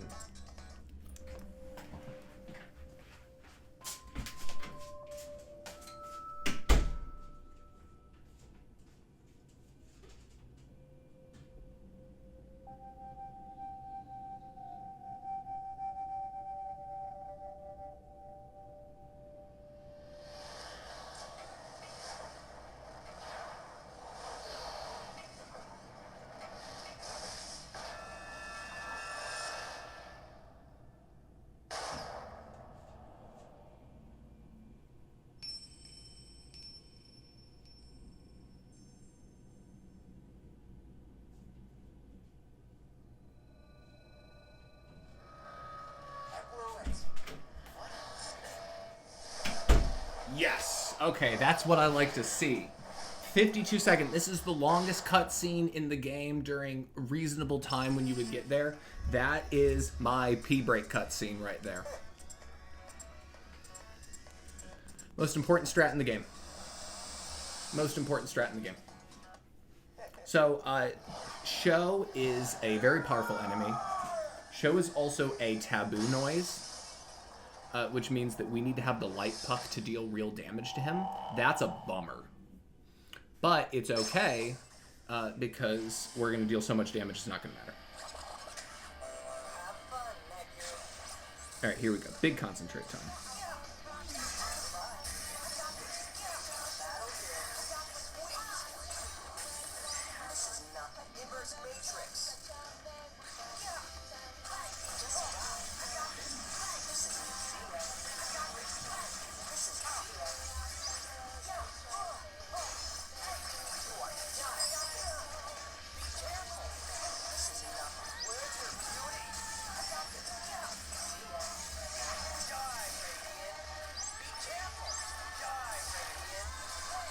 Josh, can you get up?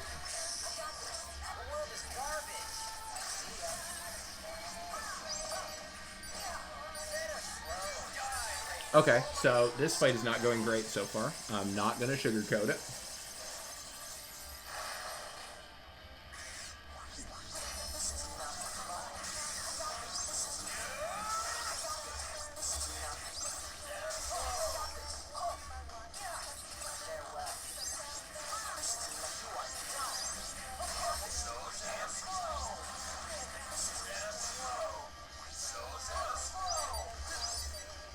Josh, get up. Oh my goodness. Ooh. Things are getting scary. Things are getting scary.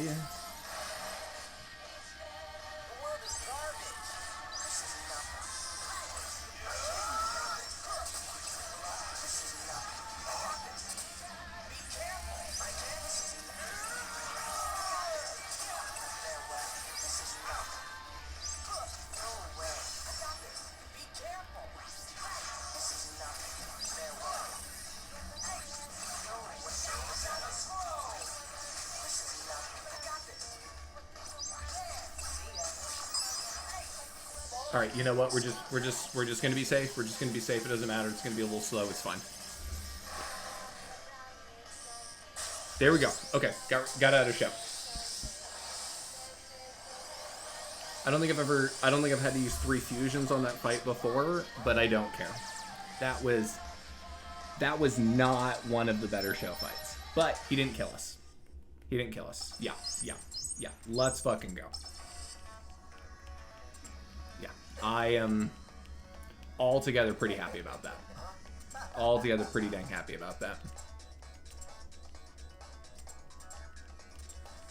Alright, show just like Donald in that cutscene that didn't actually happen in Kingdom Hearts 3. He's gonna pull off the Donald Duck-esque Zeta level flare. Yes, Dakota, we are currently at 0 deaths so far, knock on wood. But yeah, we're currently at 0 deaths. I'll tell you, it is the day marked push time. That is the day where we're most likely to die. That's the day where we have to take our level dangerously low to be able to try and deal with dangerously low to try and get drops. But that is the day we're most likely to die past this or during, obviously, final bosses.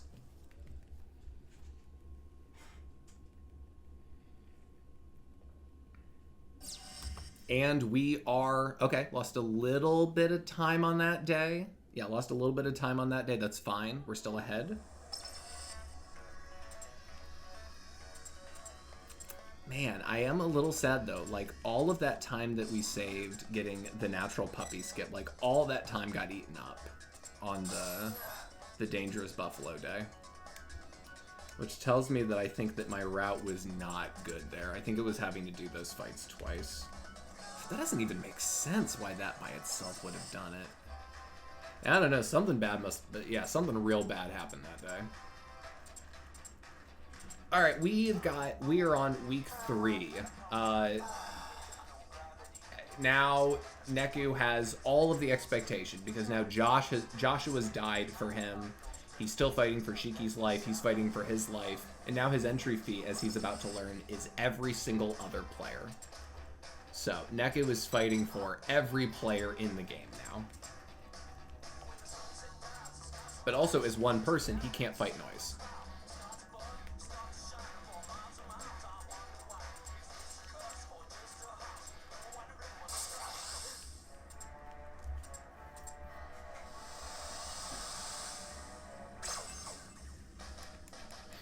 Alright, so yeah, we don't have a partner, so we can't actually fight any of these guys. So we just run as soon as the fight begins.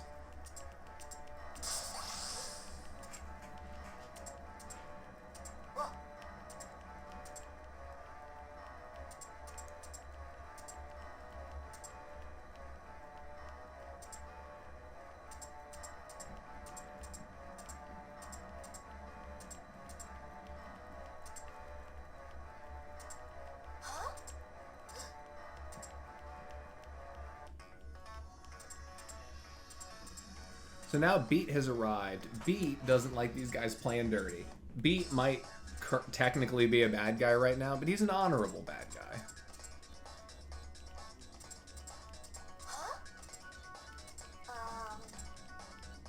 Okay, so we have, hopefully, about an hour and a half left of this run. Hopefully, less than an hour and a half.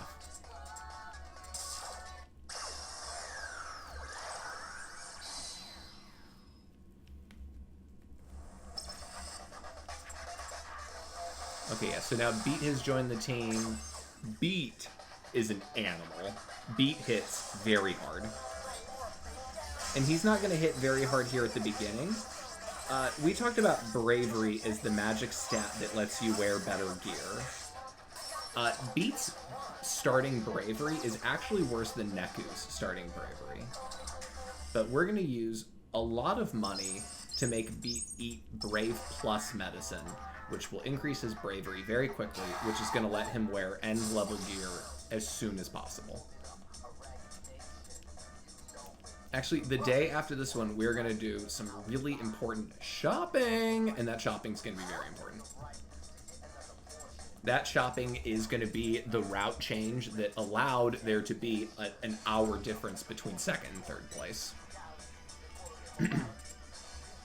Because I've watched that third place run. It's a good run. It's just, it's an older route, so they play it a lot safer.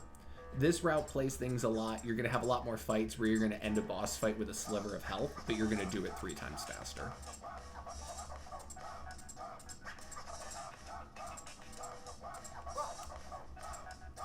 So Beat's funny because his bravery is so low that I think we can only even put 3 items on him. We don't even have enough items to give him a full layout.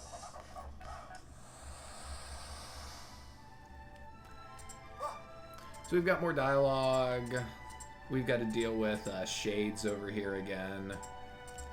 This is Megumi Kitanichi. Yeah, Kitanichi. Yeah, Shades over here, he's a bad guy, but he's got a nice suit. He's got like that snakeskin suit, but somehow makes it look classy. And he also is rocking the headphones. So I guess him and Neku are probably kind of cut of a similar cloth.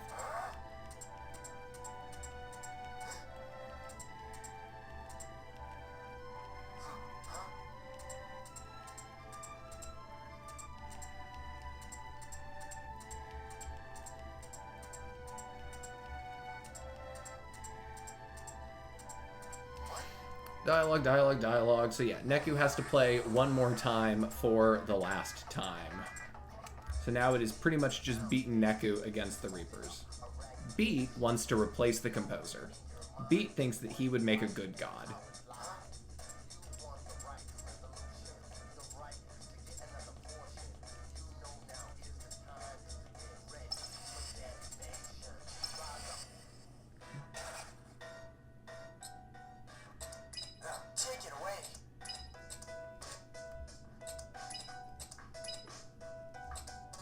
Yeah, Beat can't wear anything. Like, Beat just doesn't have the bravery for it yet.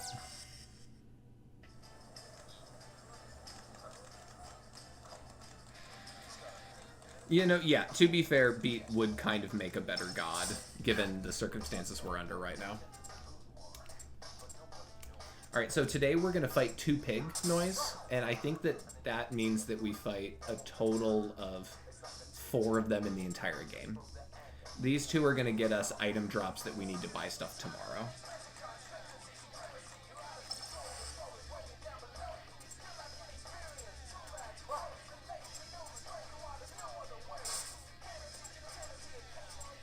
So if we notice, I don't know if you guys can see, Beat has a cute little flying squirrel, little girl on his shoulder. We love little flying squirrel noise. Shout out to little flying squirrel noise.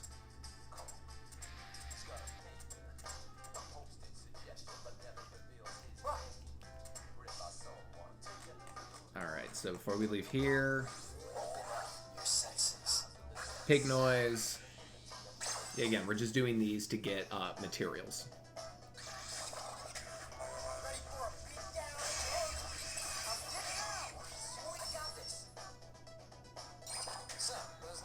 Barely even got to see the enemy.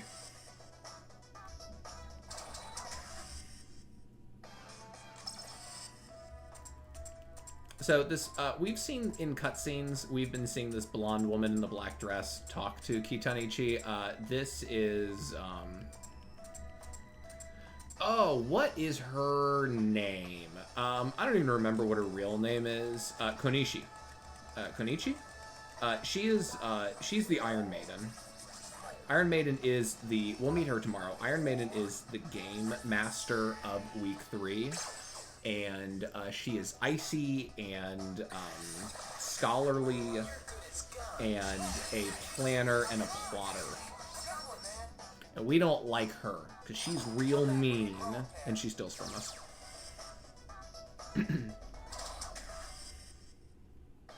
So those 2 fights are also very important. We have one more scripted fight at the start of day 2. And then after that, we're going to be able to start to put some actual equipment on Beat so he can really start fighting. Then after that, it's a little bit up to random RNG when Beat is able to eat all of his medicine and wear cooler clothes.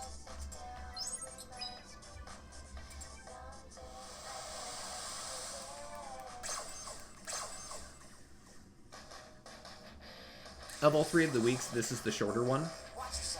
The shortest of them, in part because of how fast we can go through boss fights.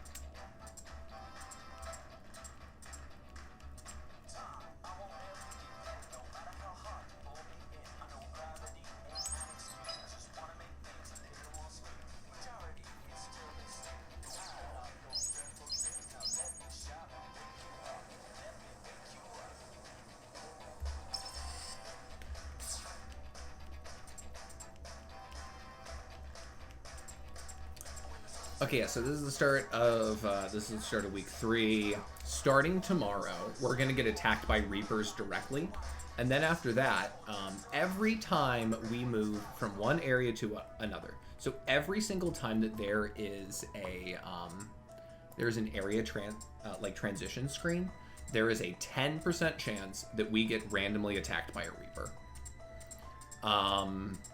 The least I've had in a run is 5.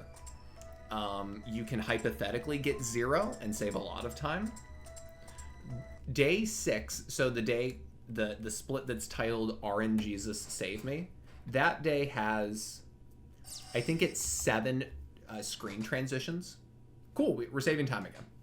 But that screen has like 7 transitions, so that day could either be super fast or have a ton of fights in it.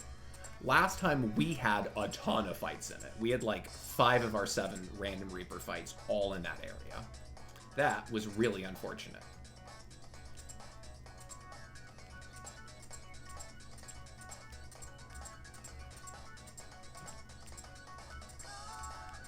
So, Kanishi's going to introduce herself. Yeah, she's the Iron Maiden. She is going to steal Beat's entry fee, which is Rhyme, which is the noise pin that's on his back. So she's stealing Rhyme, and then we're playing hide and seek.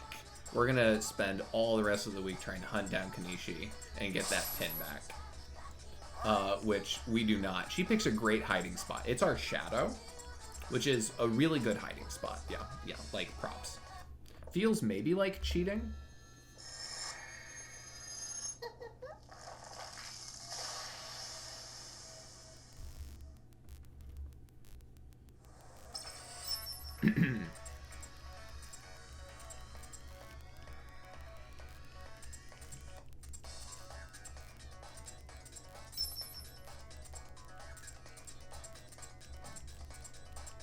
What you say?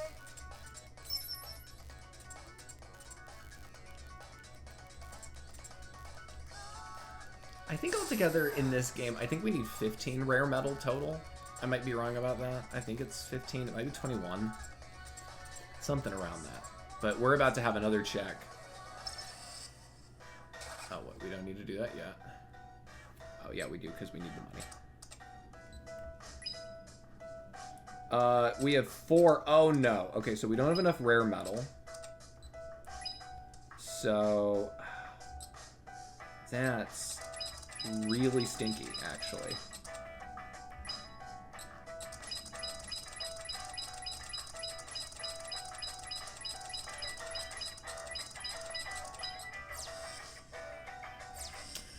Yeah, us not having enough rare metal is super stinky. Okay. Let me think how we're gonna fix that.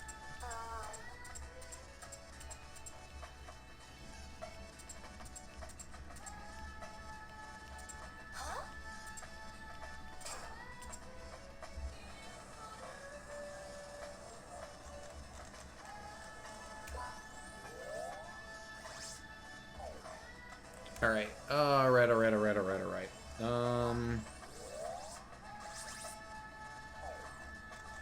Okay, so we're not gonna worry about that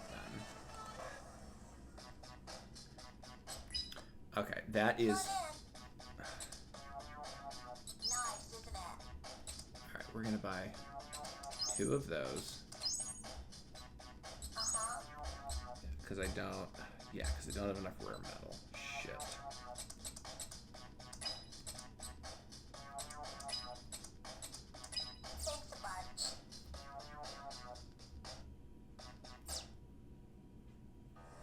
So we weren't able to buy the King Pendant, which is an item that we want on Beat for later. We're two rare metal short on it, which is why you want to fight as many ravens as you possibly can, unfortunately. But we should have plenty of other times where we can come back here and re-buy it. So I'm not that worried. Like I said, like last time we beat it without ever buying the King Pendant, so like we don't need it. It's not that important for our damage output. But obviously getting it sooner rather than later would be really nice. So hopefully today we can get 2 rare metal.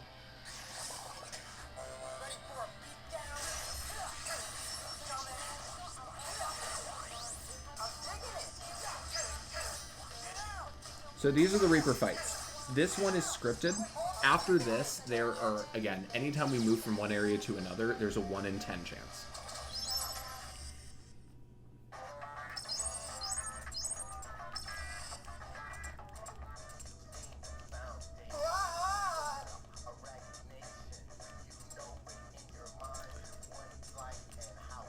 Yeah, Beat makes a lot of funny noises. I love Beat.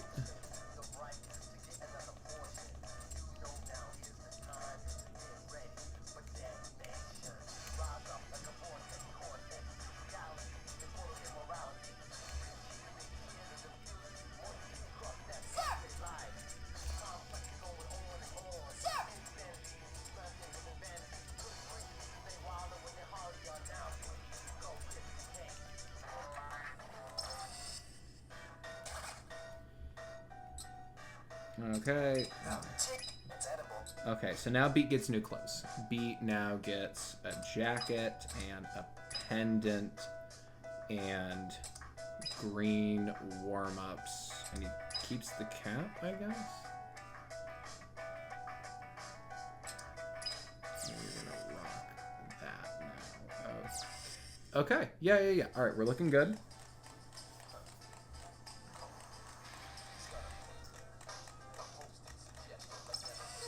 So, starting with this area transition here is the 1 in 10 chance. Everyone after this, all the way until we go to the final area in the game. Which, for some reason, the last area that we can get the transition is always where I get hit with the transition. It's so obnoxious. Okay, so now we are doing the most important shopping in the game. This is it right here. This is what gets us through the game an hour faster. We are buying, we have to get good items from the goth lady here. So what we're gonna do is we're gonna buy 1, 2, 3, 1 vampire dress.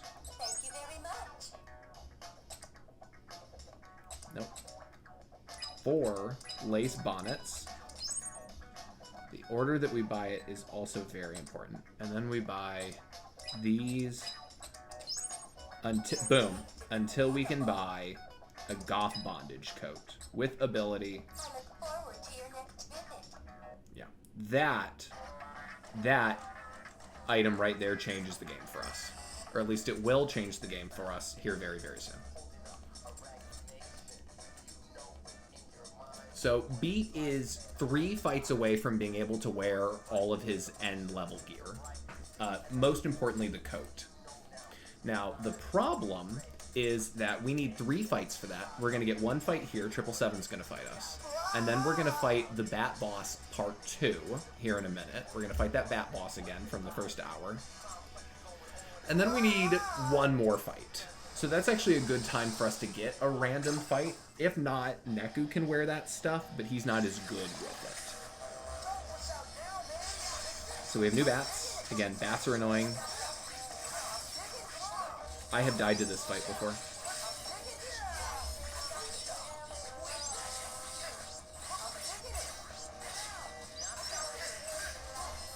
Okay, there we go. Not too bad.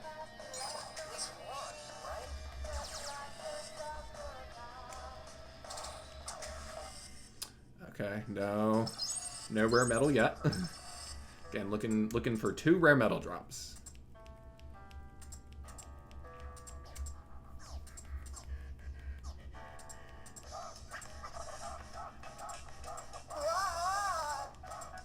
Beat's almost ready to beat people's ass because he doesn't like his birth name. He doesn't look like a he looks like a Beat anyway, yeah.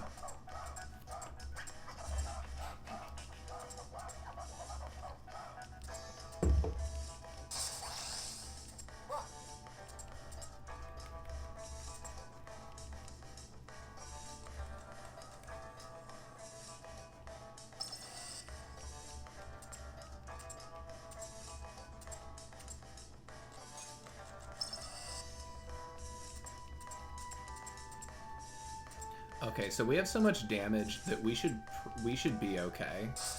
This is one of those, if we can't one cycle it, then something went wrong.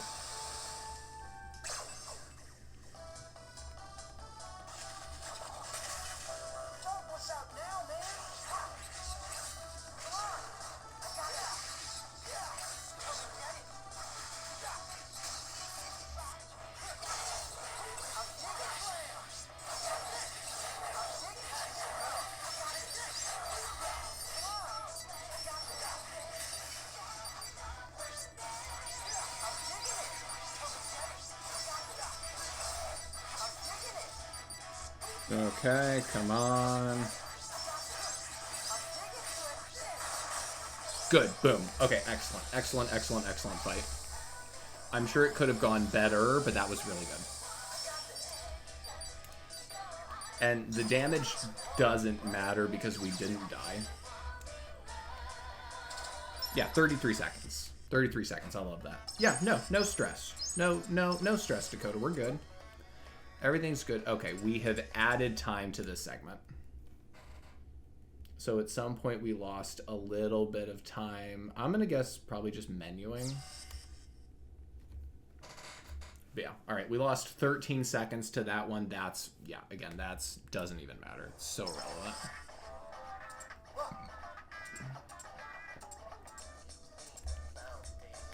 Okay, so now this fight, we're going to be following Pinky around. Pinky has challenged us to Reaper Sport 4. Now I'll tell you, I could tell you all about what I Reaper Spurt for, but Beat doesn't remember what Reaper Spurt for. I gotta stop saying that. Okay, but Beat thinks that we need to play Reaper Creeper. We don't. We're playing tag. Yeah, don't you boo me. Don't boo me. I'm right.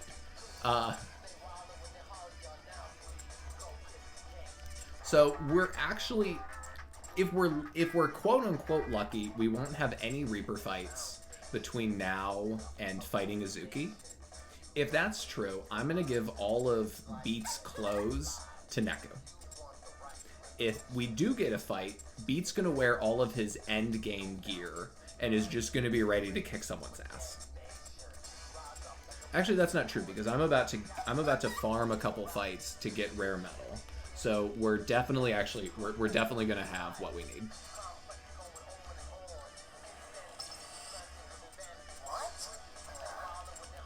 This day is mostly a little bit of moving and a little bit of dialogue, but it's mostly the fight with Azuki. We'll get there in a second, but like the Azuki fight is dangerous. Azuki is a very, very, very scary fight.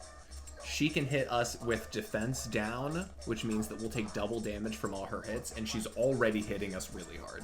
So yeah, no, Azuki's a problem.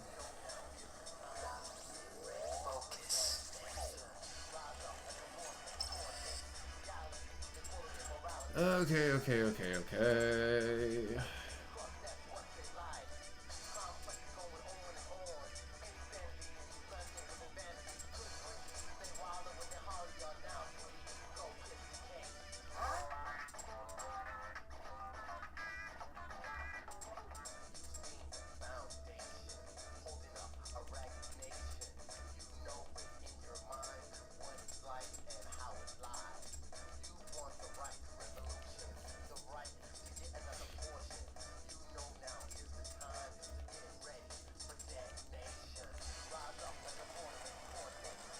Alright, so we're gonna pop in here.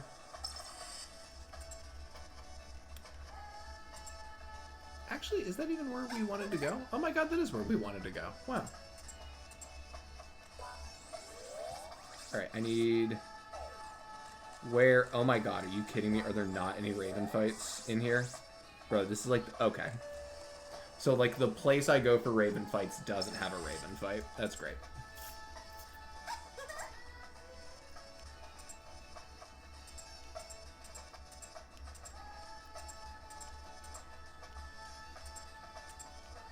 Beat's got the sniffles. Important plot point. Beat has the sniffles.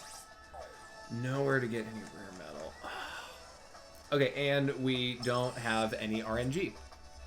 So we're gonna have Neku wear Beat's good items instead of him.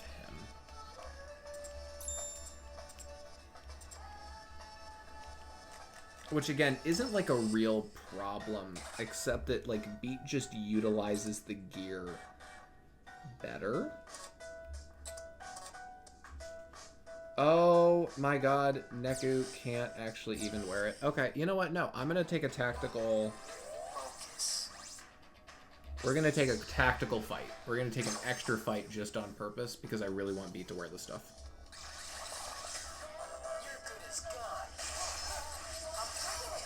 Oh, look, foxes. Look, it's a fight that we should never run into in this game.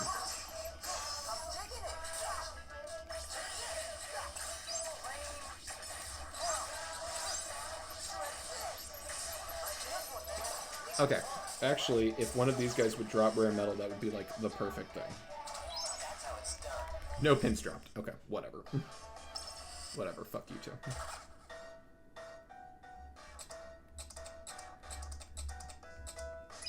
So Beat's putting that on. He's wearing that. Yes. Okay, so now Beat is going to hit very, very hard.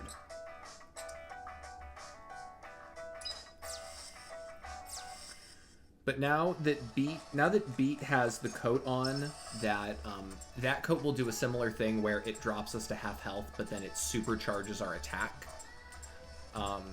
The Gothic Bondage coat's great for that. But if I also have 10-pin Thrift, which would cut Neku's half, essentially they both drop their... If you both do something that cuts your HP like that, you just drop to 1 HP.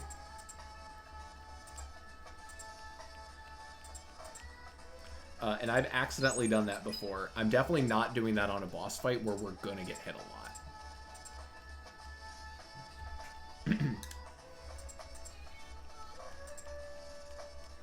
Yeah. Azuki is a really tough fight. We'll get over her in a second. But yeah, she's a tough one. We're probably gonna lose a little bit of time today just because I had to force a fight for that. So we're probably gonna lose a little time, but whatever. Again, not a big deal. Again, most of the time that we're saving in this run is going to be not dying on push it day. Or push time and not dying on the finale.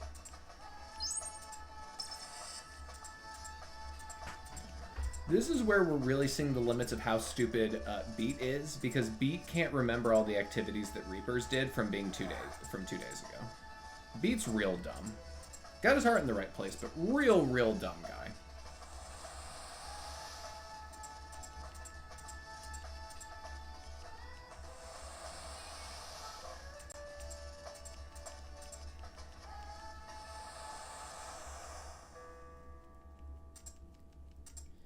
Okay, so hear me out for next time. Like, the camera here is working fine. I need a GoPro. I'll just wear a GoPro on my forehead and just only stare at the game the whole time.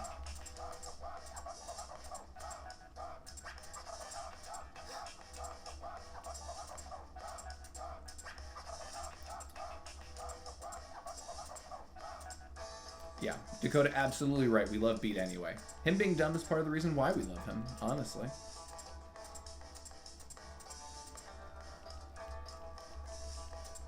And these two are realizing that they're both kind of dumb. Neku's just, like, emotionally unintelligent, and then Beat is just, like, regular unintelligent. Yeah, alright. And here we go. Big, tough fight.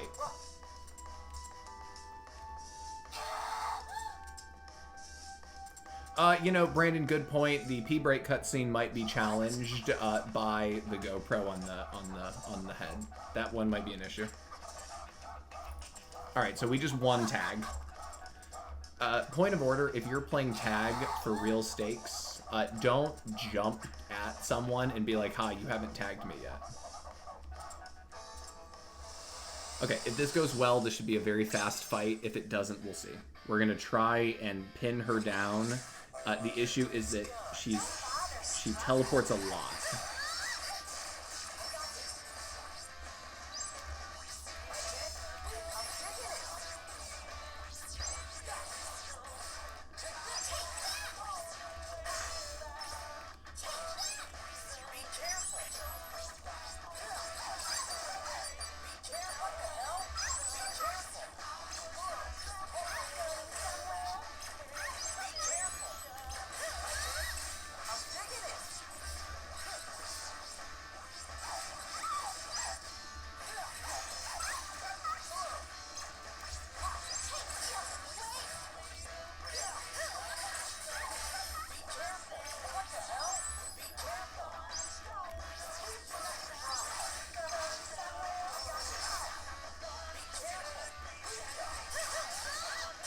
Oh, finally. Okay, Dakota, shut up. Yeah. The reason this fight is annoying is the damage. It's the defense drop. It's the amount of damage she can do. It's the fact that she's shooting you with a stupid gun. But also she spends the whole fight teleporting. She just does not stay in one spot. And it's probably the worst out of almost any of the boss fights in terms of, like, you can't keep her in one spot to put in damage. It just makes everything more difficult. We're going to lose a little bit of time today. And that's fine. It's really not a big problem. Now, this next day push time, I am expecting us to be able to save a lot of time on. I hope. I really, really hope.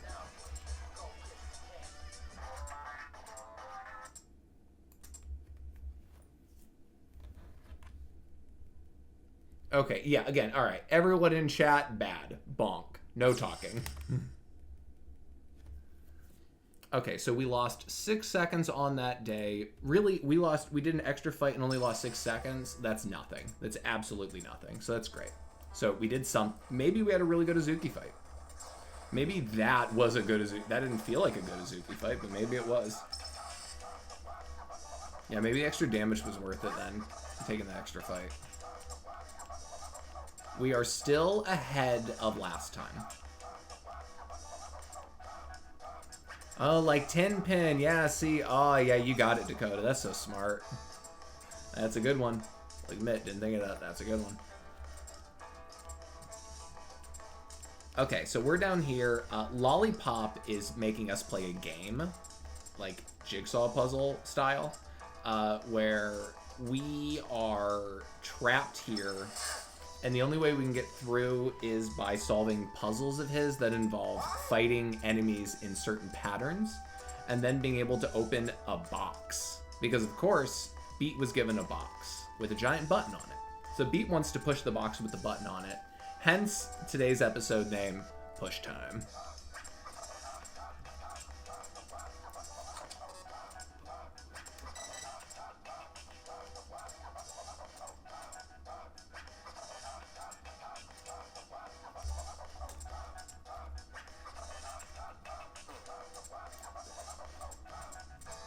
Okay, yeah. So this is where things get dangerous.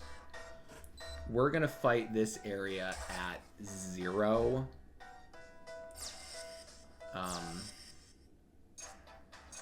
At our minimum HP, because we need the drops. So not on this screen, but on the next screen, we have a chance of getting, it's called One Stroke Vast Wealth. It is like our burst pin here, but better. It actually is like the upgraded version of that same pin.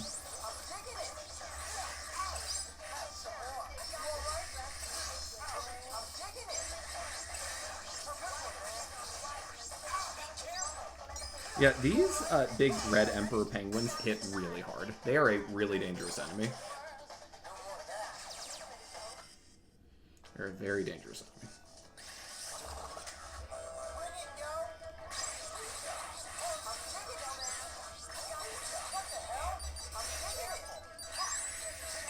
Okay, yep, we are not going to die to random mobs. We're not going to die to that random mob. Come on, let's go.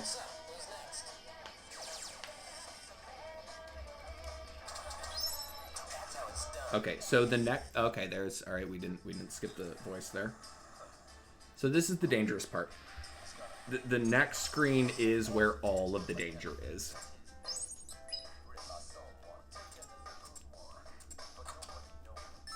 So if we want 2 drops of One Stroke Vast Wealth from the hedgehogs that are over here.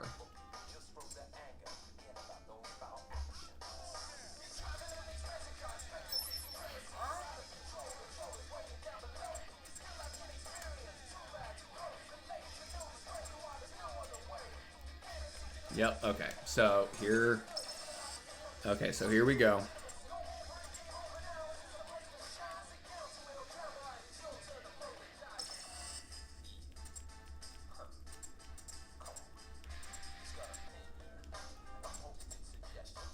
Beat's real upset, and we're going to find this out. This is the area where him and Rhyme died, and how they came to the game as brother and sister.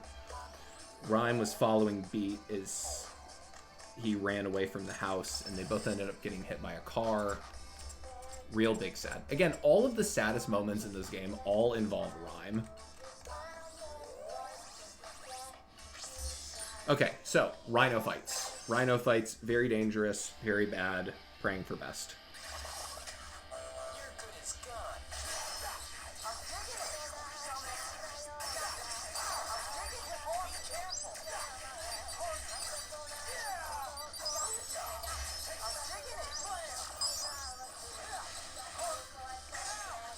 Okay, we even have a summon going into this. Rhyme is best sister. Rhyme's a great little sister. Okay, got through one of those.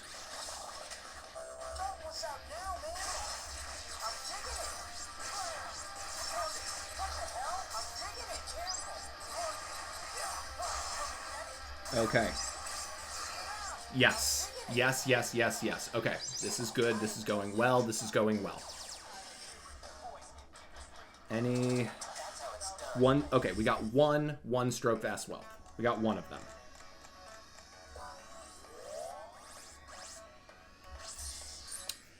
Okay, okay, okay.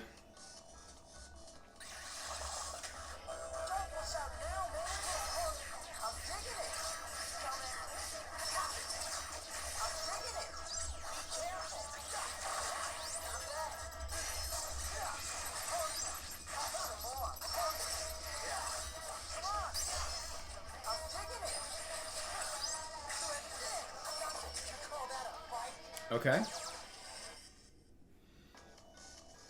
All right, one more.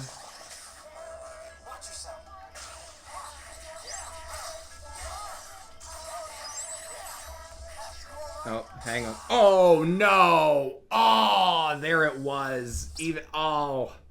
I even knew I needed to heal, but I got hit by the Rhino as the Penguin got back up from the Penguin hit. Shit. That's fine.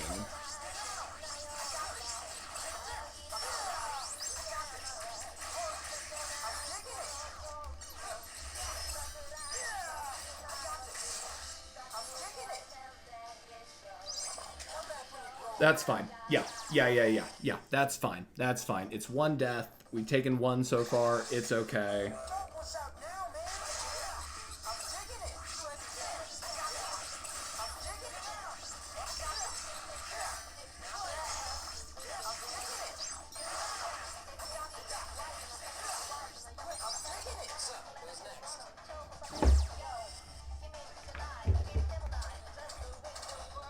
And there's... Okay, and those are our one-stroke fast wealths. So I am just... Right now. I'm not even gonna... Not messing around with that.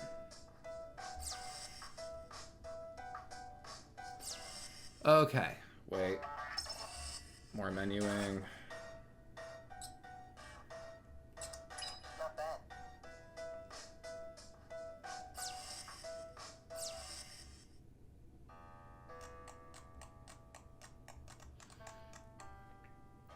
Oh, wait a second. Oh, shoot. Hang on. I want to be back there. You know what? That's fine. I think we're still going to be okay. I still think we can save time in the long run without dying multiple times to those fights.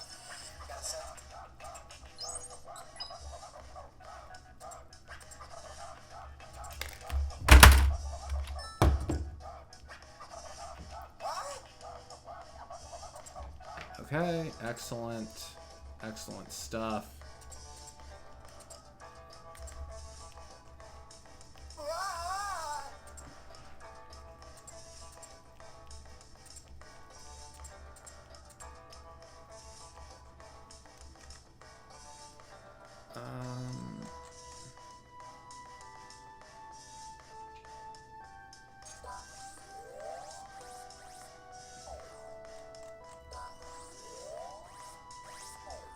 Okay, so we need the two center ones. So it's these two. I always forget the exact positioning on those. So the main thing that makes this pin better than its unevolved version isn't just the power, but it's how many more times I can fire. Like, I think the first one that I was using before, I think you can use it 3 times without a recharge. This can shoot out like 7 shots without recharge. So that's the bit that makes it so much better, is that I'm almost never stuck. There's very few times now where I am stuck in a fight on cooldown.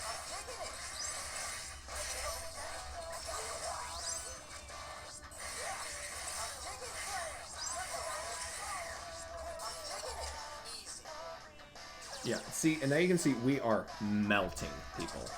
We're melting enemies now.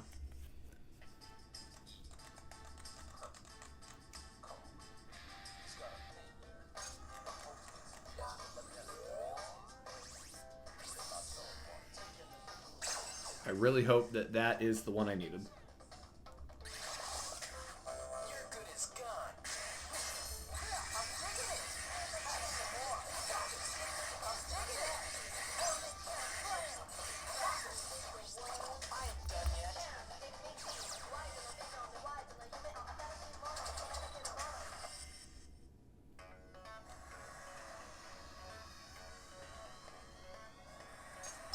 Alright, gotta talk to Beat. Push time. Push time.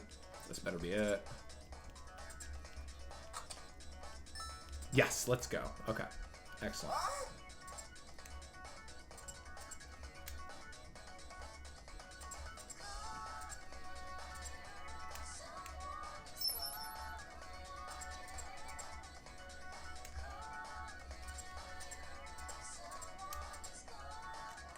Alright, so now we're gonna go west, except we can't because Beat's over here, because this is the spot where him and Rhyme died, and it's really big sad, which is really sad for him. We're doing great on the run over here, though. We're feeling phenomenal. So it's hard to feel too bad about Beat, because we feel fantastic. Except Beat's crying, and Beat doesn't cry.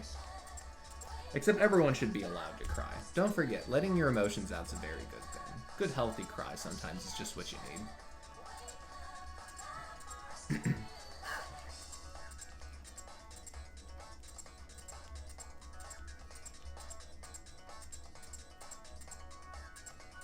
My index finger is starting to get tired. It's starting to get a little sore from just like being stuck in just spinning this in the circle back and forth and back and forth and back and forth.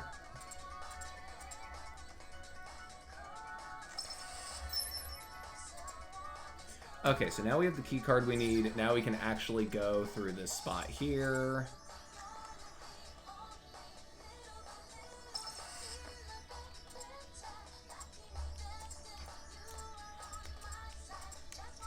Okay, so we're gonna scan and we're gonna realize, oh wow, it's really weird. Like, no one's thinking anything. Like, everyone in Shibuya's just gone like brain dead.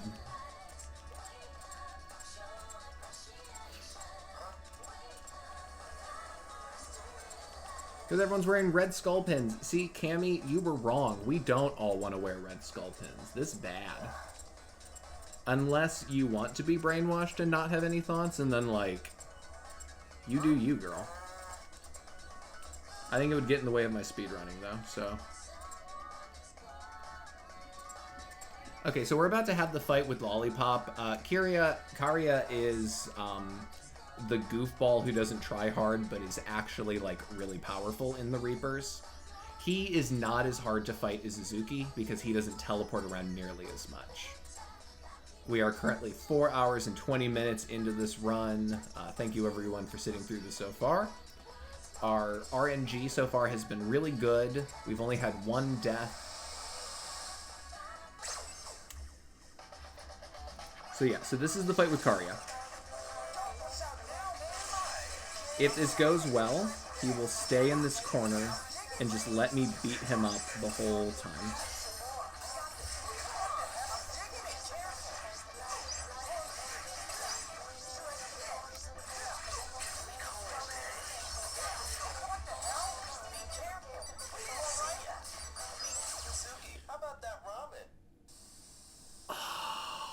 That was just me being careless, I'm not gonna lie. That was just me being careless and dumb.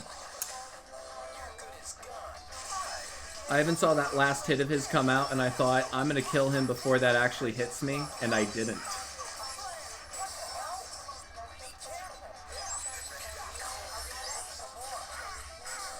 Okay, and we're gonna let that happen to us twice, huh? Okay. Okay, so we have 2 deaths. We have died twice today. Man, even after I just talked about how easy that fight was, I died to it. That's embarrassing. Yeah, you know, I'm not gonna lie. Yeah, it is. You know, let's not pretend that I haven't been sitting here at this desk for 4.5 hours. Human fatigue's real. Human fatigue's real. Thank you, Dakota. But yeah, so now we have to fight Uzuki and Karia as a team.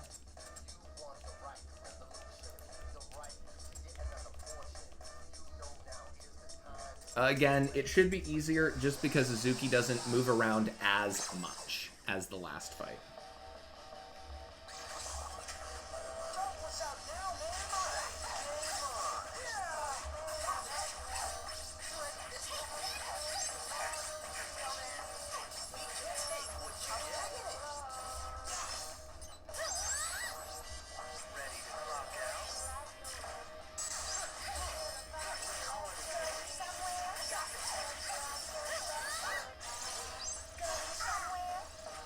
Come on, get up. Come on, beat. There we go. Okay. Yeah, listen. I'm gonna be very critical and disparaging of when I die, but like we're 2 deaths in, 4.5 hours in. Like I'm pretty happy right now. I'm pretty happy. That was a very fast fight. We're feeling pretty good so far. Feeling pretty good so far. I think we're probably... It's going to be a little close. I think we're going to be able to pull out ahead of this split.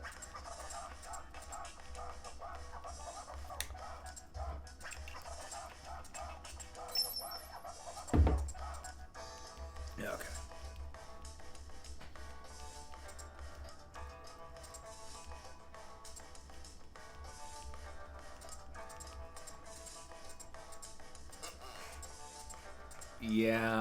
Yeah, I think we're gonna. I don't know if we're. I don't think we're gonna save time on this split.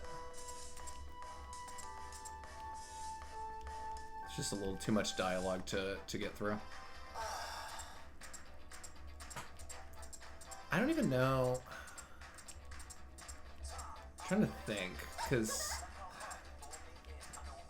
yeah, it might have been the fight. It might have been having to redo the fight. Or it might have... I mean, between the 2 deaths, that was probably it. But that just surprised me, because I remember dying a lot more times the second one. Maybe I just got... Yeah, I don't know. Who knows? I know one thing I really need to improve on is just menuing time. Menuing is getting me.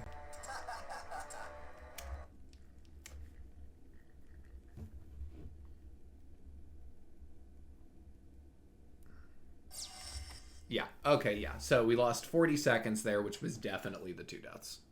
But again, that's... It could be way worse. It could be way worse. Tough times. Stop quoting that... Brandon, if you're going to quote things about tough times in my chat, at least make it like at least make a wrestling reference. Alright, we have 3 levels of the game left. Now we have to go back to Utagawa again. Like we said before, anytime we go to Utagawa is bad.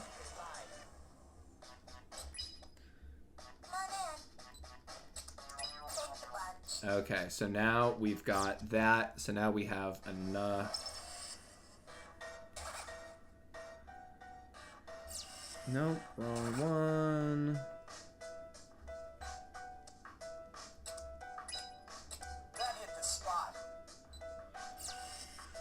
Neku, I'm not going to eat anything.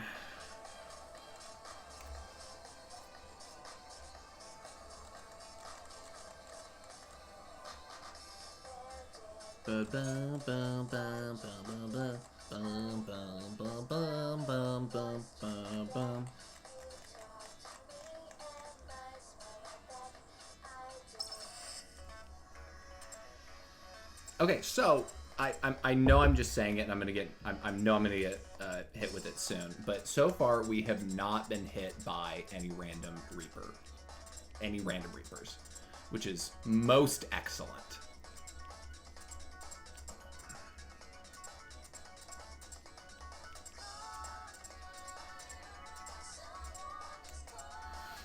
Tough times never, brother. Brother.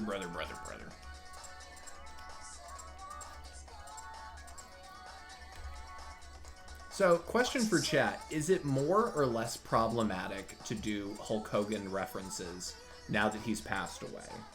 Because some people would argue that it is insensitive to the dead, but some people would also argue that it's cooler to do it now because he was, now instead of being an alive racist man, he's a dead racist man.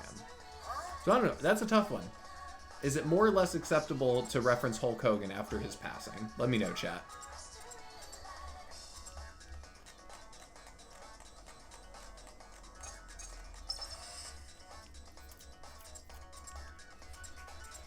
Here we go. What is it? To right the countless wrongs of this day, we shine this true light of redemption, so this place may be his paradise. What a wonderful world such would be.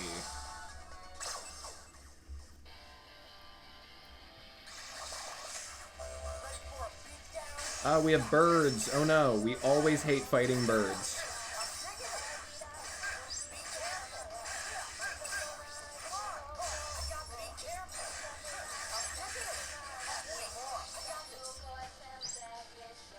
I'm an equal opportunity make fun of Hulk Hogan person. Thank you for your input, Dakota. 2 more rare metals there. Okay, yeah. Okay, so yeah, we now have enough rare metal for the rest of the run. We're okay. Got a little scary for a minute, which it sometimes does, but yeah, we're good. We're good.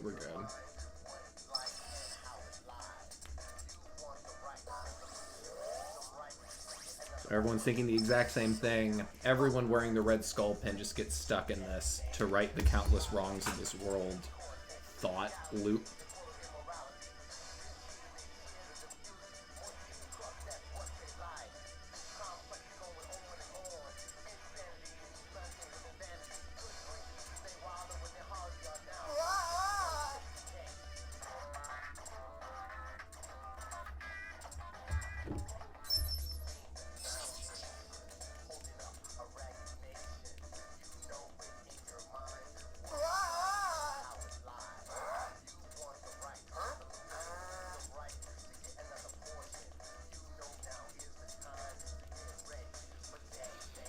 Okay, Beat is starting to suspect that Mr. H, Mr. Coffee himself, may be the composer, but he's also Cat and like the artistic inspiration to Neku. So how could he make art that Neku likes and be a bad person?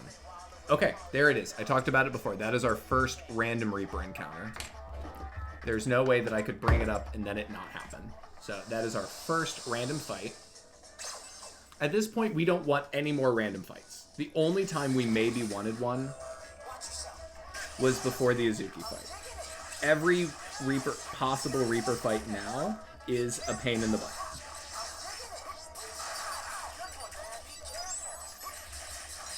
Gotta make sure we don't die. Okay, yep. Oh, shoot! Definitely thought I'd killed him. Definitely thought I'd kill that guy. Yep. Okay, yep. Alright, yep. We're on the Commentator's Curse, but we're good. We're good.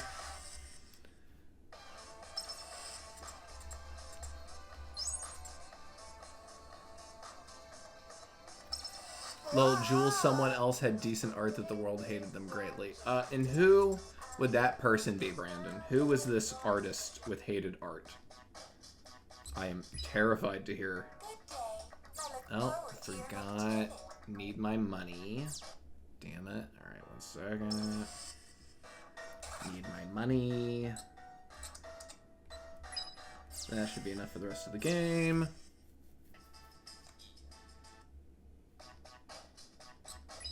Alright,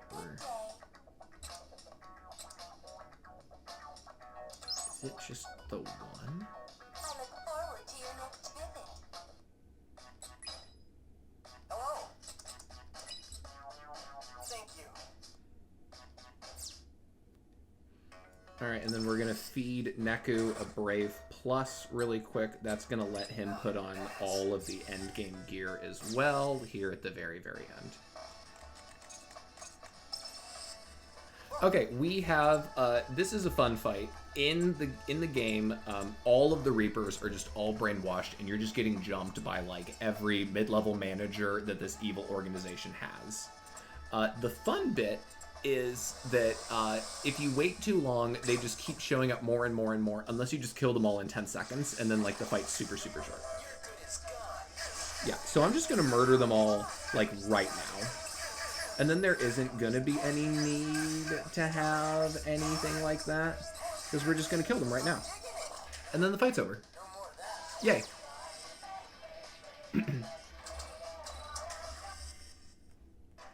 So here we go, watch it. So after that fight, there's this there's a cutscene as we hit this transition wall. And then there is a chance for us getting a random Reaper fight right after that cutscene, after this random Reaper fight. And there's a 50-50 chance I get a Reaper fight after this cutscene here. There's a 50% chance. It's not 10, it's 50.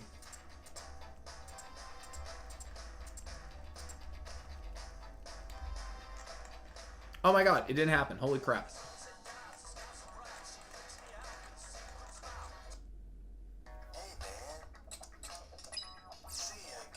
Alright, just getting that attack boost for beat.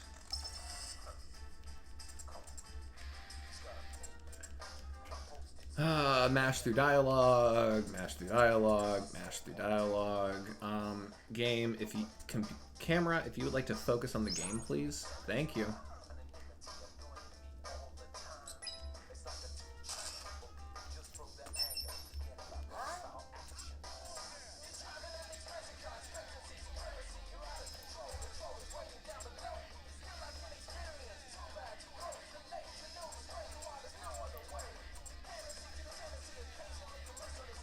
Alright, so we're going to have to one more time fight Karia and Izuki, except now they're in their Berserk mode. This fight is actually a lot easier than the last one, because we're both stronger, and now, more importantly, Beat can get up faster from a knockdown, which is the main thing. It just means we get to just let him do machine gun damage into who's ever in front of us.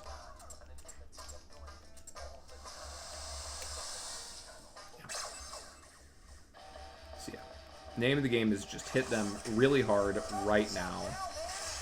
Don't let the fight go long.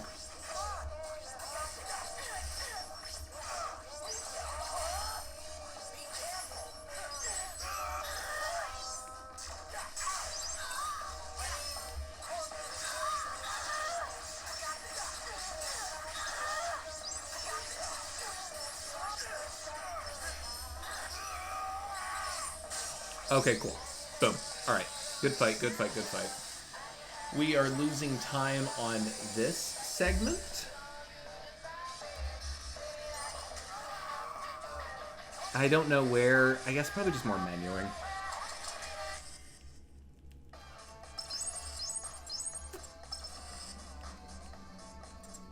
Yeah, I bet probably my menuing could have been faster. The one RNG fight probably didn't help. Alright, so we're losing a little bit of time now.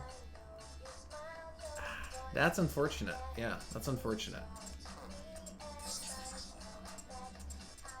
Okay, so this next day has the potential for us to save a lot of time. Because last run, this day we got a lot of RNG Reapers at. So if we even have average luck, ooh, yeah, we lost some time there. Even if we have average luck today, we'll be in a good place. Yeah. We want average luck. And then, guys, at the end of today, we're going to have a fight where we're specifically going to bring our level down to minimum. In chat, someone remind me, Jules, save after, or Jules, change your level back after that fight. Guys, I need you to remind me, because this is what invalidated the run last time. And it really hurt my feelings.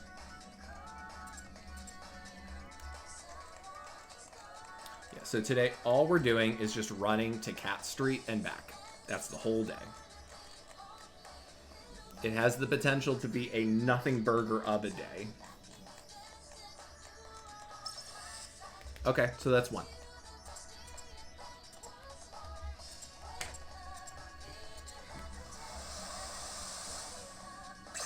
Jules, don't frick up changing your level again at the big fight. Thank you, Brandon. Appreciate it.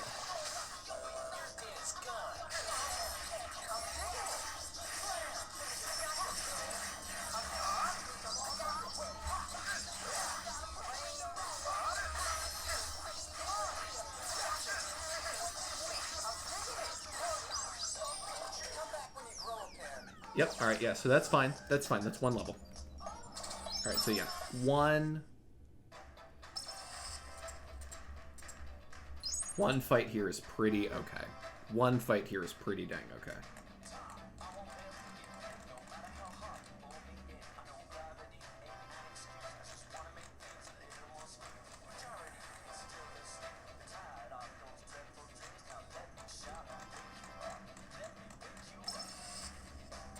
Okay, that's a cutscene. That's a cutscene that we see in this area. I find if there's a wall with a cutscene on it, I get an RNG after that. And I didn't. That's really cool.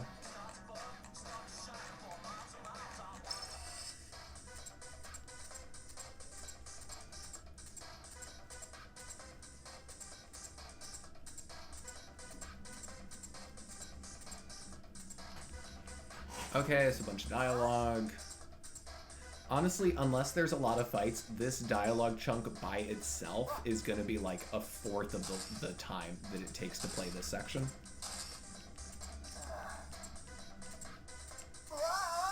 Blah! Beat of the hill.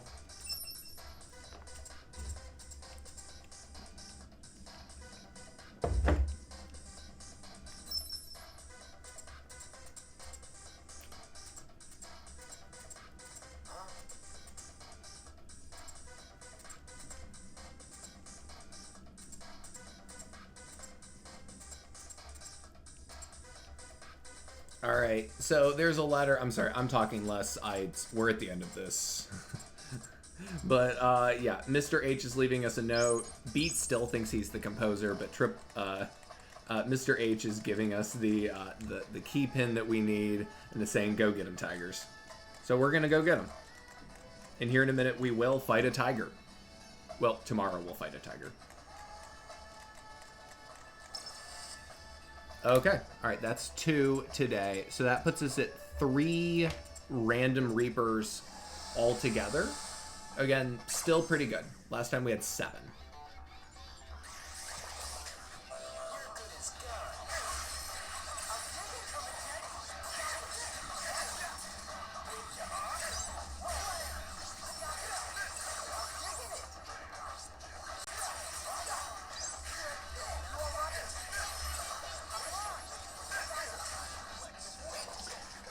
Yeah, so you can see each one of these Reaper fights, depending on how it goes, we're losing 15 to 30 seconds each time. Which isn't horrible, but, like, you feel it.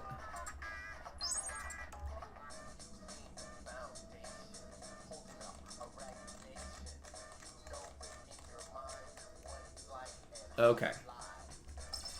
So here's the area.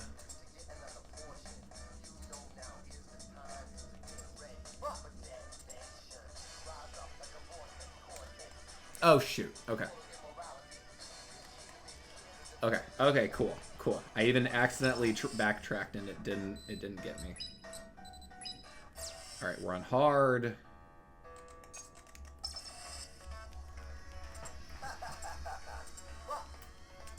And now we're gonna fight Sho Minamimoto again. He's back. He's burnt a little extra crispy, but now he has less shirt on and no sleeves. And some new tribal-esque but not tribal tattoo, which means he's not a culturally appropriating. So, like, ladies, take note. And gentlemen, also take note.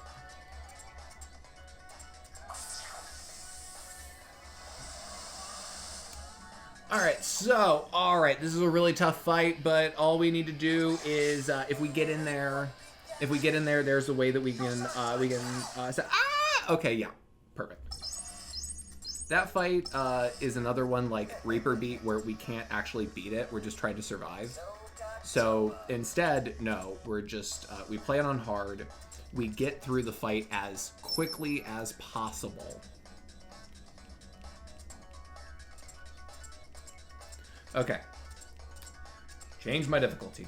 Change my difficulty. Change my difficulty. Change my difficulty. Change my difficulty. Change my difficulty. Change my difficulty. I'm saying it out loud over and over again so I won't forget, guys. Changing my difficulty. Oh, wow. Okay. Yeah, see, look at that. We took a minute 20 off of that day just by not getting as many Reapers. Change the difficulty. Thank you. Thank you, chat. And then we won't even need a safety save. Thank you, chat.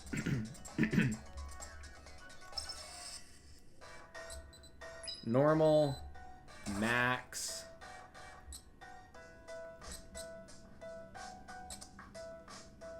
Let's just get some minestrone in that, dude.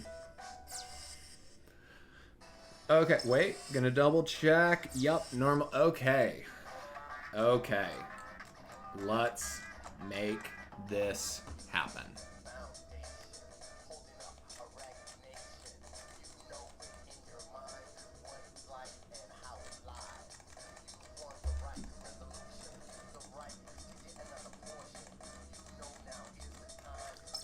Last... Oh, I knew it. I was even going to say this is the last possible spot that we could get hit by a Reaper. I knew it.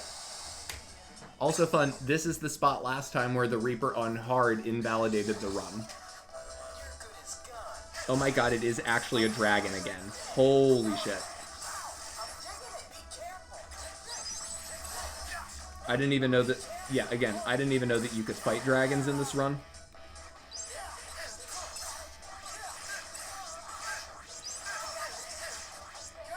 You know what? Fine. Yeah. Boom.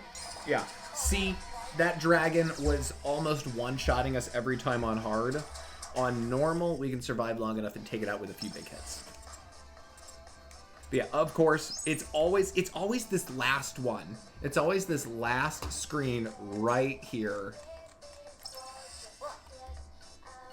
Always that screen right there. I hate it. I hate it, hate it, hate it, hate it, hate it. But okay, so going in, everyone, we've had one of the two possible skips, the better one. We've had only 4 random Reapers, which is pretty good, and we've had 2 deaths. Now, one of those deaths was, I'm going to say, very, very silly, but still happened. So we're coming up first. We're gonna fight Iron Maiden here in a moment. Iron Maiden's fight is very interesting. It's not that she's strong, it's that she's sneaky, and she has multiple segments of her fight, and each one plays a little different.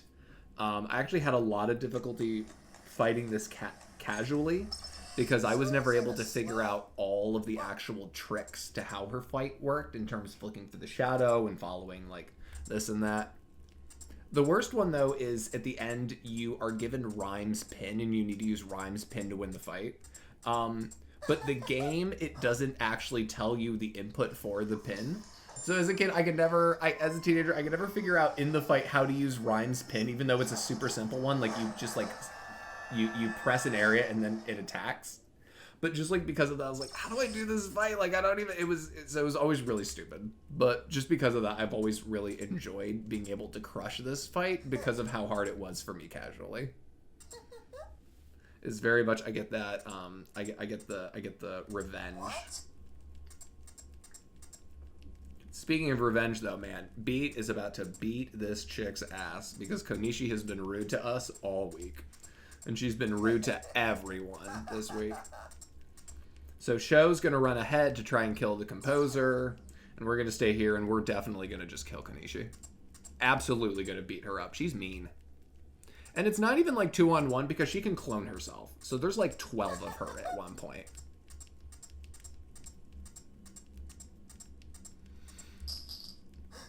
All right, we've got hopefully about 20 minutes, 15 to 20 minutes left in the run, and at this point it's going to be almost all dialogue and bosses.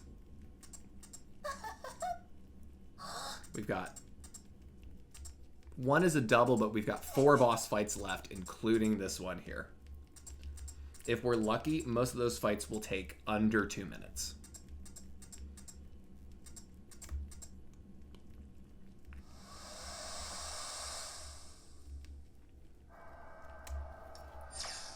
All right, so we're fighting the Iron Maiden, Konishi, the general manager of Monday Night Raw on week 3. Okay, so this phase, we're gonna let Beat do all the damage up top.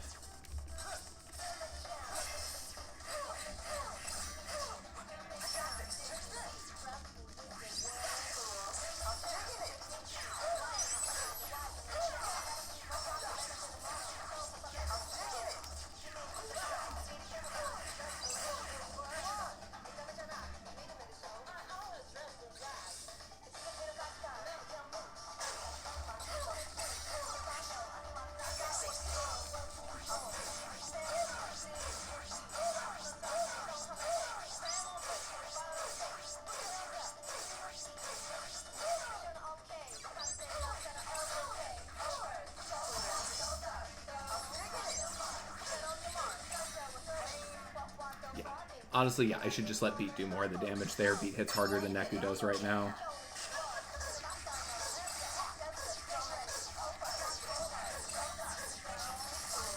Okay, she's doing a really good job just standing still and letting me hit her in the face.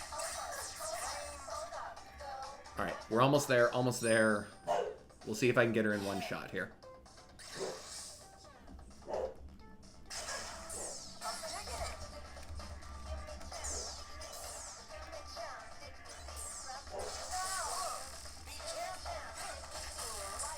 Where did...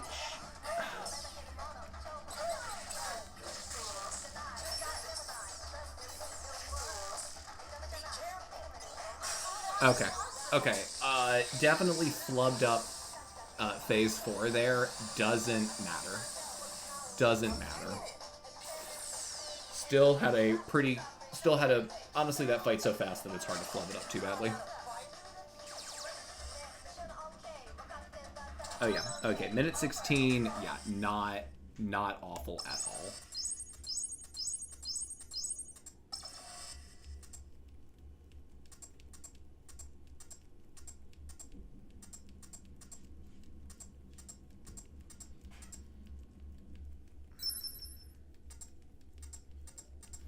So now, ooh, you know, I actually even in that fight forgot, you know, I don't even have a better one for it, but I need to take off defense down. Yeah, we're in the home stretch, but I need to take off defense down now because I can't lower the defensive bosses. That's fine. We're going to menu here in a minute, and I'm going to menu properly and do it the minimum amount of times.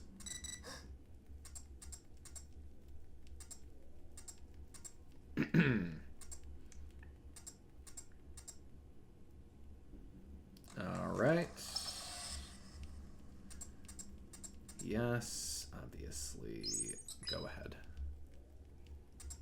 So we have defeated the game master of week 3, which means technically this game is over, which is very good news because that means we get a returning character here.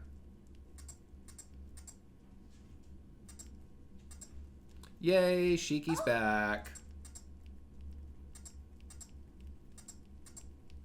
Also means that now Shiki knows that she was the most important thing to Neku. Oh, well, hi, Barbara. Love you, Barbara. Thank you.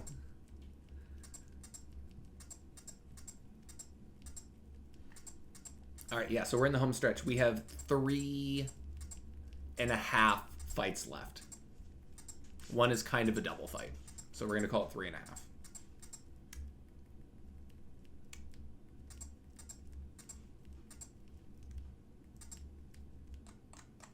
Now, though, we are unfortunately, though, going to take all of Beat's cool gear and equipment off and give it all to Neku. So Beat's still going to hit decently hard, but, like, Neku's about to be the carry.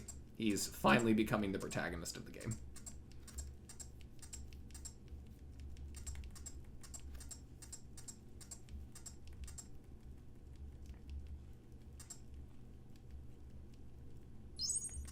Okay, we took his hat.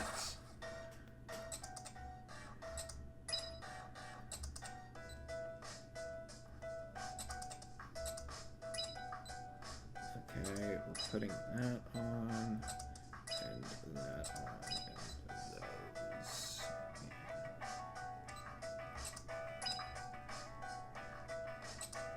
Now, take it away.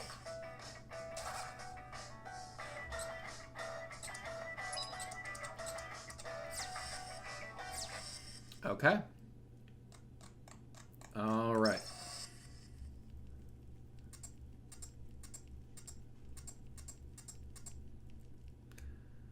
When you don't become the protagonist until the last 10 minutes of your own game. Hey man, you know, I will always prefer an underpowered protagonist that has to fight hard than like your overpowered I start the show or the game at like level 99 and just bowl over everyone. That's boring to me. There's nothing that bores me more than an overpowered protagonist.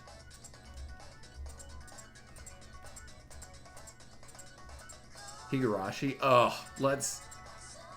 Dakota, the less time that the two of us spend talking about Higurashi, the better.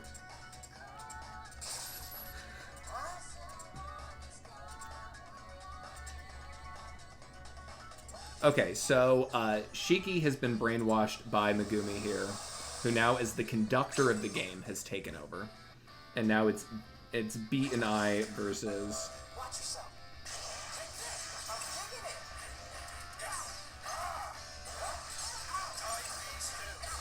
it. Oh shoot, just barely missed it.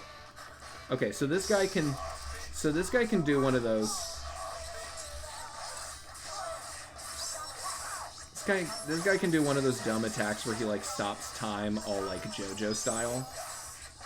And it's pretty obnoxious. But also it's slow and it takes time. But Ice Pillar can actually knock this guy out of the world mode, which I think is really funny. Of just like the ultimate power in this game is still just us spamming. Oh shit, I didn't mean to do that.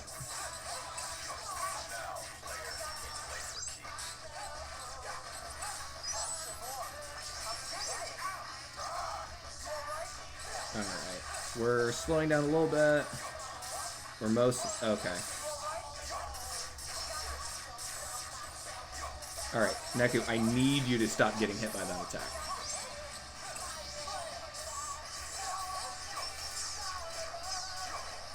Okay, cool. Conductor, not to be confused with composer, not to be confused with game master, not to also be confused with, oh god, there's another one. It's Mr. H's actual title.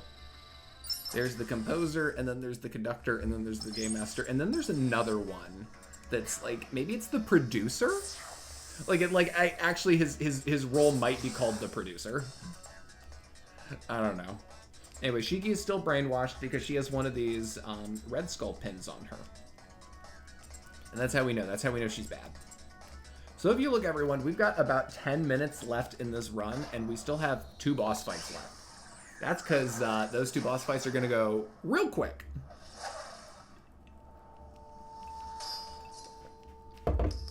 We've got a lot of dialogue. We have a good amount of dialogue left and like plot stuff happening. And Neku's gonna think, oh god, what if God is my new, like, adopted father figure / idol? Like, can I fight him?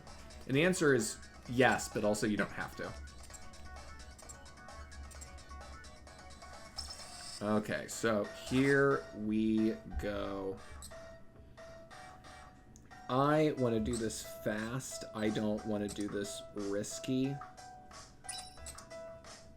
So we are actually, this is the last time, unfortunately, right now, 2 fights before the end of the game, everyone, we get rid of Ice Blow. Ice Blow's so good throughout this entire game. It's good on any enemy that can get launched and stunned into the air.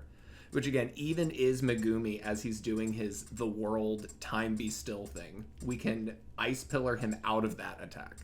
That really is just an incredible move that you get at the end of day 2 of the very first week.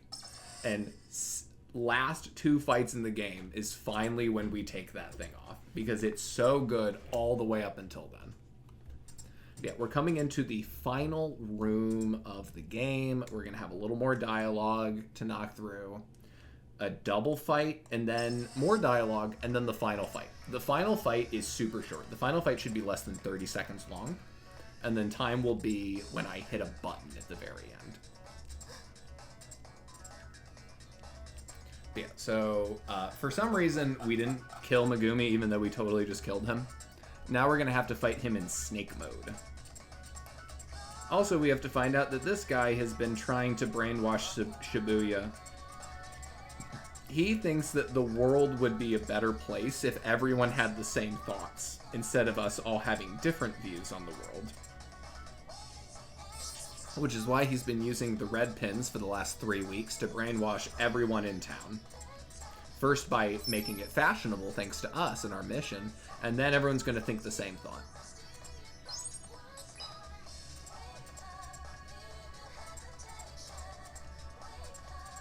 Yeah, maybe watching a little too much Evangelion. I think watching any amount of Evangelion is watching too much Evangelion. I've done this bit a couple times where if I was ever going to do, like, stand-up comedy, I already even know, like, my 5-minute set, and it's just making fun of the Evangelion franchise for having the worst naming schemes ever. Like, once you get past Neon Genesis Evangelion, every project after that has the worst naming scheme, and they get increasingly worse the further you go into the franchise. But we're not talking about Evangelion and that shades-wearing evil guy. We're talking about the evil-wearing shades guy here in The World Ends With You. So we've got a double fight here.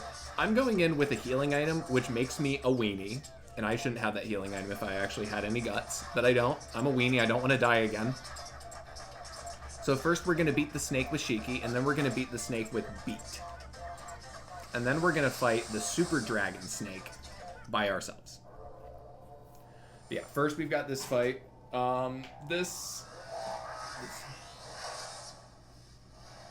Honestly, like, so this fight isn't challenging, except that it's like 2 fights in one.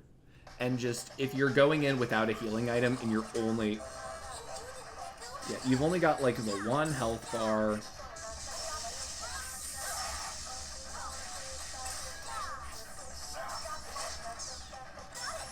So, what I'm trying to do is I'm trying to get this guy to lower his head so I can beat him up as Neku. Because Neku does a lot more damage now than Shiki.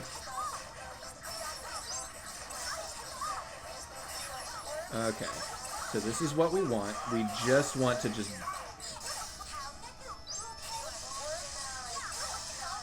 Okay, excellent. Excellent. Very good fight. Very good first bit. I'm gonna level that up. Bro, where is your... Yep, alright, yeah, so we're just trying to beat this guy up as fast as we can. Come on, Neku, get up.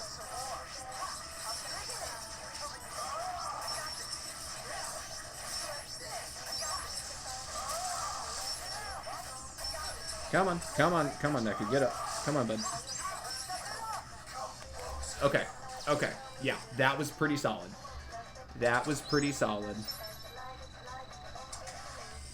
So now we have a little bit of dialogue and a little bit of story. Oh, and we just passed the 5-hour mark. Happy 5-hour mark, everyone. So now we have the reveal. Oh my goodness, it's Joshua. Oh my god, Joshua's here. All of our partners are here. Turns out that Joshua is actually God.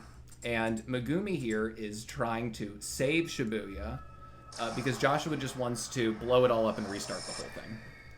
So Megumi's plan to save the city is to try and get everyone on one thought process. This does mean that now Megumi doesn't want to lose his game in the middle. There's a lot of games going on. A lot of games. Point is, we need to fight the big dragon. Our lightning bolt attack does multiple damage if it hits multiple parts of the same enemy. Each one of these heads is a different enemy, so this fight should go very fast if I stay in the right spot here in the corner.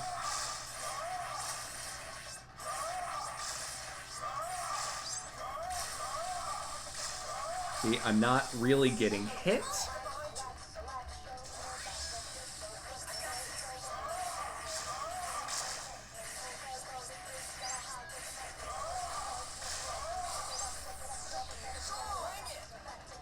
Yep.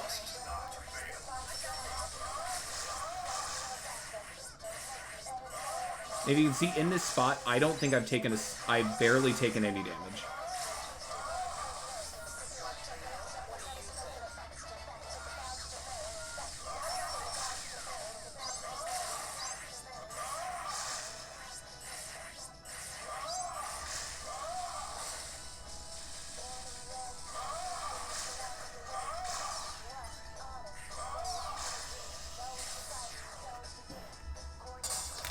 And that's time. It's a little slow on time. Okay, a little slow on that, but that's the game.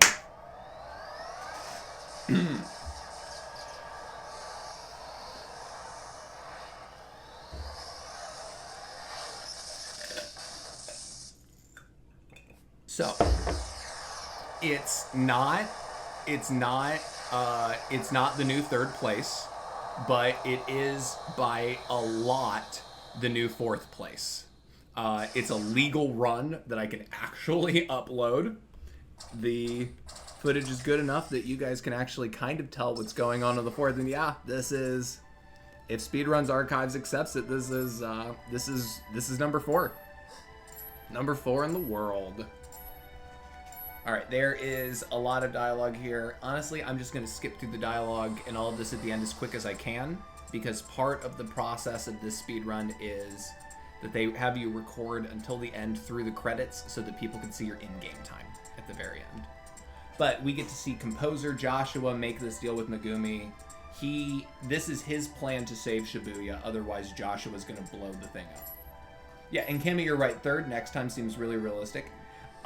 This is the first time I've played this since I played the time before. So it's been like a month and a half since I've played the game, period. And I think most of my time loss, I got that huge time benefit from getting the skip on the natural puppy wall on, what was that, week 2, day 3. And I lost all of it by the end of that week. I think that's just me getting faster and better at playing the base game, period. There's a lot of combat where, you know, Neku's sitting there doing nothing because he's waiting for a pin to come off cooldown. Like, there's just getting my, like, bread and butter better. But yeah, I don't know if I could be happier with this. I got only 4 random Reapers. I only died twice. We got all the drops that we needed. Yeah, this was really, really, really, really good. This is really, really good. I'm super, super happy.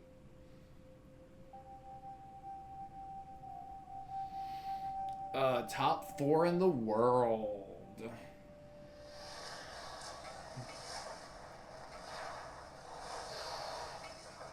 Oh, thank you guys, thank you.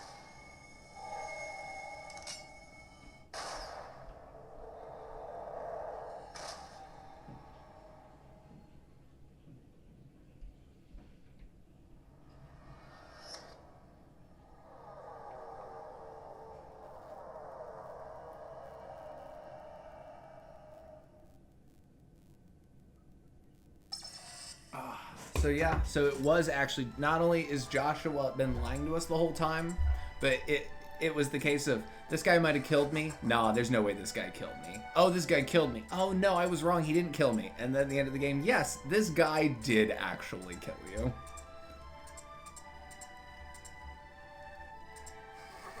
Yeah, so the rest of the game after this is just cutscene and dialogue.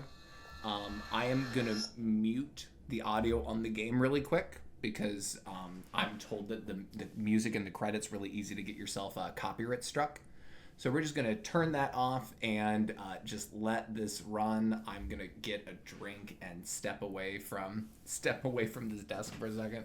I'll be back in like 5 minutes, guys. Just to let you know, all starting from that last text box, there's about 9.5 minutes of cutscenes and credits altogether. So got about 8.5 minutes of stuff left. But yeah, I'm gonna step away. I'm gonna be back here in a couple minutes.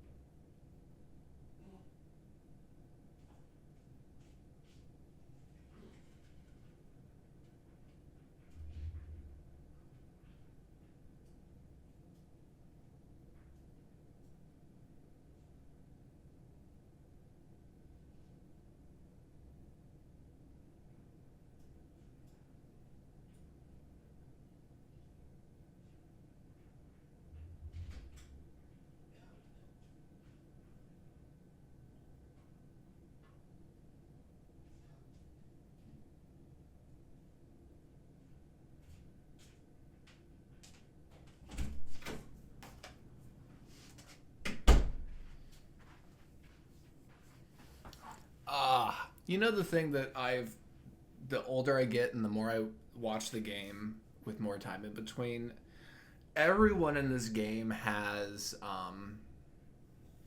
the same proportions as anything done by what was that? Is the anime studio Clamp? Are they the ones that did like Code Geass and like Chobits? Right? Everyone just has really wide joints and really skinny limbs. Is very, yeah, Chobits for sure. But yeah, no, they've got that Studio Clamp like joke. The eyes aren't big enough to be Studio Clamp, but everyone's skinny enough for sure. Even Beat, who's like, if you look at Beat's supposed to be like the powerhouse. Beat's a skinny dude. Although he's also like a 16-year-old teenager, and like even you can even be a skinny. You can be pretty strong and pretty skinny as a teenager.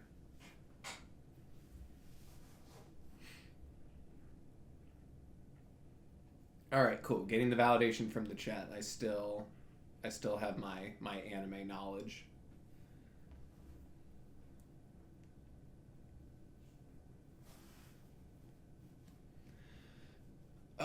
Okay, so again, we had 2 deaths. Both deaths came during week 3, day 4, which is push time. I love Shiki's true appearance. I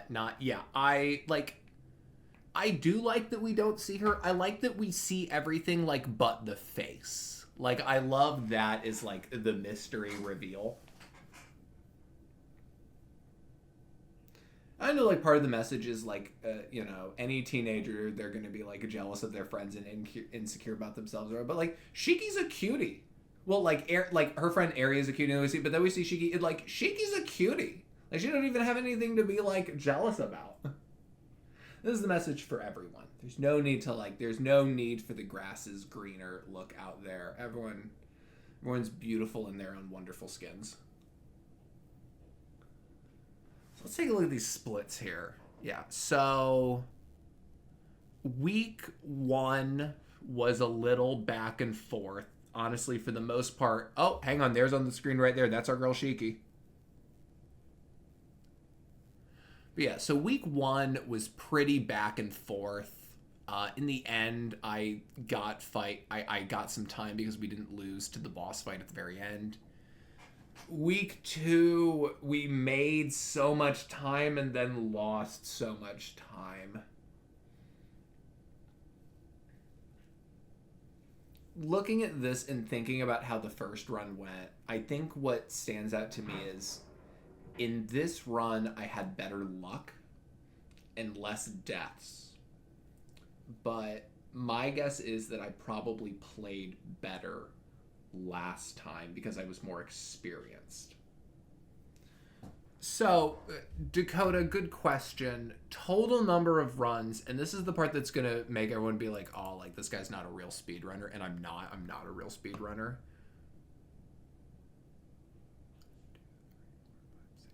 If we count full runs and segmented runs, where I first started recording it and just managed to casually do it, but using speedrunning strats, but doing it like, I'll do the first week, and then 3 days later, I'll play the second week, and I'll just keep track of all the times. If we include those, so we're including official and non-official runs, this is run number 6. But it's the first and only so far legal valid run. But yeah, so with our first official run or our 6th segmented attempt, we've got 4th best in the world. And I am very, very, very encouraged by this. I think my goal is I want to try and do a full run at least twice a month.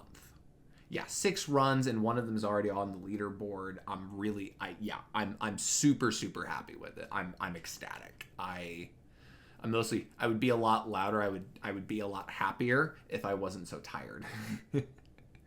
But yeah, I think it's just if I can do this twice a month and keep up my regularity and keep up like my skill and keep like all the ring rust off, yeah,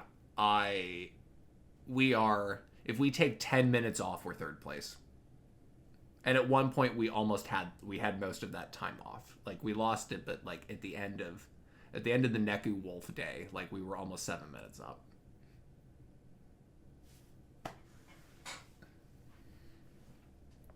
Okay.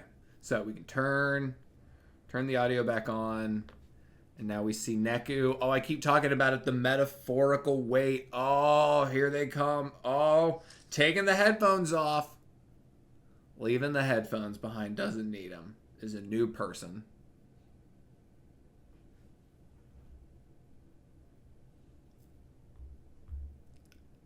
All right, hey, I need someone to write this down and put it in the chat for me so that I don't forget it. My in-game time. If someone could type this out for me. We are at 4 hours and 17 minutes. Can I get a 4 hour 17 minute in chat, please?